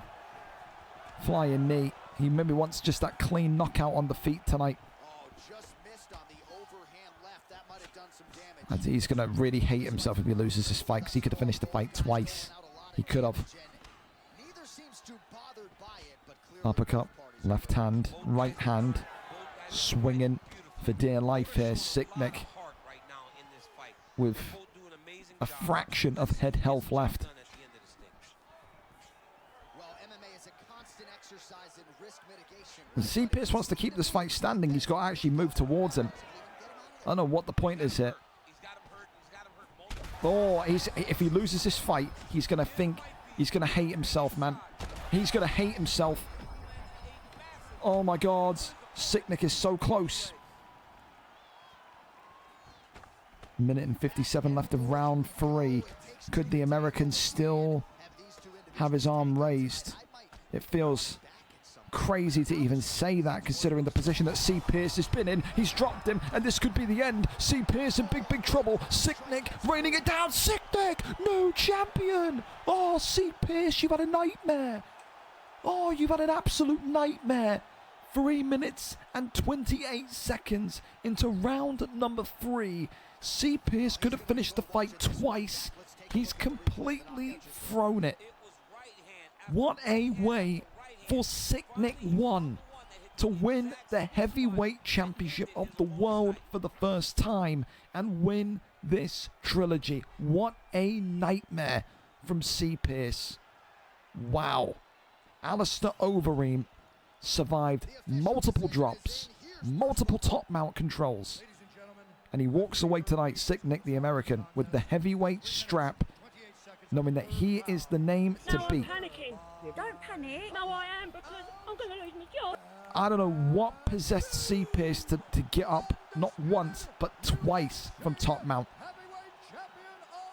He threw it, man. He threw that. But fair play to Sicknick. Had to survive it. He does. And he now is the man to beat. That there is awesome to see. A guy that came from the undisputed world, didn't really want to ever get involved in UFC or the MMA side of things. And now tonight, at the end of the UFC 5 cycle, has a first championship strap. Congratulations to him. Like I said, he's the ultimate friendly guy in the heavyweight division. And tonight, he has gold around his waist. GG's to him. And for C. Pierce, what the hell were you doing? What the hell were you thinking? Unforgivable in terms of how he sold that. Unforgivable. Crazy. Lagging like fuck, and my controls went into basic. I don't know what excuse you get. I think understand, I get it, because he's like a beginner, so he's not really going to see it from my side or Darth's side or anyone's side here. He literally could have postured, if he stayed when you dropped him against the cage, and then you get into top mount when you're kind of over him, if you postured up and just hit him twice, you would have won the fight. Not once, but twice. You had 2 opportunities to do that. You sold that. When you got up off the ground twice, that's when you lost the fight. Absolutely could have won that one. Crazy. Unbelievable. Hey, sick Nick, though. What a fucking way to do it, bro. What a way to do it. Congratulations. America has a new heavyweight champion. Awesome to see with all the kind of difficult moments you've had in the heavyweight division, man. Congratulations. Hell of a way to do it, my friend. Top, top, top. Well, listen, we go over then to our next fight here tonight, and we stay with the championship fights. Lewis Bex against Kibza. This is a yin-yang matchup. You talk about brilliant boxing against brilliant grappling. Lewis Bex 15-9, 4 wins in 5 for the champion. His first title defense this evening at 185. For Kibza, he is the guy to beat. 4-fight win streak, 5 wins, 3 losses, but he has looked unstoppable in the last month. Can Lewis Bex tonight take on and take out a talented grappler? That is the style that he's often struggled against, though, in his past. We're there, we're set, we're ready to go. Lewis Bex, our cameraman tonight, Dricus du Plessis against Imavov here this evening. Can Lewis Bex remind us just how damn elite he is on the feet? Kibbs has got to shoot. Kibbs has got to wrestle. Kibbs has got to make Lewis Bex's head roll off of his shoulders and get him angry. That's the only way I think Lewis Bex can lose this fight tonight. Constant takedowns and frustration. He gets extremely pissed off very quickly when the fight goes heavy wrestling. Of course, both of these two in black and gold, they're both saying to each other, I'm the champion. Dricus du Plessis in the blue gloves for the challenger, Kibza, who has won light heavyweight gold before. Lewis Bex, of course, in the red gloves, has been in the welterweight division, but he has been one of the most significantly improved boxers of middleweight in the last month as well. He has found his mojo. He is a form fighter, as he's got an uppercut there that stuns Kibza nice and early. Kibza, of course, has to keep his wits about him, and he's got to do what got him here, which is a combination of boxing and wrestling. You see sometimes fighters, they get 3 or 4 fight win streaks, and they forget what they go into the title fight, and they don't do what got them there. They forgot what gets them to the dance. You have to shoot. You have to shoot at some point. Tries to work the jabs here, does so. Kibza clinches up. Big knees here. Lewis Bex is never ever going to feel like he's second best in a stand-up fight. This is exactly what he wants. He wants to draw Kibza into a brawl. He feels like he is the better striker behind the controller here tonight. Little side kick there coming. There's a big straight down the center. Superman punch comes in. Left hand comes across. Goes back down low to the body. That's a really nice shot there from Lewis Bex, who continues to kind of tenderize the body and the head. 3 minutes into this opening round, not a single attempt of a takedown from Kibza. Body shot. Uppercut comes in. We're clinching our way to glory here now. Good shots, though, from inside the clinch of the champion, Lewis Bex. Uppercut was just being looked for. Clinches there again. Shuffles him out and away. Uppercut. Double jab. Uppercut there, flies forward once more. Left hand comes across. Imavov here. Got to try and find a way to open things up as he does. Big front kick from Lewis Bex. Dricus du Plessis is not looking good whatsoever. Kibza's looked like he's frozen here in the first round. This has been a very, very poor round. When you think about the guy that is Dricus in the blue gloves, again, remember, 4-fight win streak. Is he fighting like that right now? We've got to be honest, absolutely not. Sometimes people have those anxious rounds in title fights. You've got the eyes on you, but you've got to perform it. This may be one of the last title shots you get before the turn of UFC 6. There's a knockdown here. Lewis Bex looking for a finish here with 4 seconds remaining. This one not going to happen, but Lewis Bex won a round. This doesn't look like it even phases him. He's saying to himself, walking back to the corner, this is a 4-fight win streak contender. Are you kidding me? Earn your respect back. Have some damn pride, Kibza. This is a walkthrough right now. Just hasn't had anything. Round 2 up and underway. Arms extended. He's saying, come on, man, what is this? I'm saying, he knows it. Lewis Bex is feeling confident. Now you just got to get it over the line.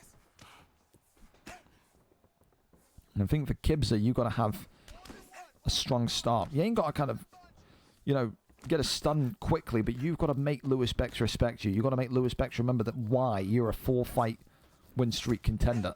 And I wonder what Neddy is looking at this and saying right now. Neddy's next for one of these two here tonight. The brilliant wrestling we saw from him against Showtime. I think he's rubbing his hands, licking his lips here. Uppercut there comes in. The head health of Kibza is in a very, very bad place. And finally, a takedown lands. And a takedown, not even lands, a takedown is attempted. He's needed that so much in round 1. And now he's got to keep him here. This is still a winnable fight if you can literally keep Bex tied up. Goes over into side control. That one there is denied. And there is Crucifix. Oh, dear Jesus. That's not what Lewis Bex wants to see. Because this is where all the damage can come off, though. But he can't get him denied a second time. Lewis Bex now got to show his championship grit, his championship resilience, and get out of here. We called it a yin-yang fight for a reason. Fight stays on the feet, you like him. Of fight goes to the ground, you like Dricus du Plessis. And this is exactly why. Tries to go for the arm. That one there is rejected. Crawls over now into top mounts. And back into half guard.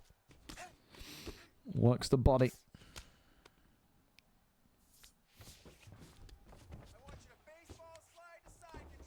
Denies a great. This is why it annoys me. I sit here as a commentator, but it annoys me. Why didn't he wrestle in the first round, boys? Why? He's put himself in such a precarious position because he just didn't shoot. He didn't wrestle. This is exactly what you wanted to see. Look at these denies. This is what I'm talking about right here. Rolls him back into back sitting. 1-1 as it stands. And oh, Lewis's arm is about to be tangled up here. Dricus du Plessis. Is he going to have the arm extended? Lewis Bex and Kibza racing. And he's not going to get the arm bar. No. That's a big slip from Kibza, to be fair. That's more of that anxiety coming through. For me, though, I'm happy enough to give this a Dricus round. And if you're Kibza, you have to repeat that now in rounds 3, 4, and 5. Another takedown. Lewis Bex resisting that one. And we are headed to round number 3. All right, then. Yep, nothing to sing home about there for Lewis. And he knows it. Again, this is not a shock to either of these two. Lewis knows he's superior on the feet. Kibza knows he's superior on the ground. It's about who can keep the fight in that superior area for longest. You ready to fight? Ready. Good. Here we go. Once again, glove touch. And we're away. Only our second title fight of 5 here tonight, this one. Such a great main event tonight. Bully of MMA against BigJ.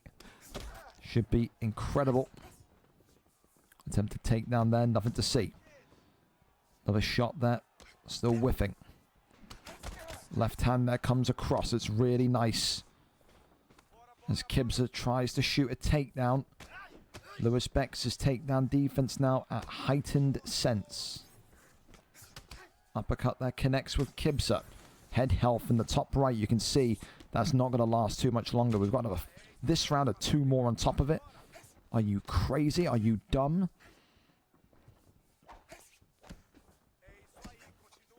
Works off the jab. Look at this. The left hander now coming forward again. Big straight, though, from Lewis Bex. Teeing it up here. Oh, the left hand. That's a nice counter shot there from Kibza, in fairness. The nose is broken now, though. Bright red are those lungs.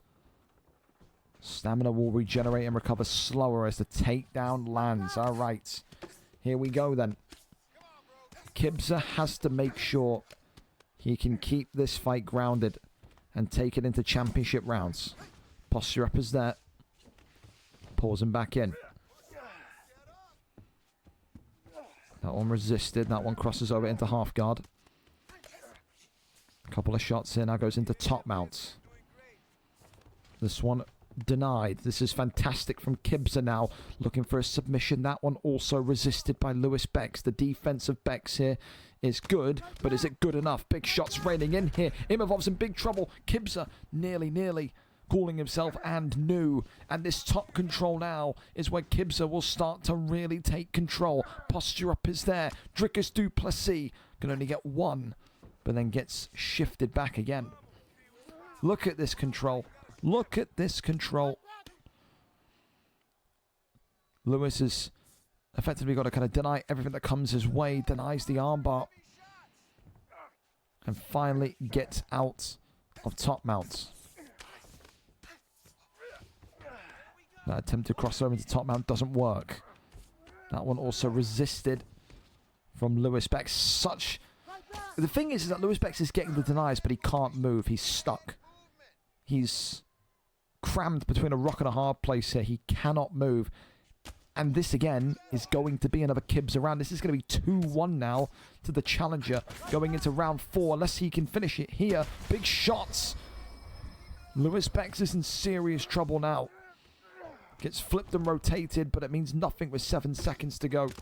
2-1, Drickus du Plessis. Lewis wins round 1. Drickus du Plessis wins round 2 and 3. Championship rounds for the first time here tonight. Lewis Bex has got to get back on the saddle of the horse here quickly. If you are Kibza, 2 rounds now of confirmation. You know you can out-wrestle this guy. You have to keep him down. Round 4 up and underway for this middleweight championship of the world.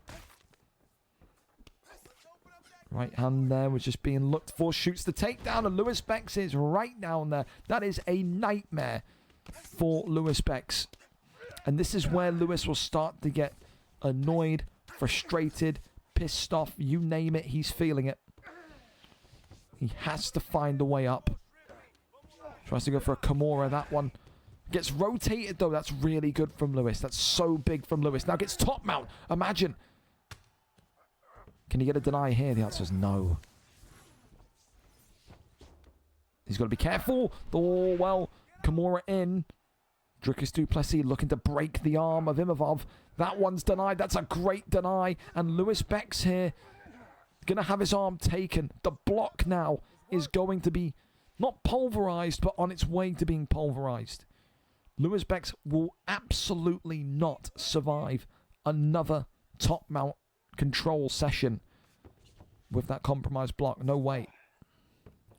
Rolls him through into back sitting. Now we're going into an arm bar. This could be it. Lewis Bex did not get the deny off. And the arm bar here is about to crown a new middleweight champion. As Lewis Bex has tapped here. Round 4 to 31. Kibza survives a horrific round number 1, but makes it 5 in a row. And what a wrestling matchup. What a jiu-jitsu matchup we're going to have between him and Z Neddy. For Lewis, we know how good he is on the feet, but when it got to that ground game, that's been his kryptonite ever since he stepped into the octagon. Kibza tonight becomes middleweight champion for the first time, but dear Lord, did he make it difficult? Why didn't he wrestle in that first round? I don't know. Did Lewis Bex get a little bit overconfident, maybe a little bit cocky going into round 2? Only he knows, but regardless, take nothing away from Kibza. A solid performance here tonight. Well, we go into our next fight, and of course, it is that featherweight championship of the world, and of course, it's Lee's prerogative. He has asked for a integrity check on DH Josh. Of course, people that don't know, people watching for the first time, an integrity check is basically if the champion feels that there is a chance, or anyone feels that there is a chance that the opponent is being altered for, or is not him behind the controller, he can ask to have him confirm his identity. We do that by calling him up. You don't see him, I see him. He flips the camera and he shows that it's him behind the pad, and then we do our fight. So we'll call him up and we'll get this one going here for this integrity check.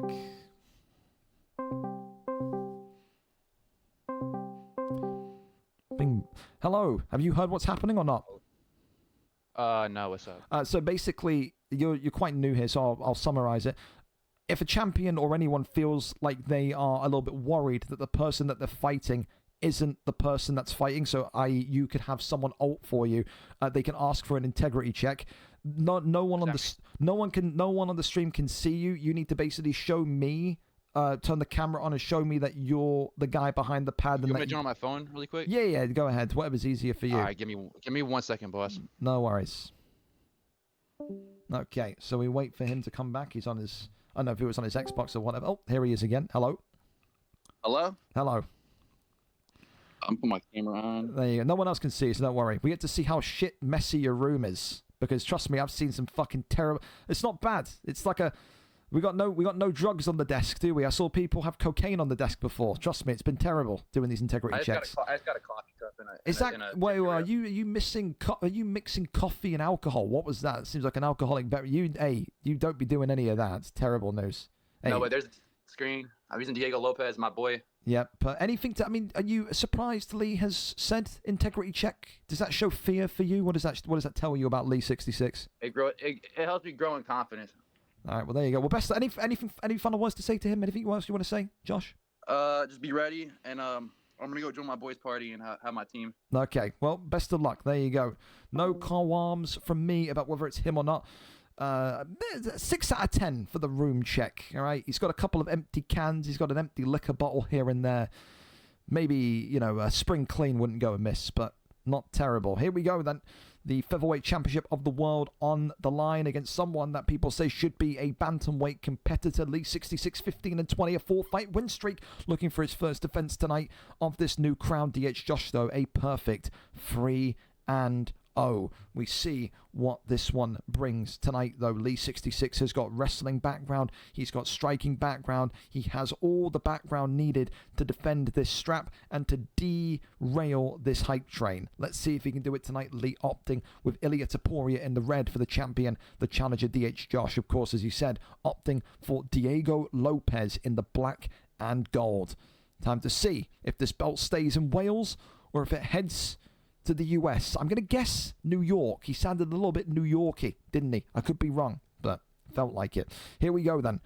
Of course, for DH Josh, he has been phenomenal in those opening 3 fights of the 145 division. He rarely has had a glove laid upon him, which has troubled him. However, tonight, he is facing Lee 66, a fighter that has had so much, I think, so many setbacks and so many rebounds that he doesn't get phased by a bad round. He doesn't get phased by a bad moment or a bad sequence. This is someone that can just immediately rise to the occasion, and that's exactly what he will want to do here tonight. For DH Josh, on the other hand, he said, listen, this has been a great training wheels division, but tonight I win the belt, and then I want into that bantamweight flyweight division ahead of UFC 6, ahead of the final month of UFC 5. Of course, that's easier said than done. Got to get past Lee 66, the Welshman, here tonight. Of course, for Lee as well, we probably have some of the best takedown defense that Josh has faced so far in 145, and Lee so far doing wonderful here in terms of getting those elbows off and getting those counter shots. As now takes the back here, that one there is resisted, looking to try and take him against the cage, as there is a deny from Lee. The most damage we've seen though on Josh inside of a first round, so clearly tonight Lee's striking with Topuria is giving him a little bit of trouble. Absolutely it is. Shoots a takedown and then takes him against the cage, takes the back hit. Lee's got to be ready for this one. He knows that those takedowns are going to come thick and fast. Attempted to crawl over into the top mount. That one there is resisted and rejected. Now goes over into, or attempted to go into crucifix, but not going to be the case. Lee's just got to be real patient here, does not need to rush. He's got a good start with all of that damage that he's generated on to Diego Lopez. Crawls over now into top mounts. Can Lee keep himself in a position where he's competitive going into round number 2? Because it only takes one submission from Lopez or one top mount gain from Lopez to really kind of flip the script here. Good defense from Lee, the low shimmy of the shoulder and a good block that keeps him very much alive and kicking. He's done well as Lee 66 in terms of defending himself here. I say that as now the strikes are coming on in, slips out the way of that bludgeoning elbow. A couple of strikes there now to the dome from Lee. Denies the advancement as well of Diego Lopez, of DH Josh. Posture up, not going to happen. But that one does. 19 seconds. I think, listen, definitely a promising round if you're a Lee 66 fan. I think, no doubt, maybe Josh a little bit nervous. First title fight here in the league. Hasn't shown maybe the levels that we've seen him have in those opening kind of rounds of his other 3 fights. Has done well in terms of controlling the wrestling, but no real damage from the wrestling of DH Josh right now. That's going to be the concern point. Get some damage in, get some submissions in. You've got to build on that control now. Round 1 for me, that's still a Lee 66 round. 10-9 to the champion. I think you can hear as well. I think it's Chatterfy in his ear there. Lee 66 with a all Welsh corner, keeping it national. Absolutely. Shoots the takedown, takes the back here, and now has the back once more. Looking at to work shots to the ribs. Goes over into backside. Looking for a Darce choke here. Lee not expecting the Darce. But he's got to remain calm. It's not been locked in yet. The race is on. And Lee is going to get out of this one. Ultimately, though, gives up back flat here. And there he's humping him now. He's done nothing dodgily. He's just trying to put his willy in your bum. That's all. There's this one now. Could be really devastating. Ultimately, though, gets out of the rear naked choke again. Over into top mounts. And this is where Josh wants to be. This is where he wants to remain. He's going to try and take the triangle choke here. It's a great move. Lee on limited stamina here. Gets the deny. Lee rushed here. He knows it. Gets the submission in. That's what he needed. That's what was missing in round 1 from Josh, the American here. Now has to be very careful that he does not let this position slip. He's in a great position here to become the new featherweight champion of the world tonight. Elbow comes across the dome. Side control. Gained. Good defense by Lee. When you're at the top of this division, this is the door, the gateway, the pathway to get into that elite division. You win big in featherweight, you go up there with some of the best in the world, and Lee here very much could be in trouble. Lopez putting the submission in. DH Josh, a great mind when it comes to jiu-jitsu. But can he get this one over? Yes, he can! And DH Josh has been tapped out Lee 66 here tonight, 3 minutes and 48 seconds into round 2. The featherweight division sees a new champion hailing from the United States. For Lee, I thought he did very well in round 1. I think for the hype that Josh gets, he'll be disappointed by his round 1 performance, but it's not about how you start, it's about how you finish. And I think now he gets the double whammy of joy. He wanted to win the belt, and he wanted to move into that bantamweight flyweight division. He's going to get his wish ahead of the final month of UFC 5. Congratulations to him tonight. 4-0 record, but when will that O go in bantamweight flyweight? Will it? Maybe he becomes an undefeated champion in that top division as well. A top performance from a top grappler here tonight, though. Congratulations to him, absolutely, positively. Any fights not going for 30 minutes would be appreciated. So there you go. The champion tonight, BullyOfMMA, hoping that we get a little bit more of a delay going on here, but one of those, what can you do? Well, listen, again, a big thank you tonight to everyone so far for being on time and just being on it. Fantastic. It's been very, very good, I can say. But now we go into our co-main event of the evening, and it is Whimpering Ian against Spooky Ghost 2. Now, this has been a fight I've been itching for all week long because I really like the potential here of Spooky Ghost to be the man that dethrones Whimpering Ian. Ian's been phenomenal. He is the greatest of all time as of now, the 30th of April 2026, when this card is happening. We never know what BullyOfMMA could do in the PlayStation division still, but 8-2 on the Xbox side now is Ian. 4-fight win streak, won the belt, defended the belt, but now he's got a reliable and familiar old foe against him. Spooky Ghost, 17 wins, 11 losses, had this horrific losing streak, and then has bounced back with 2 top-class, world-class level wins. Tonight it is the champion against the #1 contender in Spooky Ghost. And the good news is this is a rematch. Let's go and take a trip down memory lane here for when the last fight happened between Whimpering Ian and Spooky Ghost. And I think it was when they were on PlayStation. I think when they fought for the PlayStation belt, and Spooky Ghost got mauled by him. No offense, but that's how I remember it. No, it wasn't. It was actually recent. Okay, 2/27, the 26th of February on Xbox, as Whimpering Ian was climbing towards the strap, and Ian beat him by round 3 knockout. It's been 2 months. 2 months is a long time in your UFC development. You know, it could very much be the tables have turned. You know, we don't know what Whimpering Ian is feeling like now that UFC 6 has been, you know, revealed. I keep saying this constantly.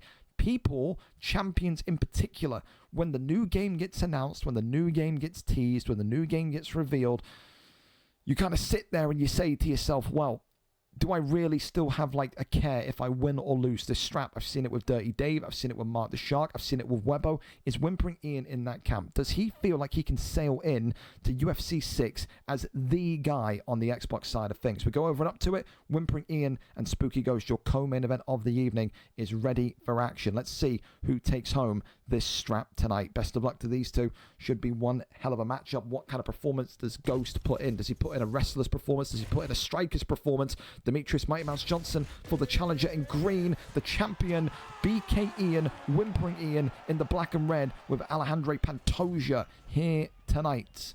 Time to see if Ian can get yet another defense under his belt. Round 1 up and underway. We'll say as well with Spooky, he has improved his boxing tenfold. You go back to those legacy days, his first 2-3 fights in the PlayStation division, the guy would barely throw a significant strike but would dominate you Habib Nurmagomedov style on the ground. This is someone now that very much believes in his footwork and believes in his striking ability. When you come in as well with Demetrius Johnson, and you have the ability now to kind of get those 5-6 punch combinations off by the blink of an eye, you are going to feel good about yourself. However, and that's the big thing. However, Pantoja, the meta fighter, the ultimate pick for me in flyweight. You have the power, you have the resiliency, you have the durability. It takes a whole heap of damage to get Pantoja to the point of no return. I think tonight, if you are Spooky Ghost in the green trunks, the challenger, you have to think about this fight being a longer fight. You can't go brawleristic. You can't go, gung-ho and just try and get some fists of fury going and win the fight in 1. You do not win against Pantoja with Johnson in 1 without taking significant damage. I think at some points we're going to need to see him wrestle, which is a little bit alarming because, again, when we see people go against Ian and we see people wrestle against Ian, it does not go well for them, but he's going to have to believe in himself. In a striker's battle purely tonight, I think Ian wins. And that's the truth. For now, so far, these two having a great opening half of round 1. Demetrius Johnson just eats a left jab there as well. That's the thing as well for Pantoja. You know, his jab's so powerful in this division. They feel like hooks. They do. One thing that Ian will want to do as well as the UK-born fighter, he'll be saying to himself tonight, keep this belt in the United Kingdom. I know what I have to do, and that is going to be to kind of create space, create gaps to which Johnson will have to walk into, set those traps and execute. Uppercut there comes forward. There's the leg kicks coming in. I think the leg kicks as well is such an important weapon tonight. I think if you expect your opponent, whether it's Ian or whether it is Ghost, to kind of eventually go for the takedowns, work the leg, make it even more difficult to land. Left hand comes open again. 1 minute left of round number 1, and it's been a chess match. It's been exactly what you want to see at the top end of this flyweight division. 2 great fighters, 2 great minds battling out against one another. Goes back down low to the body. Ian here with some serious damage on the dome so far. Leg kick there comes up. Got to try and find a way here with 10 seconds to go to just hang on if you are Spooky, because you can see that pressure. You can see that front-footedness coming out now from Ian. So far, round 1, that's a Pantoja round. That's a champions round. 10-9 to Pantoja. I think you saw the game plan in 1. That was for Ian to effectively create those gaps, as I said. Allow Spooky to walk into them and he would respond. You saw it at the end there. The last kind of 20-25 seconds, he started to pursue him. He started to kind of walk into DJ's space. I think that's the way that this fight's going to go now. I think he's seen the cut. He's seen the damage of the health pack. I think he's going to start to walk him down now. Again, right into it. Look at this. Pressure, pressure, pressure. It's brilliant. And Spooky cannot cope with it. Look at that.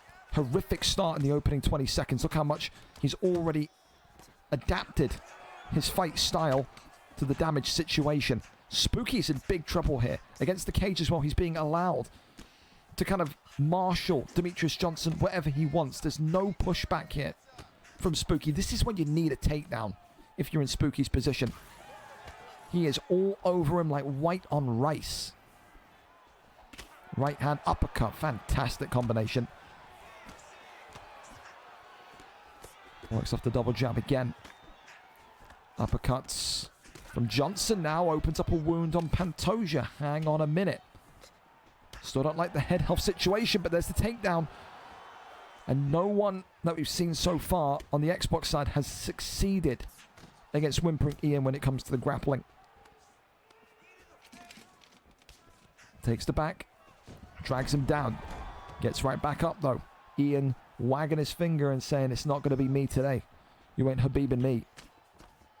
Teep kick. Uppercut now thrown down the center. I just feel like I don't know if Spooky is hesitant because of that damage situation, or if this is just maybe a ploy to kind of maybe try and bait Pantoja into something. But I don't like where this damage is heading. I don't like where my voice is heading. When you do 5 hours of comms, it happens, boys. Don't be too harsh, please. 2 minutes left. There's hand fighting now inside the clinch as well. Goes back down low. Minute and 50 here. At the end of round number 2, shoots the takedown. Takes the back. Not going to be the case just yet. Oh, could he maybe got an elbow off? Shot to the body, either or. And look at that, it's really good from Spooky. A great wrestler, knows how to resist those takedowns. Big shots here now. Pantoja. That power coming to the forefront. Oh, clips him. Left hand. Overhand. Ducks the head kick. Oh my God, could you imagine if he got that one off? Uppercut now comes forward. Head health is blinking for Spooky. But does he feel like he can get this over the line, or does he feel he needs to take this into round 3? I think he's fighting with fire here at the minute. But he's fighting against it too. Good takedown, and that's going to seal the deal. Round 3 is going to be coming.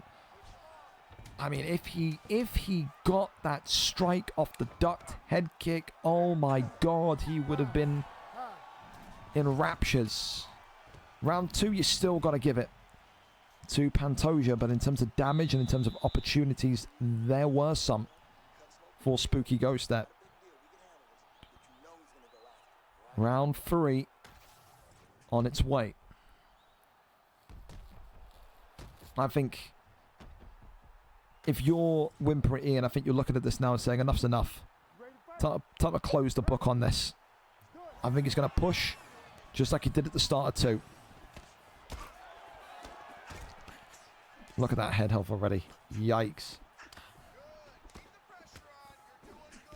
Left and right handers, look at this. Just like a bat against the dome. Ian's got to be so very careful he doesn't miss a single strike. Got to keep faith in that sliver of block that he's got left. And also work those quick hands of DJ. Hope that Ian makes a mistake. 1-2s down the center. once again. He's trying to look for that kind of looping uppercut, I think, there as well. Is Spooky, but it's not appearing. Couple of big shots down there landing. Overhand. Jumps in. Into stack guard. This could be it.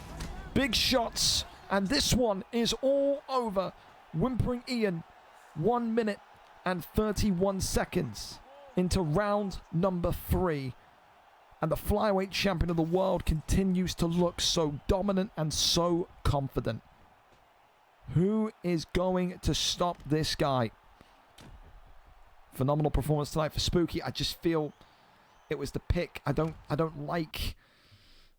what I can say about it. It's just, you could see the difference when Ian kind of noticed that little flicker of damage at the end of round 1. Ian fought the first round very hesitantly, and then as soon as round 2 started, boom, went straight towards him and just effectively walked him down, pressured him, and got his hands moving really nice and quickly. It's not the end for Spooky, of course. I think Spooky looks like a guy that can beat him. We've seen him put Ian there in a couple of moments and a couple of sequences that were looking very dangerous. That ducked head kick, if he wasn't in a half-stunned state and he got that hook off the ducked head kick, could that have been the fight right then and there? It could have been, but that's the point of fighting.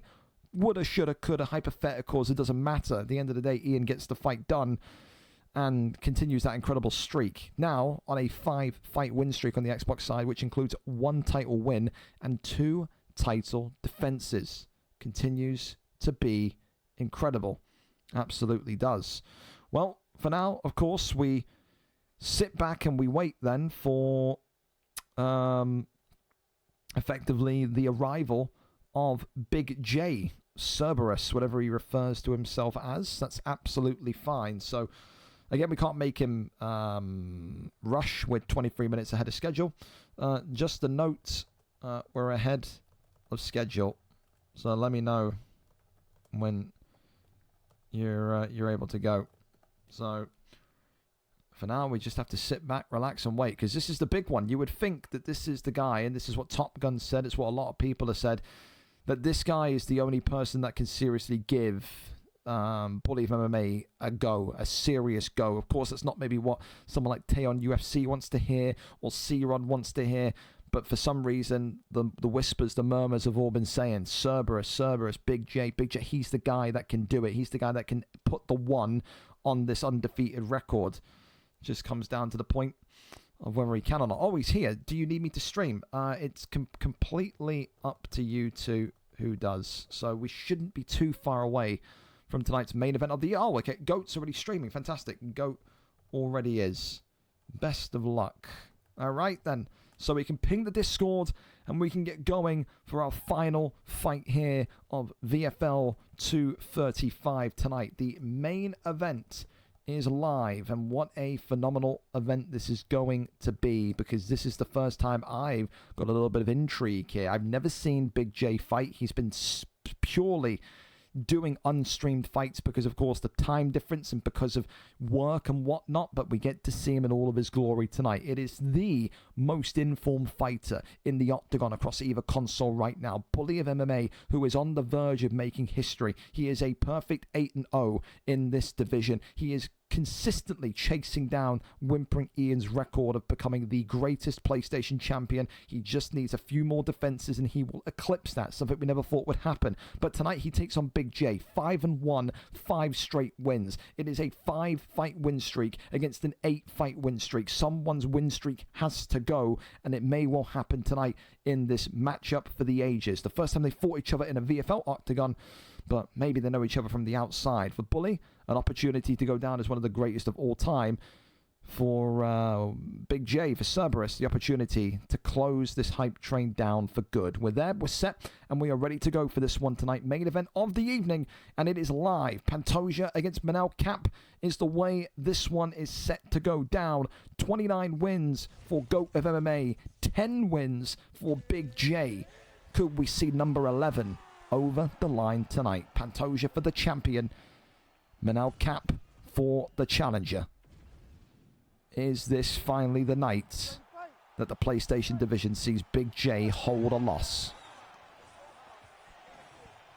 Time to find out. Of course, for someone like Bully, GOAT of MMA, whatever you know and refer to him as, he has been absolutely unstoppable and undeniable in terms of his greatness since arriving back in the octagon on the PlayStation side of things. A perfect 8-0 record does not do it justice. It has been 8 dominant victories with no close fight in a single instance. They have all been one-sided. They have all been brilliant, and that there is the hallmarks of a future Hall of Famer and one of the greatest of all time. Of course, when you are BigJ, when you do have those fights under your belt and they are unstreamed, you know, there is a little bit of kind of, you know, lacking of information. You don't know what this guy's good at, what he's bad at. But when you see the fact that they fought each other so many times, either in various other leagues or online, these two will know each other surely like the back of their hand. And I think tonight, that's why Bully of MMA has been maybe a little bit more quiet than usual. He's not exactly cocky by nature, but often, rather than not, he will kind of, you know, speak his mind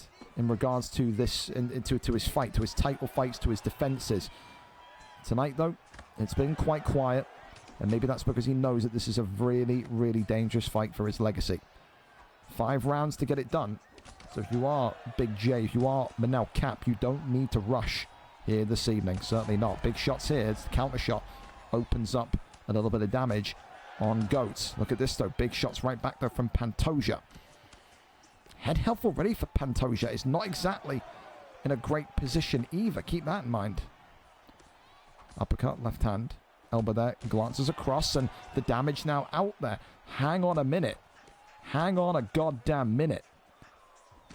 I think if you're whimpering Ian, you're probably there in the back watching this fight, nose pressed against the monitor, hoping your PlayStation record stays intact.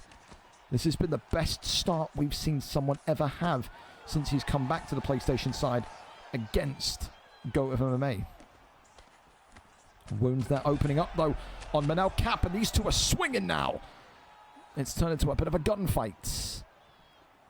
Bit of a Mexican standoff. Big shots there down the center. Again, right hand creeping in from Goat. Uppercut now. Unleashes on BigJ. Front kick attempted, but nothing there. Works off the jab hook. It feels like we've been watching this fight for 4 or 5 rounds already, let alone 1. The damage that these two have gotten off of each other. Look at this, though. It's good from Bully. BigJ fighting fire with fire. How long's that head health going to last, though? What a statement it would be to knock out the guy with a 5-fight win streak in 1 round. 5 seconds. It could be. He's going to survive it. But he ain't the greatest of all time for no reason. He is on fire right now. Had a little bit of a wobble. Took the first cuts. But he has bounced back. And that's the thing that you can't deny about Bully of MMA. This guy can have bad minutes.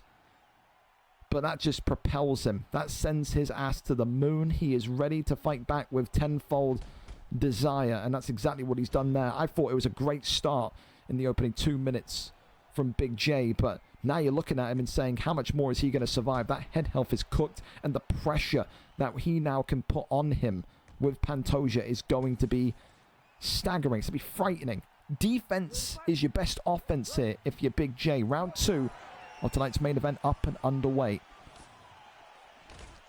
Is there a way back into this one from Cerberus? Front kick attempted. Works off the jab. Big right hand. Look at this, though. Swinging for the fences again. Big shots. Left and right handers. Left hand again. Uppercuts. Ducking on down. Bright red is that health pack. You need to just make sure you stay tight. Oh my god! Hang on a minute. The balls of steel on this guy to sit in the face of Pantoja and continue to swing. Shoots the takedown. Wow, Goat was not happy. Maybe a little bit of pressure for the first time, and he's shot for the legs. Trying to take him down here, perhaps.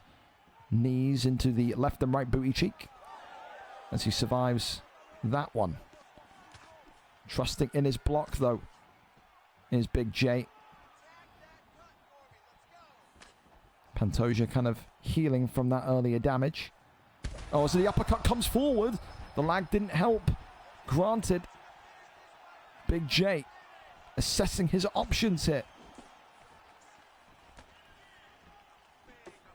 Left and right handers. He knows he's got to be careful now. Does Pantoja? Does I need to call him whimpering in? Does Bully? He knows one big strong strike from Cap will seal the deal. No one has gotten this close towards the champion before. Will he need to wrestle? Can he trust in his boxing? Look at the block though of Pantoja. It's starting to really drain. Right hand there though from Pantoja. Swinging onto the block. Uppercut there attempted. Elbow, but he gets caught with the left hand. And it's all over. Oh, it's all over. 3 minutes and 18 seconds into round number 2. And the streak is over. Lag did not help, but it was minute, it was minuscule. It is not enough to call that a no contest. That is pure resilience. I thought he was done, dusted, and finished after round 1.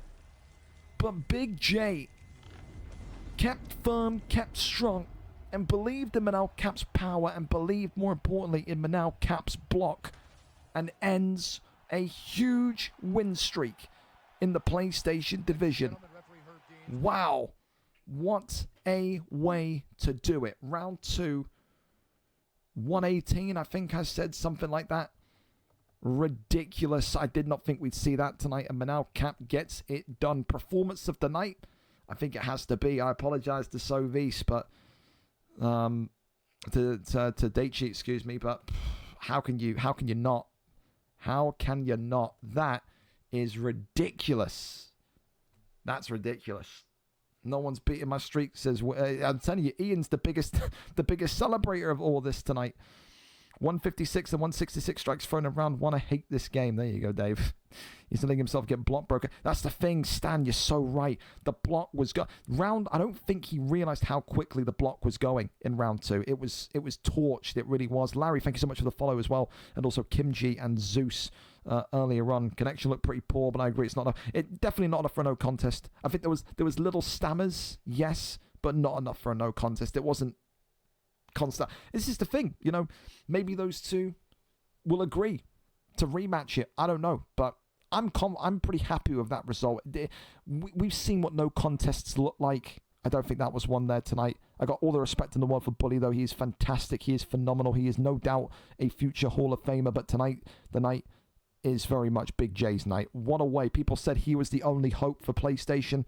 They were damn right in the end. Phenomenal fight for a main event here this evening. Fellas, a recap tonight on your championship fights, and new heavyweight champion of the world, Sick Nick, won, and new middleweight champion of the world, Kibza, and new featherweight champion of the world, DH Josh, 3568, and still flyweight champion of the world, Whimpering Ian, and new PlayStation champion of the world, taking the invincibility from Bully, it's BigJ455. Performance bonuses are as follows. BigJ with performance of the night, 2 years Dagestan with submission of the night, Rally against Benji PP2905 with fight of the night, and Techie Dags with knockout of the night. Fellas, you have been phenomenal. To finish a card 10 minutes before the main event is even supposed to start is brilliant. I love you for that. Let's make that the trend now for this last month of UFC 5. We are on the countdown. The reveal trailer for UFC 6 is going to be right round the corner. We have got 4 to 5 more cards to make history, to make some brilliant fights,